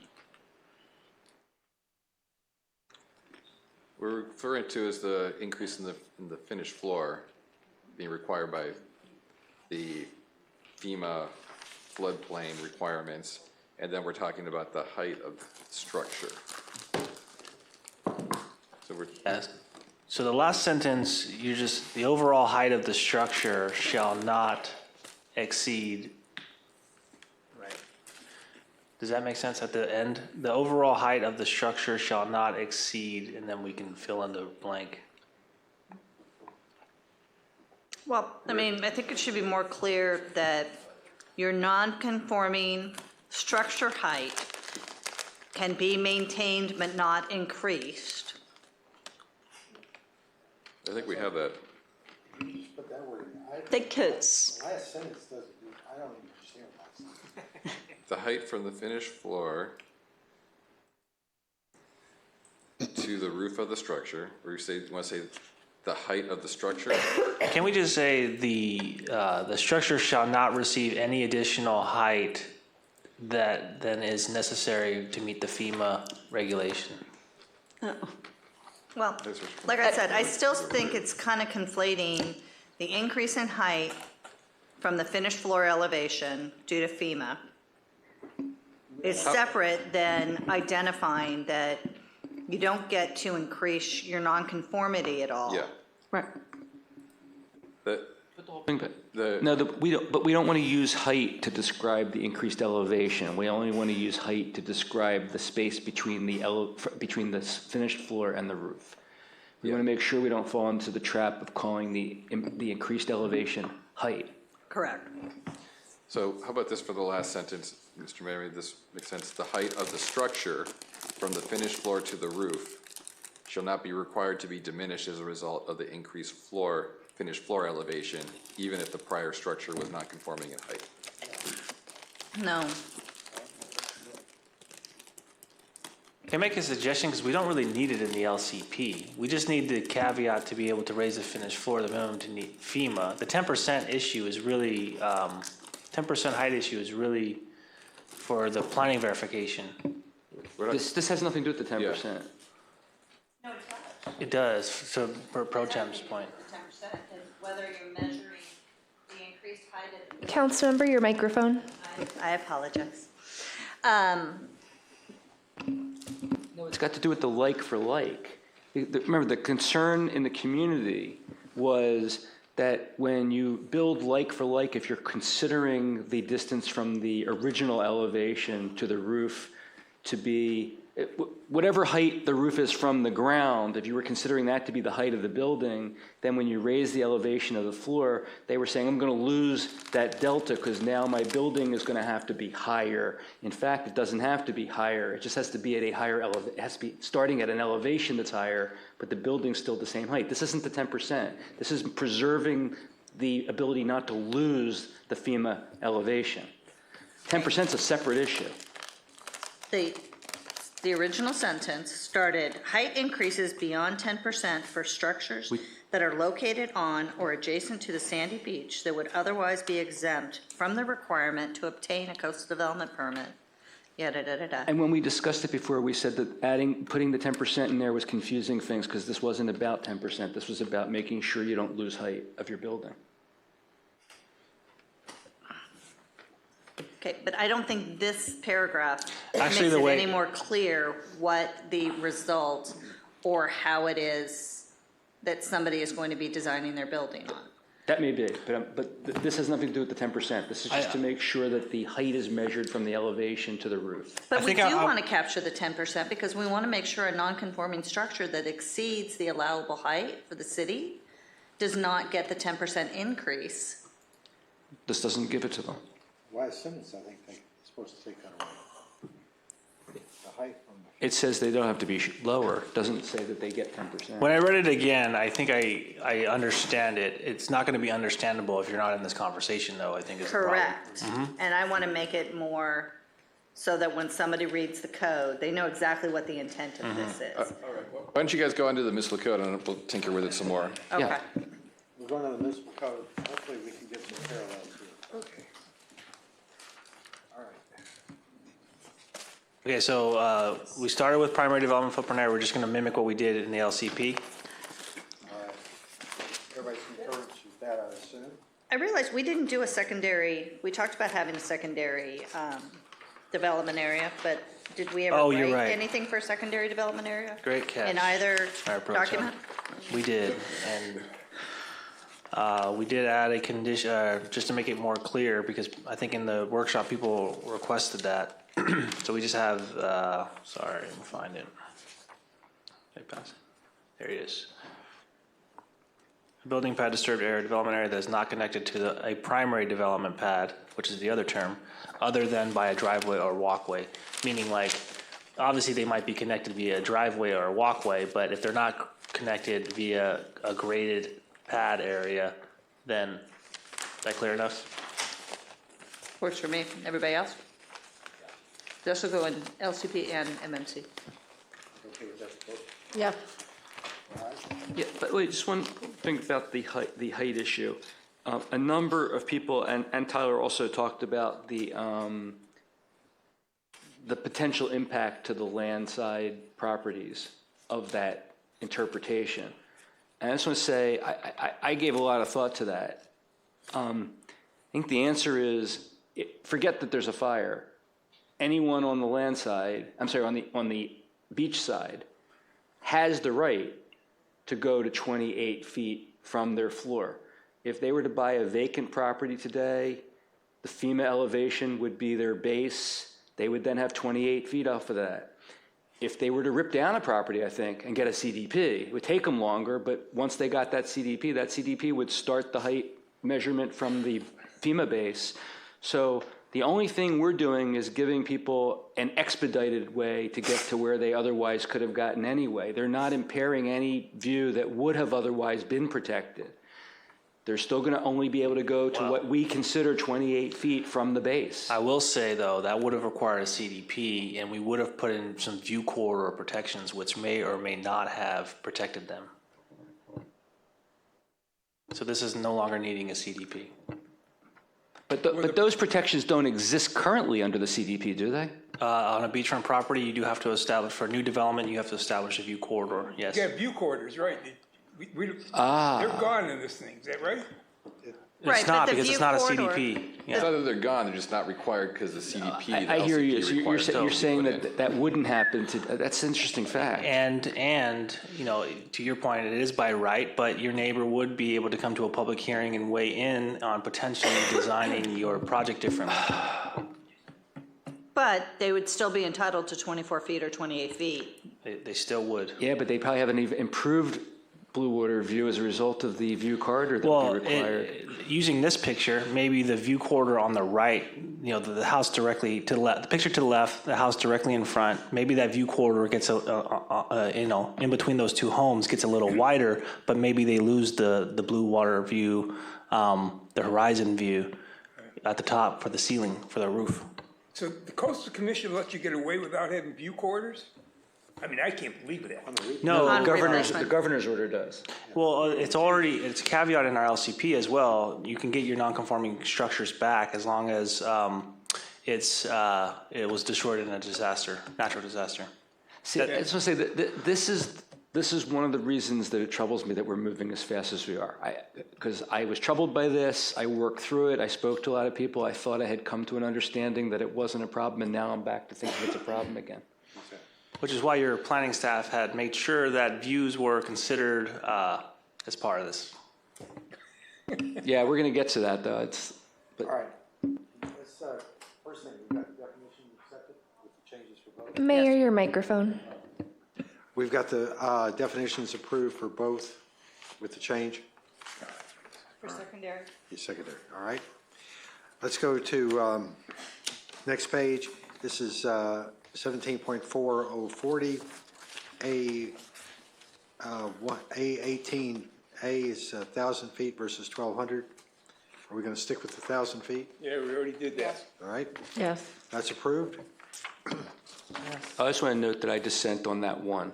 I agree with all the, even going back to the Coastal Act ones, I agree with all the changes, except I think that one should be 1,200. Okay, thank you. All right, let's go to I, temporary structures. There's actually on G.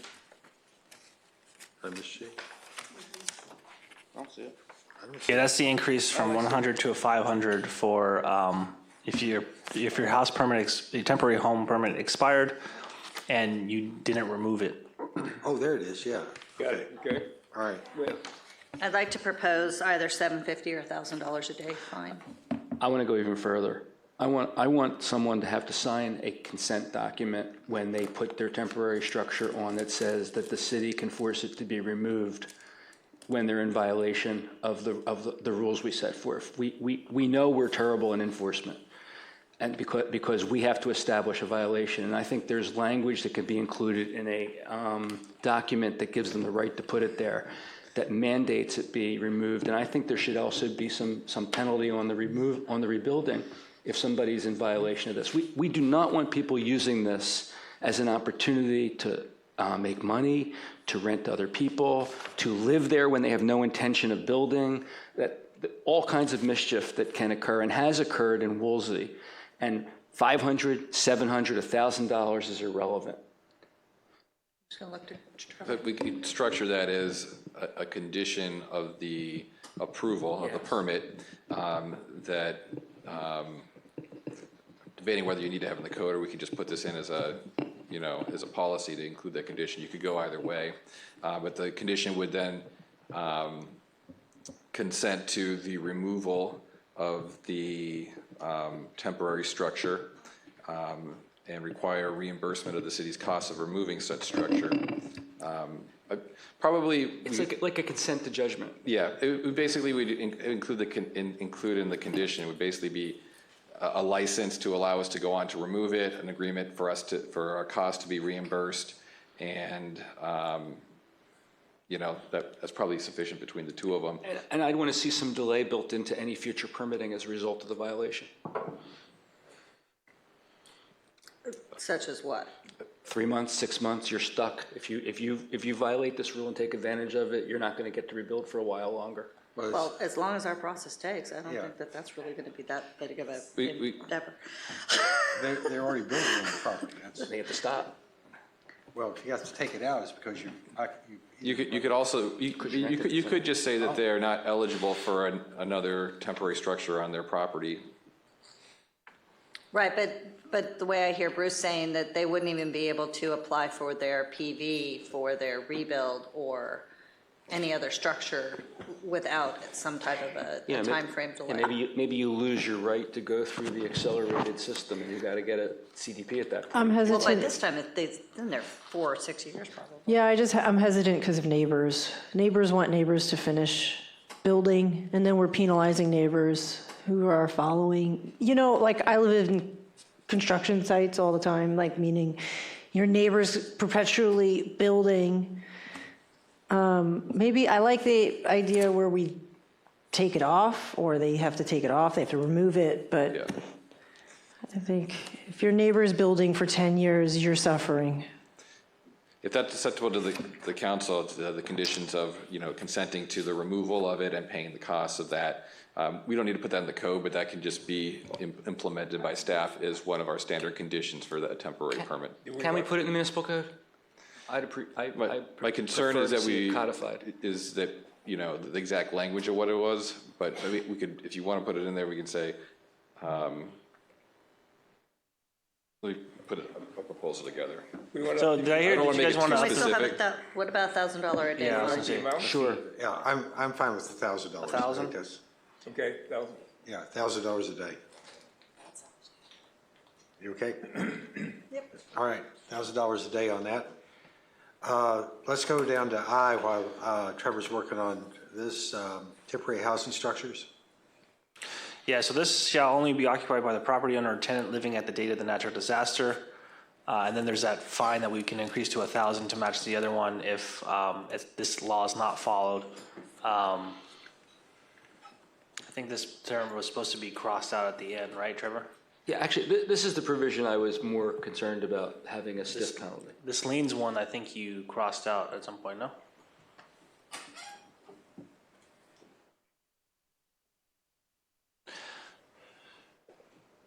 Okay, so it's $1,000. Sorry, you're jumping back in here. Where are we, Tyler? Who removed? On I just remember seeing a draft, maybe it didn't get carried over in this one, where you had removed this last sentence. Who's you? Why would you want to take the liens out? Trevor, or it was recommended to say it differently or something like that. I don't think it was worded this way. This is where I was actually thinking, if people are going to abuse this and violate this proscription, they ought to have the structure removed. And again, I would delay their ability to move forward at that point too, because that's the only way people are going to honor these rules is if there's a meaningful penalty for breaching them. I think $1,000 a day is a pretty big penalty, and it's a lien. So, You could conceivably be making $1,000 a day on your 1,000 square foot home that you're renting to someone that's beachfront or that's up on the mountain overlooking the ocean. And even if you're not making $1,000 a day, you could be making a substantial portion of it, such that this is a meaningless penalty. well, $365,000 a year. That's pretty substantial. Plus a lien. Yeah. Okay. I'm just hesitant to delay neighbors. I'm not recalling where this was dealt with, but I do know that you shouldn't rely on those liens to be able to be used in these types of circumstances. There have been case law that's come out that has put in question whether that is allowed, and it is currently debatable, and I don't want to talk too much about that up here on the dais, but I wouldn't just assume that we can do it. If you want to put the language in, it would allow it, but it would allow it under the code, but whether it would be allowed legally under state law and case law is a separate issue. But wouldn't the way it would work is if you put it there, you do it, and the court would either strike it as invalid or leave it be, but if you don't put it in there, you don't have it. I don't want to I don't want to go on the record. Go ahead. Yeah, I'm happy to talk more about this, but I don't want to put it out here. So, because this was in the draft staff report, so are we recommending to strike it? I would prefer to stay in there. Yeah. If for nothing else, the optics. And I do think Bruce's language about a license and removal is something for the issuance of the permit. Yeah, I'm putting something together on that. So the larger, why don't we make them also remove, if they get caught with this, they have to remove the house from the property. Right. yeah, I think that's up what we're here. doing. Right? That's what was added with this verification thing. Upon expiration of the housing permit, the property owner shall, I guess that's speaking to expiration. Right. So we can add This is for a violation, not an We expiration. got it screwing around, So add additional that the thing must be removed, Yep. right? So aye. Okay. we're going up Consensus, to $1,000 a day again? that works for everyone? Yeah, Yeah. $1,000. Just point of clarification, for both then G and I, we're looking to add language as far as additional penalties, if you will, or in terms of requiring the removal of the temporary home. Yes. On both of those sections. Thank you. Okay, we're jumping around. It was G and I. And Does- both of those G and I were going to say, if we catch them, they got to. Councilmember, your microphone? Oh, You need to be closer. if we catch them, they got to remove the temporary housing. Now, does I capture the ability to let your family members live there? That it was intended to, but if that's not clear, and I also wanted to point out, are we done? Well, I don't want to get too convoluted, so we want the liens, right? We want $1,000, and we want to add that temporary home shall be removed, right, into this equation. Through a consent process, that we don't have to go through some court process. They've consented to it being removed. What does that mean? Because I'm not familiar with the legal. Councilmember Silverstein, I know you had mentioned that you were looking to have that codified. And so we would recommend bringing back a policy document that governs that for the permit process. I recognize that you're wanting it in code, just in terms of best practice, it would be easier, but still bringing that back before the council for that discussion and ultimate vote. I'm hopeful we'll amend the code again later to add it in. Understood. But I think it does need to be clearer to make, like the family, there's probably some even better. No, we do. I'm going to get to that, but I just wanted to make sure we covered those two portions first before we moved on to the larger issue, which, Councilmember, you're getting to, and this came up in our discussions last night with the community. Let me pull up the other PowerPoint real quick, because the community had nuanced approach. It was, we heard, let's see. Temporary home, just give me one sec.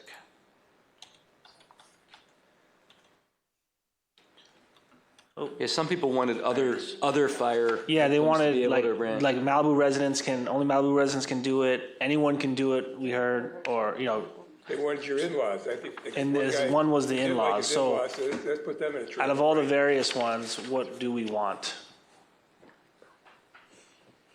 My preference is, it's the owner of the property and their family member, their extended family, and anyone who was renting the property. I wouldn't go beyond that. Yeah, I agree. It's temporary housing. It's not a substitute housing. So just to make it clear that it's available for the extended family of the property owner Yeah. or the tenant. Oh, Wait, so clarification, so owner at the time of the fire or Yes. owner of the property? Thank you. Owner at the time of the fire. yeah. And also, I wonder what the appetite of the council is for if it's going to be the tenant at the time of the fire, the owner has to be giving them a lease that extends once the property is rebuilt. I think you just say the tenant at the time of the fire. And I think, part of the conversation last night, there was some consideration because, like, say you lost a house on the beach, you don't have the ability to have a temporary structure because of the limited size. Can you rent somebody's temporary housing in another part of the disaster area? My feeling is no. No? I think you're getting too twisted. It's Okay. gonna be, it's That's fine. seriously abused. There's also I a empathize with caveat, you. can someone have multiple temporary homes on like if the beachfront properties could not have a temporary home, could someone across the street maybe have two to support that other resident who, that was floated to? It's supposed to be temporary housing on your property. Right. Yeah. For the we property made it owner through- or the tenant? And I thought it was to not exceed 1,000 square feet. Correct. So you'd have two 500 You square could have feet. two buildings. Gotcha. Maximum two buildings up to 1,000 square feet in total. And those two buildings would have the bathroom and a shower, like two little They would have to RVs, be Jaycos. Yeah, you have to connect to your, an operable OWTS. Gotcha. Really minor word issue. Instead of the temporary housing structure must be occupied, it should be occupied only by. It can sit vacant for a little bit of time if necessary. It sounds like we're requiring somebody to be in it.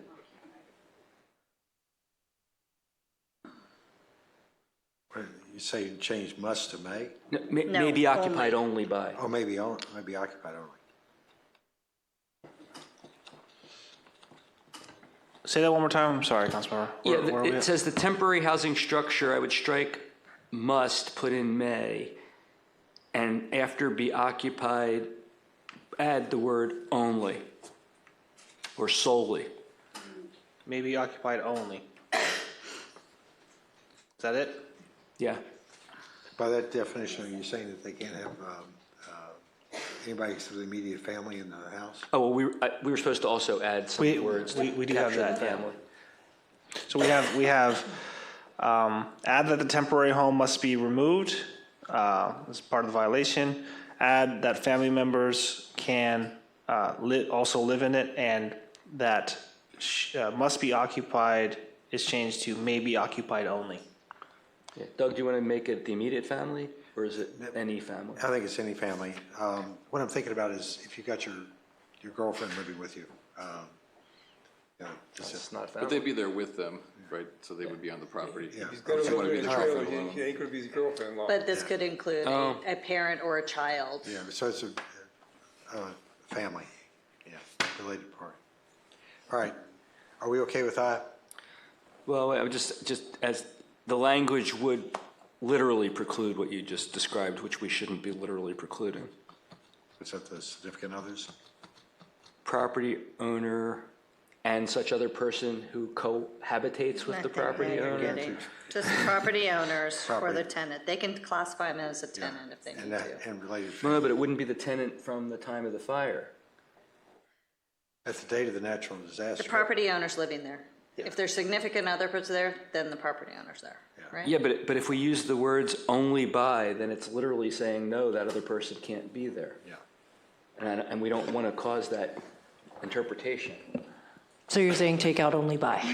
But Why don't we just say must be occupied by the property owners, their family, or the tenant at the date of the natural disaster. I think must back in there. How about, okay, would this language work for I? The temporary housing structures shall be occupied only by the property owners or tenants or their family members. Tenants, family members? Well, do you care? Or Yeah. only for property owners? Living on the property at the date of the natural disaster. And then the new sentence would be, should this requirement be violated, the temporary housing structures must be immediately removed. The property will no longer be eligible to place temporary housing on the property for a period of 5 years. And the owner shall be subject to a fine of $1,000 per day, and then include the lien sentence also. I'm fine with that. Why are we going to allow them to put temporary housing back after 5 years? Yes. Well, otherwise you have in perpetuity. You want to make it 10 years? How long do you want to? Well, they don't need temporary housing once the house is rebuilt. What if they rebuild it, it burns down again? Then that's a different fire, right? But this would be So you're saying that, yeah. there would be an argument it's in perpetuity if you do. 5 years is good. 5 years is plenty. 5 years is plenty. Look, a lot of this is just the message you're sending, so. You just want to put the fear of not being Right. non-compliant. I'm fine with that, the way you've got it rewritten. That would be okay? Yeah. And did you want it for the families of both the owners and the tenants? Or Yes. just the owners? Okay? I still think you're not capturing Doug's example of a girlfriend, boyfriend, whatever, other significant other that's not family. Well, as long as there's a family member there, are you saying? If you got non-related party living at the house. Right. Yeah. Technically, you're not capturing that person. That's why I said someone cohabitating with the owner or the tenant. I don't think there's anything pejorative about that concept. That means they're living in the same place. I really don't think that's necessary. If the owner's there or the tenant's there, regardless of what the cohabitation is, that's like saying that, are you saying that only the property owner, but their children can't be there? No, that's Because they're family. not the owner of the property. No, that's family. That's family. I think we just leave it alone. Let's just. Yeah, I would say so. I think it's Just way property owner or tenant at the time. Also, I would say the definition of family for some is also subjective, so That's what that's a broad, it can Thank you. encompass I'm a thinking we're lot. getting into really technical issues that aren't really always our business. If I'm a tenant and I'm with a friend and I want to live with my friend, it's none of my business. All right, let's assume that I is complete with Trevor's language. Okay, so the language I read was okay? Yes. Trevor, at the end, are you going to be able to maybe put all this on a document for us and we can review it one last? I don't know. I don't want to put you on the spot, but I'm getting a little lost here. I have the notes for the ones that I'm rephrasing. So I had this one, and I think for G, you also wanted to add similar provisions, if this would work. Failure to obtain this verification shall result in a fine of $1,000 per day until the verification is obtained. In addition,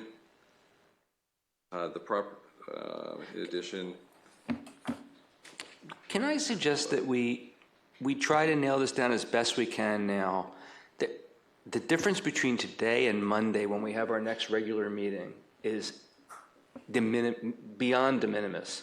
We could bring this back on consent with whatever further tinkering city attorney and staff have to do once we lay down the parameters. I don't think we have to do this tonight. No, we can do an urgent approval Monday Yeah. for the MMC. We just need to get the LCP. We already did, right, we'll approve the LCP. And I think we should hammer through the MMC, but we could put it on consent on Monday. no. Well, Not for the urgency ordinance, right? No? if we don't introduce the exact language tonight, then we would need to reintroduce it. So if we don't arrive at the exact language on this, then you need to reintroduce it at your meeting on Monday, and then you would have to have a second. Okay, but can you not introduce it on consent? Somebody can pull it and comment on it if they want to. We would need to have a public hearing. Didn't we How long are we save gonna go? tomorrow? All right, let's just keep, how late do you guys want to go? Why'd you guys keep going? I'm prepared to finish this. I just think we're going to get let's I think finish. we're too tired to get those words right on the ones that Yeah, we're having some problems. I think the quality goes down after a certain amount of time, and I do think, I know, I'm sorry, not saying anybody's quality is poor, I know mine is. But didn't we do a third day, like, for this? We can come back. I mean, I don't really want to, but I think if it's necessary, we We don't should. need a long meeting tomorrow to finish it. Why don't you guys keep going through, and then we'll see if you guys are happy with what we draft up here? Because it's from 3 to 9, I thought, is what we were gonna do, and then we could come back one last. Yeah, we wouldn't, if we continue to tomorrow, we wouldn't need to come back with public comment again. We would just finish this. That's right, just done. Well, the problem is that we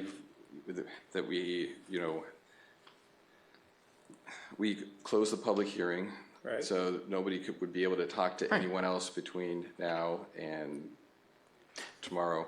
Right, but I'm saying, let's get through this. Yeah.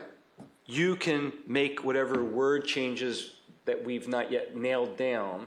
Come back, we won't talk about this because there's nothing to talk about anymore until we see what you come up with, and then we'll just meet for an hour tomorrow and finish it and approve it. Or let's see how far we get tonight. We're not going to get through this. We're not going to get through this. Half an And hour. just a point of clarification, there wasn't a parameter as there was with last night's workshop that was set around today, so. Look, we got to tell you, Tyler's been sleeping faster to get some of this stuff done, so we got to. Yeah, let's, Is this what we're trying to get through tonight? Yeah. Okay, yeah, let's be reasonable and realistic. No offense to everybody, but we have to be fair and send people home. Yeah. I want to go home. Well, At some point. Staff might actually The prefer quicker we get to this not- done, the Yeah. quicker I can take my vacation. Okay, let's keep So, going. yeah. let's go with it. All right, so Sorry, no, I we've didn't got, like that. but- Okay, hold on one second. Trevor, I think J. on I, or probably on G, I think we just changed the $500, you're fine. Just to leave it there. 1,000? Okay, All right? then we're good on that. All right, going to J. J, okay, J is, this is the geotechnical report if you're in a flood hazard area, just to make sure it's going to be safe from debris flow. This is requiring someone from the city to agree to this, or can the person who wants to put it there have their own expert that says it satisfies that? The report must be submitted to the city for review and accepted by the building official, the last sentence. I thought the review by the geo guy was only going to be in a condition where it was raining or it looked like there was going to be some. That's what this says. that's what it says. Oh, really?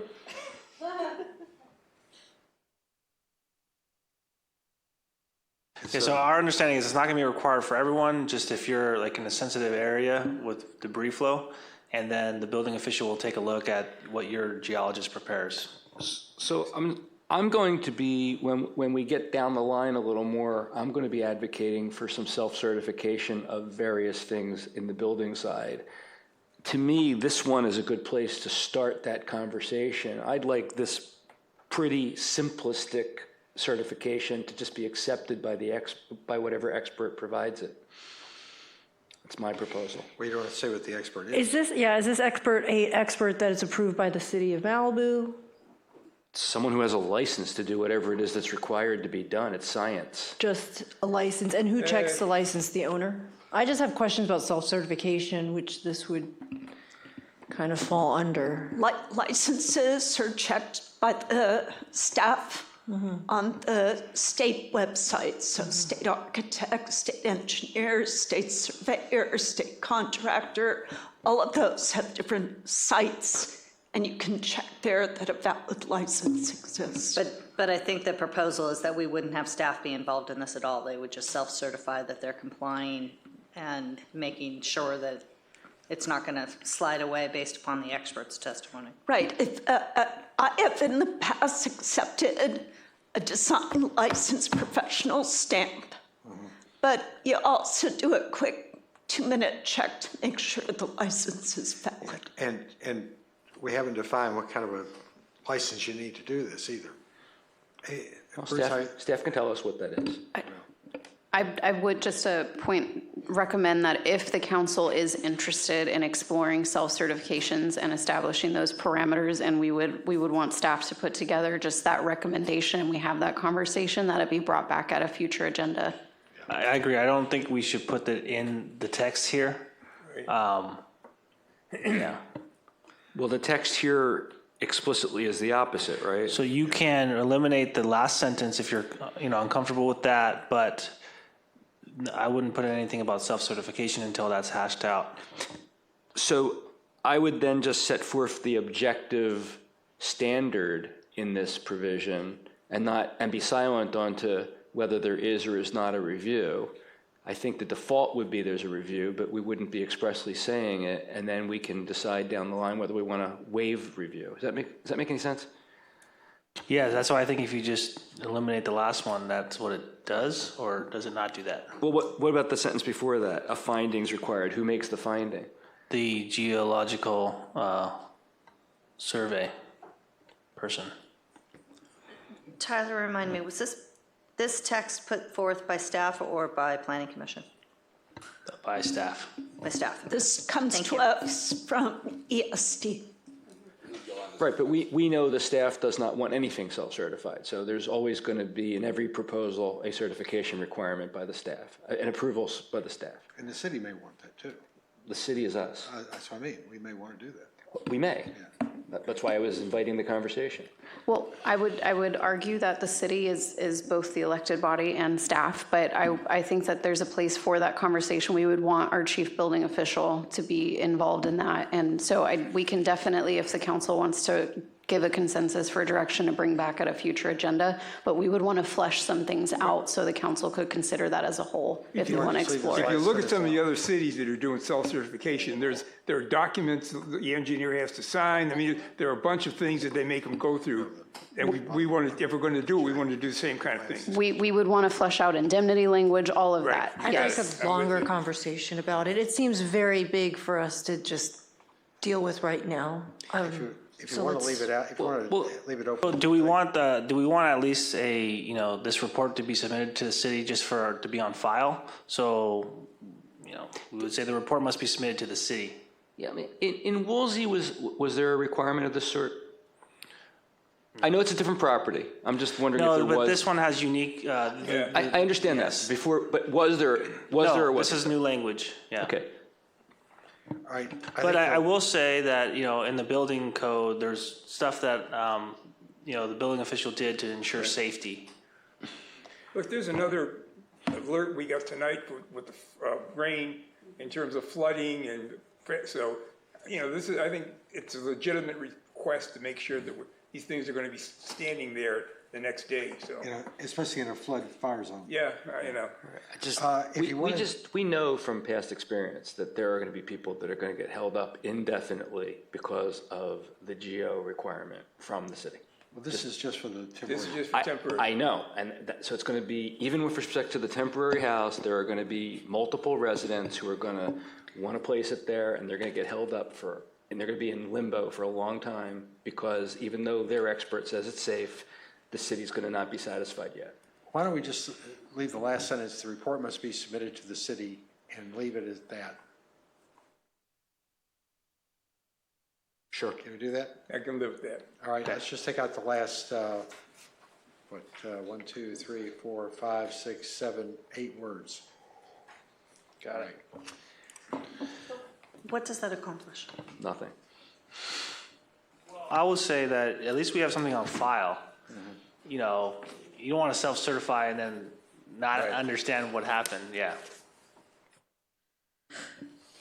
Yeah, we can leave it open as to whatever we come up with later. Yeah, okay. All right, let's go to K.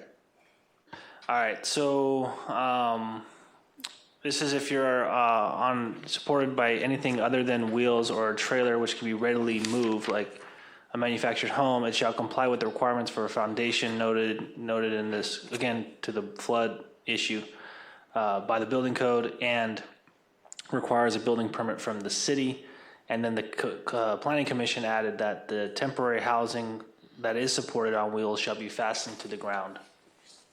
Yep, same deal.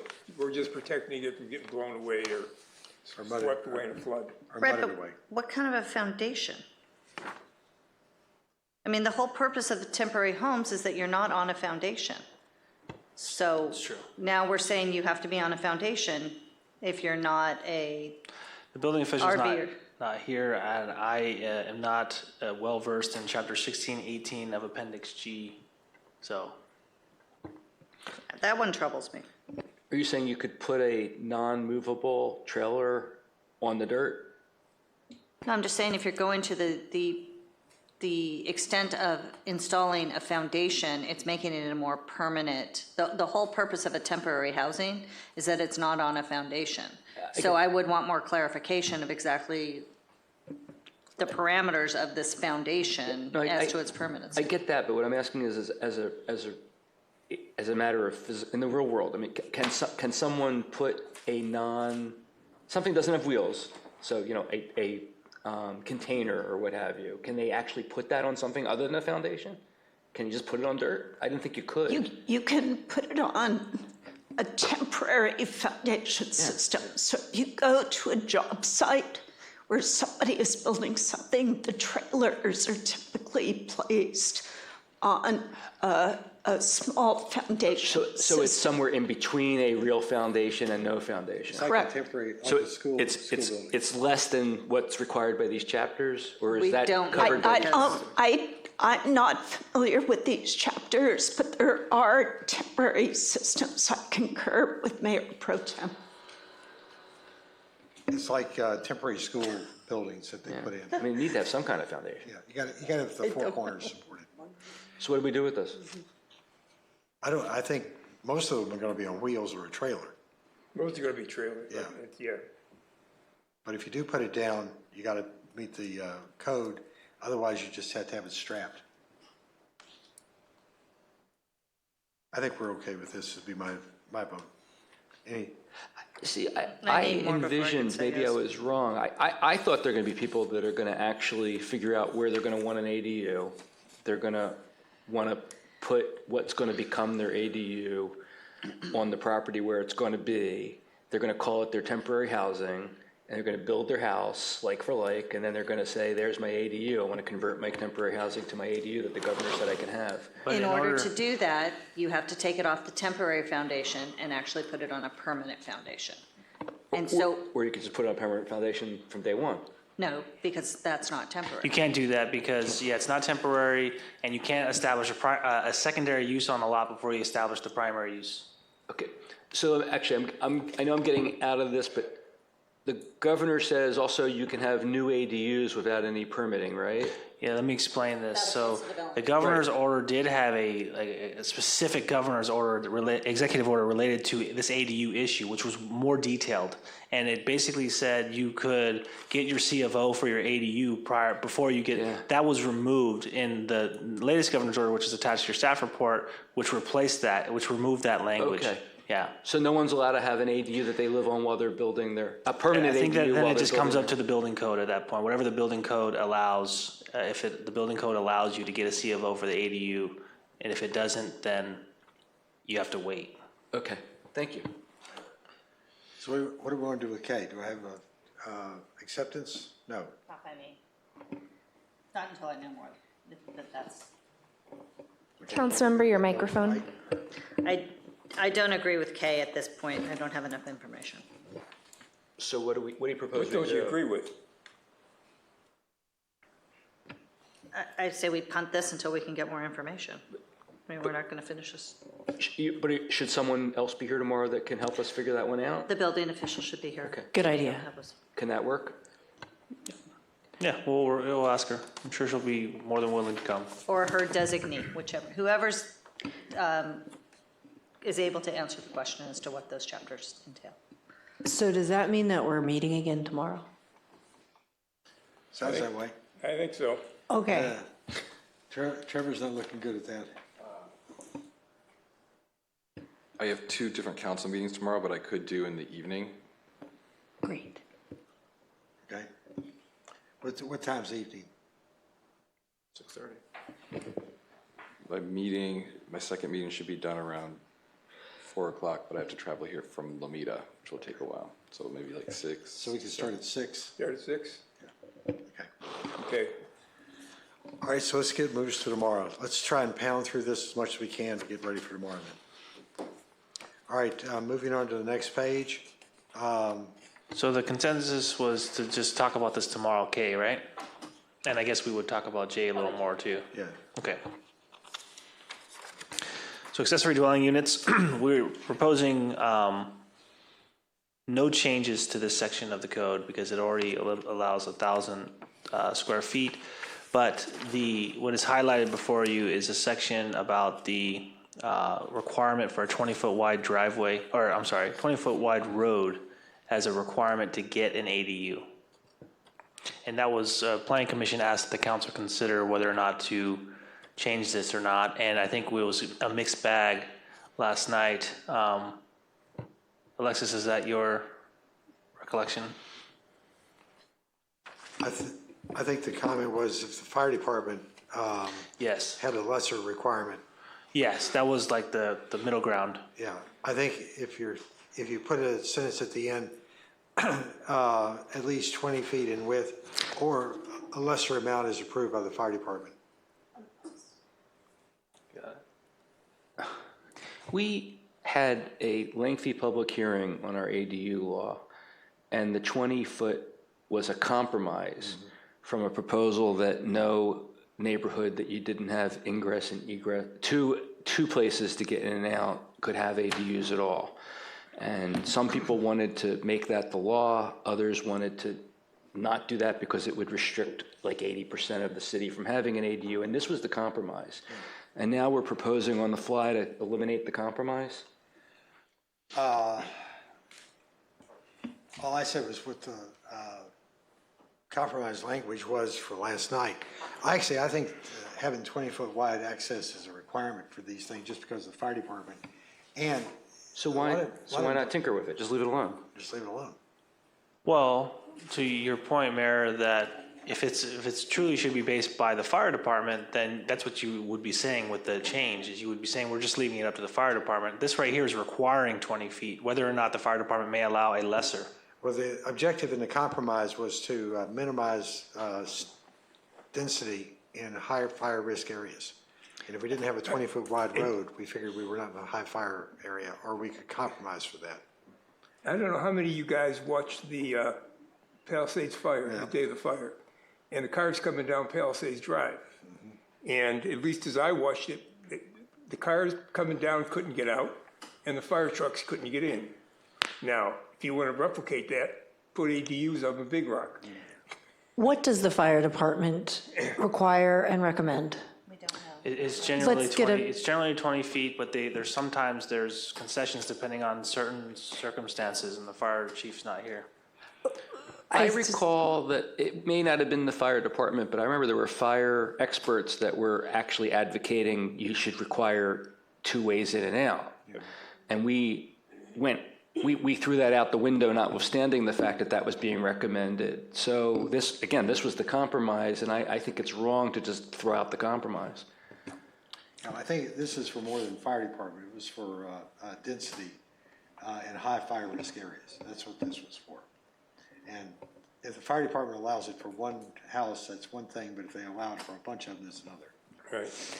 I was told yesterday that it's for public roads versus private roads, so there's a distinct situation there. It's a moot, all of this ADU talk becomes moot if nobody can take the gift because of the road widening and density. So all of the last 2 hours talking about temporary housing, ADUs, things like that kind of become null and void until we get what is suggested. Like what is the fire department allows? Because Big Rock is a one-way in, one-way out. So if we keep it, real quick, sorry, Maureen. If we keep it, it's not going to be like an all-out. There's people affected by this fire that do have the 20-foot wide road. It will just be for those that don't, which we don't have the numbers, but it wouldn't be everyone that can't get an ADU. And this has nothing to do with the temporary housing. This is the after they build ADU issue, not the while they're building temporary housing. All the conversation we've been having up to now was on the temporary housing. I was talking about when you said if they use their temporary housing for their ADU, then they have the ADU already there. Yeah, but then I found out you can't do that. Right. Well, the reason we said that is because you want, this is what happened in Woolsey sometimes, is you buy this expensive prefab structure. You don't want to go sell it or get rid of it later because you just spent $100,000 on it. So you want to then put a permanent foundation down and get and keep it. So there is a correlation between them. Yeah. All right, the question, I'm sorry, go ahead. No, that's okay. I mean, it does beg, the question is, you go out, you buy this structure. What do you do with it after if you can't use it? That's the risk. I know. Yeah. Okay, so the question is, do we leave it as is, or do we add language? What's the opinion of the group? I say we leave it as is. Leave it as is. Steve? Yeah, I'm still concerned with the one-way access out, but I'm happy with the 20 feet as is. I'm good with as is. Yeah, all right, so it stays as is. All right, then in size, we've already talked about 1,000 square feet. Yep. Do we want to leave it at? Yes. Yes. So that's approved? No, but I'm overruled. Okay. So noted. All right. On the next page, we've got B on prohibition. This was a cleanup from the Woolsey fire. Yep. Anybody have objections to this? No. If not, it's approved. Yep. Moving Well, on to. I just want to say, I suspect we're not going to have the appetite to do it tonight, but I disagree that you shouldn't be able to get a primary view determination that would have been able to have been obtained given the home that was in front of you. Because what happens is, we've seen this before. Someone won't have a primary view determination. The home that would block their view applies for a permit to do something which will now block their view. They run and get that primary view determination, and it's effective as long as it exists at the time the application comes to be heard. So there's a lot of people out there that didn't bother getting them because there was no need to get one. And if someone tomorrow is going to build, forget the like for likes, someone buys the property or someone who lives there decides they want to build above the height, which they have the right to do so long as they go through the process, but the homeowner next to them or behind them is suspended from getting a primary view determination, either for their existing home or the one that was there that they're going to rebuild. They're now screwed because we've put a moratorium on. And I had a problem with this last time, so I think people need to be thinking about that. The issue with it is because, and this is why it was, a moratorium was allowed in Woolsey, the PVD by definition is tied to your principal residence because we have to establish that it's come from a main living area. So it can't be from your bedroom. It has to be 10 feet from your house. It can't be, out someplace in your backyard. And so without having that primary structure there, we don't know how their house is going to be put back.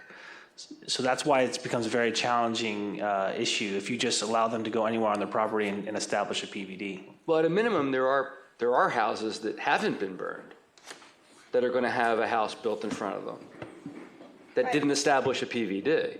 Right, but those property owners have a right to have their house back. Absolutely. But how do you evaluate that without the house being there? The same way you evaluate in the abstract what the house was, through technology. okay. This was abused after the Woolsey fire, so let's decide if we've got a consensus, and we're running short on time for Halen. I thought, we were doing 3 to 9 again. I got to pick my kid up from a hangout. Do we have consensus to leave this as is, as proposed? Yes? Yep. Yes. Yes. Yes. All right, that's approved. Let's see how far we can get. I have a question about the next section. She either needs to go or not. She needs to go. I mean, I could go. You guys can continue.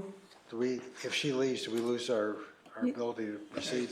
You could keep going without her, but I mean, you want her to contribute too. Yeah. Oh, that's so sweet. But I'm good. Tomorrow night at 6. Yeah, I'll be here tomorrow night at 6:30. So at that time, Councilmember Conrad could then give us her comments. Shall she have any for the landscaping on? If you have anything you want to say before you go, if you have any comments about the other sections, we can take those too. Just that everybody's doing a great job, and I am impressed. All right, let's do it, come back tomorrow. So we're ending? All right, we're going to keep going. We're gonna what? We're going to keep going. Let's keep going. Oh, no, come on, guys. How about we just do landscaping and then we go? All right. Is that a compromise? yeah, Because that's only, All right, first item, it's C1B, all vegetation is prohibited. I personally think this is one of the best ideas we've got. Yeah, do we want to be even more strict than maybe what the state allows and get rid of the 2 to 5 feet Yeah. for turf grass? All vegetation is prohibited. The turf grass, I mean, I don't know why they're going to allow that. Yeah, okay. So turf grass eliminated, right? All right, down at the bottom on H, wait, okay. all right. Yeah, good, okay. Anybody have any feelings about that? H? Yeah. So the only concern I have, So I'm sorry, you're good with everything up till H? Yeah, we're looking at H.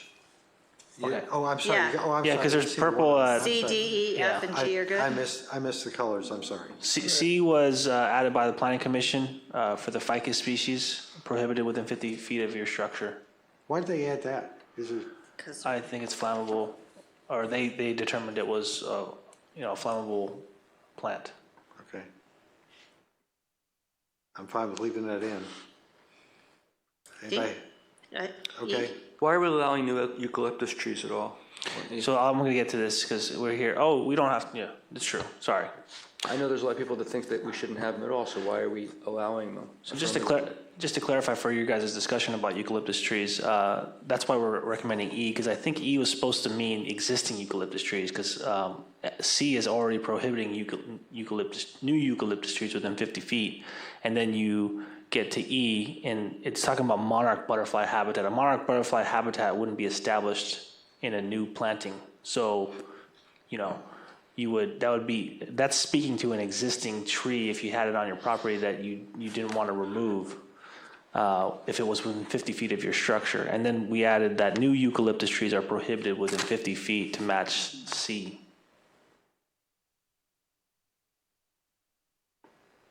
Okay. And I'm not a bio expert, but maybe C only prohibits eucalyptus gum tree, not eucalyptus species like the other ones, for whatever reason. But it is something you guys can say. You guys can say all eucalyptus are prohibited. Just like we do with A, that palm trees are prohibited. Is this on our list of prohibited trees, eucalyptus? I don't Palm trees believe are, it but- is. No, it's not an The invasive following species. species are prohibited within 50 feet of the structure, eucalyptus. Yeah, this is just for rebuilds though. No, this will affect everyone. This is actually one of the chapters that affects more than just the rebuild. So new development would have to meet these requirements as well. Yeah. But existing development would not have to modify unless they wanted to Unless improve they, their safety. Unless they trigger something, like they're planting more than 2,500 square feet of plants, and then all this stuff gets triggered again. There's like some catches. I'm fine with E. Which one, Doug? I'm fine with E. E, okay, yeah.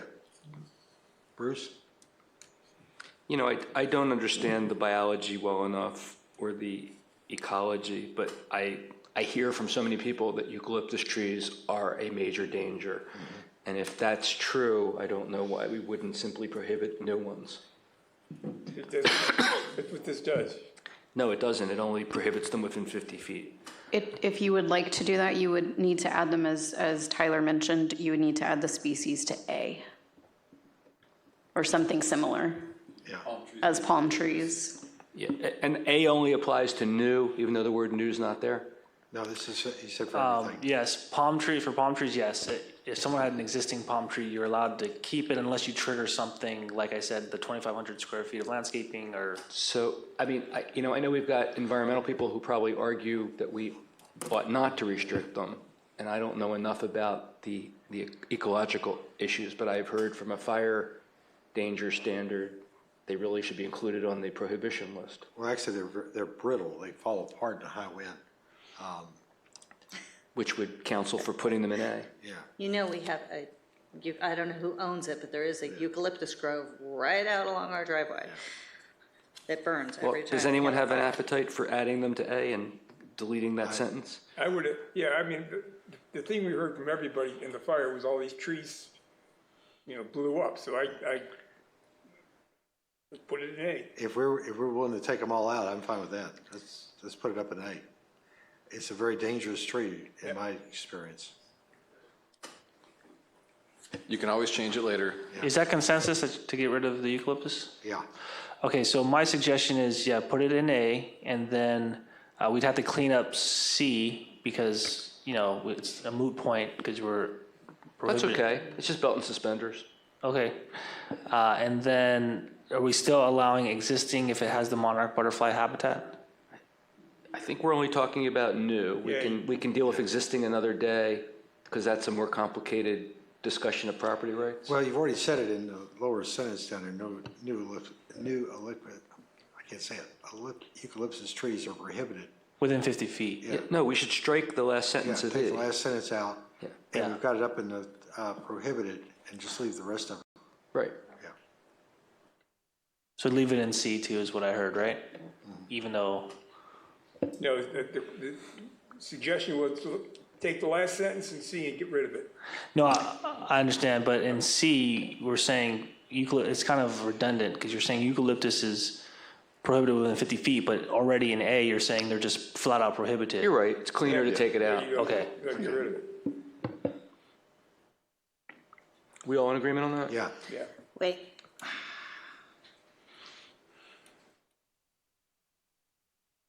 We're keeping the if a qualified expert determines by the director the trees are monarch butterfly habitat? You only deleted the last sentence about new eucalyptus. Yeah. Okay. And we would still include existing. Yeah. So E would stand, except for new eucalyptus trees are prohibited within 50 feet of a Because you already structure. covered that in the move to Well, 1A. Oh, wait a minute. No, you still need to keep it in C then. I thought you guys were prohibiting it flat out. Eucalyptus, new We are eucalyptus. too. If you've got an existing tree, you can perhaps keep it, If it has a monarch butterfly habitat. Right. but otherwise it's in the, This is why I asked about palm. If you have a palm tree right now, you're not required to remove No, it, right? we're not going out with the palm tree police and telling you to remove it. Right. So, Yeah. so by adding eucalyptus to A, we're also doing the same thing. If you've got an existing eucalyptus, we're not going to require you to remove it. Right. Unless it's within 50 feet. And it doesn't qualify, right? Wait, no, so that's two different things. A is saying you can't have new palm trees flat out. And what I thought I heard was you're going to add eucalyptuses also as you can't have new eucalyptus flat out.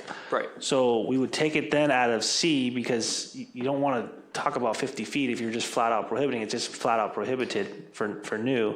And then existing in E would just be added for those that have an established eucalyptus with a monarch butterfly habitat. No, but E says you can have them. If you Between 5 and have 50. them already. I know, but so there needs to be, E is the exception to something. Yeah, that's existing language. I know, so without the prohibition within 50 feet for an existing one, you technically don't have that prohibition. You have an affirmative exception that sounds like it's to a prohibition, but there's no prohibition that it's an exception to. It's phrased as an affirmative right, not a prohibition. So can you just say, maybe that's, I see what you're Aren't saying. all, Why don't we just, all existing are allowed? why don't we just say remove 5 feet and 50 feet? Existing eucalyptus trees are allowed if a qualified expert as determined by the, I'm confused. Aren't all existing eucalyptus allowed, just like all existing palms are? I think it would be clarified if you add new to A. No, I'm talking about something different. Look, C says, forget the eucalyptus, right? The following species are prohibited within 50 feet. That means if you've got one of them, already, this isn't applying only to new ones, right? This is if you've got one of these things within 50 feet, it's got to go. No. it's not like the dark sky ordinance, which has in the law what is that called? So this is- amortization clause So we're not, again, going around policing that everyone removes their palm trees. This is if someone was coming in with a new landscaping plan. Okay, but are we not policing it as a matter of convenience, or is it because this does not enable us to? Again, there's no amortization clause that says by X date you shall remove your existing palm trees or this will be in violation. Maybe I'm just dense. It says the following species are prohibited within 50 feet. That means to me that if I have a eucalyptus tree, pine tree, cypress tree within 50 feet, I'm in violation of this prohibition. Whether the city's going to enforce it or not is a separate question. I'm in violation of a prohibition. To be planted. And we're missing some context here because you're just seeing subsection C. A lot of times chapters have applicability and what is it, how, why, what does this apply to? So we can go take a look at that to see if it covers, new plants. But that's how it's been applied. Yeah. Okay, that's why I'm asking, because I don't know whether it does or it doesn't.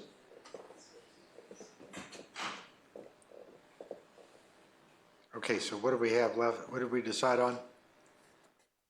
We're going to put eucalyptus up to, with his friend palm trees. We're going to leave C as is.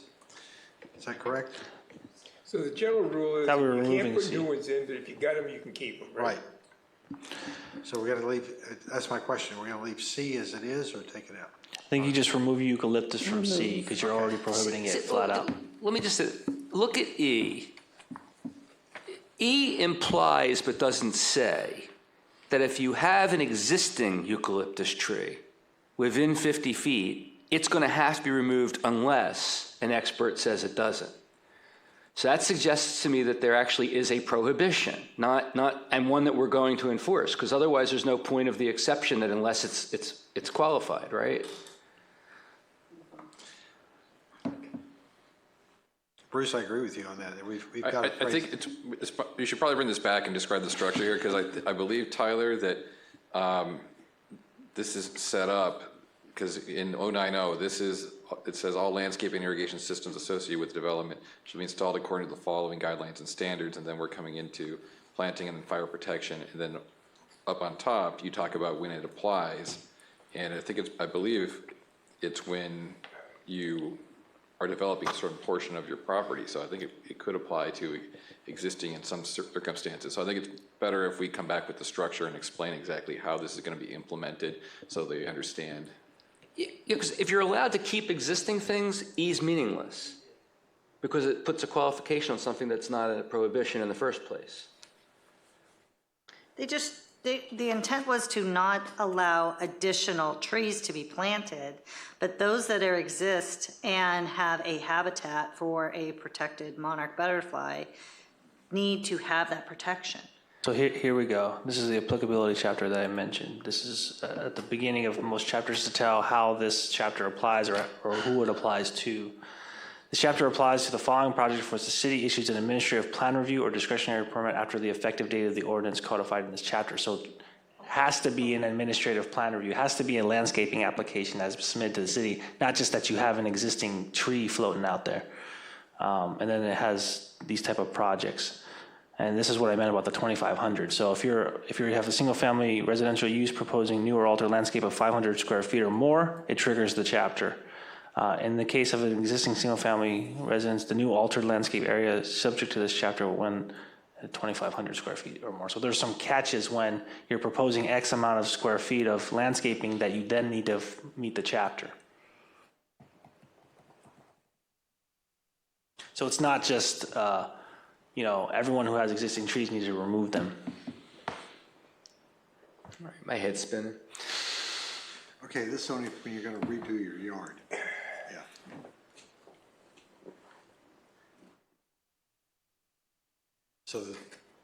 So the comment about new eucalyptus trees are prohibited within 50 feet of the structure, we're just saying they're all prohibited. Right. And you can keep E only if you've got monarch butterflies. But this only kicks in when you're proposing to do Major renovation of your landscaping. I think we've got it. All right. I'm content to leave it with the changes we just made. Got it. All right. Everybody else with that? Yeah, let's keep going. All right. Then we get down to H. So we're on F, real quick. I keep skipping over this because of the light. The tree canopy. This was actually added by the forestry chief Durbin, or the fire department. I'll just call it the forestry division. Because I was explained that it's really about the canopies touching the roof is the issue. Not that you can't have trees, which is what we propose prior. Sounds like a great addition. Can we make it even further away? You can.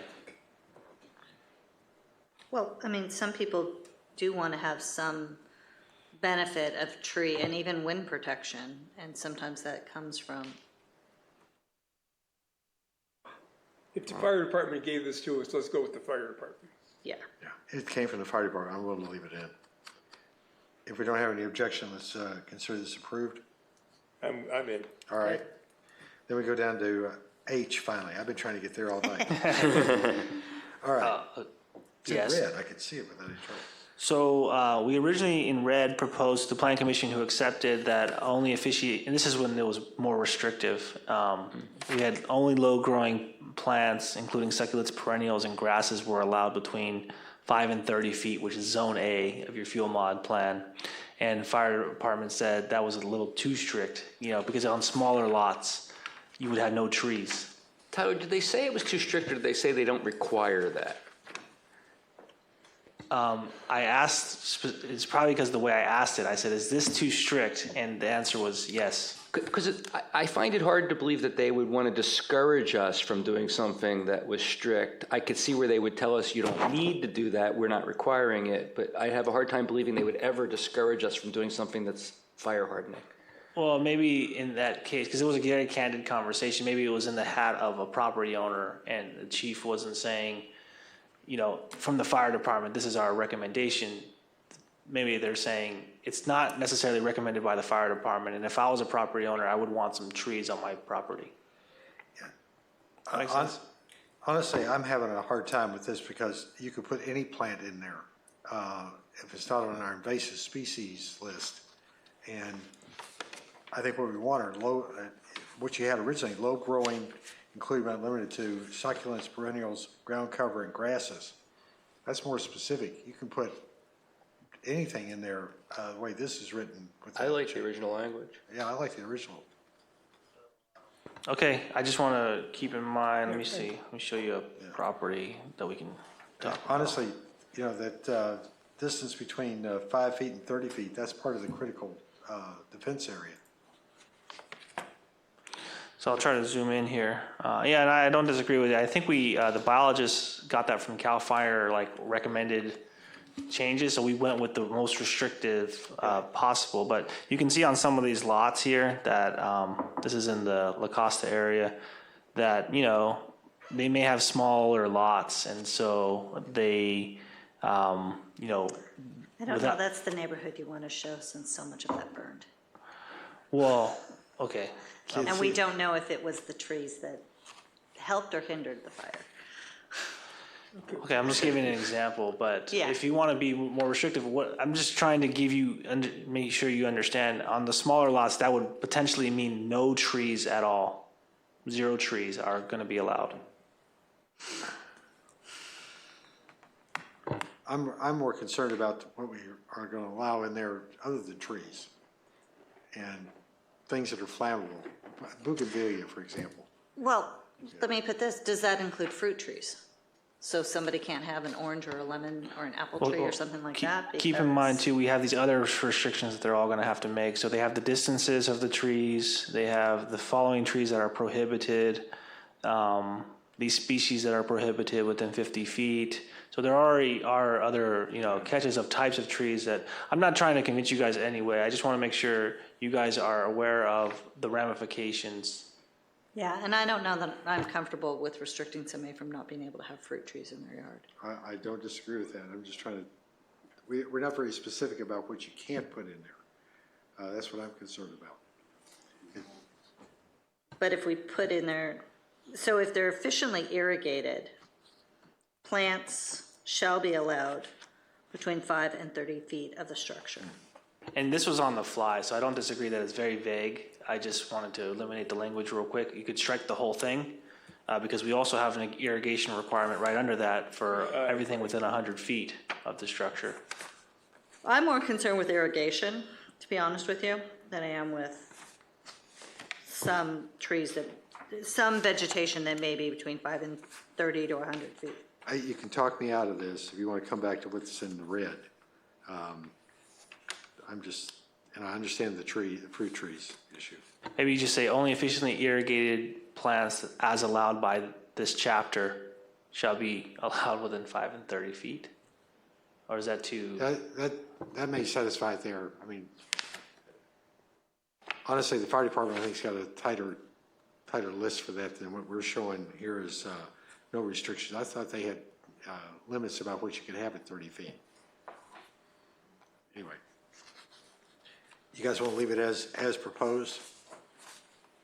We're getting slap happy here. Yeah. I can get just about anything approved right now. Are we on to I? Do we have a Are we on consensus? H? What do we want to do with H? Leave it as proposed? We can always change it. What's proposed? What they have in the In red. red. Well, and I believe, Tyler, you had proposed as just a way to narrow it a bit more of only efficiently irrigated plants as allowed by this chapter, and then. Yeah. You want to do that? But it's a recommendation for the council's consideration. What I'm hearing is Doug's concerned about certain non-trees that would be not low-growing. Marion's concerned about preserving trees. Why don't we just say accepting trees and then leave the full language in there? Okay. Wouldn't that satisfy both of you? Probably, yeah. I don't know. All right, I think we're getting to the point where we're not effective. Yeah, I think you're right. I think we've burned ourselves up here. Well, the one thing I wanted to say about irrigation is what I noticed in Woolsey, and I've heard reports to it in this, is that the melting or the destruction of the irrigation caused water loss because the water was free flowing and it affected the pressure because there was nothing to stop, both in the destruction of the home and of the destruction of the irrigation. And so I think we really need to be looking at some type of shut-off systems or devices, whether it's on the irrigation and on the water mains. But I think that's something that we really need to be looking at as a city. I think definitely for the irrigation, there should be some type of shut-off, that if it detects a leak, that it's got a shut-off system. And then whether we go for the home hardening and we look at the water mains or something like that, so if the house is destroyed, we're just not having these water mains just free-flowing out there and draining all the water capacity from the system. Okay. We're going to have to think that through tomorrow. Yeah. Trevor, what do we need to do to close up and go to tomorrow at 6 o'clock or 6:30? Yeah, if we could do 6:30, that would be good. So we just need to adjourn this meeting to 6:30 tomorrow in this room. And just be clear, the council cannot communicate with anyone about this item. No emails, no text message, no phone calls. Everyone just understand we're continuing deliberation on this. The public comment has been received. The public hearing has been closed. Okay. What about the LCP? Do we need to take any action on that tonight, or can we defer that to tomorrow? We can take the action tomorrow. They're both in the same ordinance. We do have the language if you want to look at that. Tyler, did you look at? Let's look at it. I'm getting tired too. I think it's fine to do it. Can we do it? We still have time, correct, Kelsey, in order to, if we introduce on first reading tomorrow, both of them, we can have 5 days. And what day will we have to have the second reading? We would come back for second reading on Wednesday, and we would continue the public hearing noticed for Monday appropriately. Okay. Can we leave our stuff up here? Yeah, can we just leave it? Yes. Good.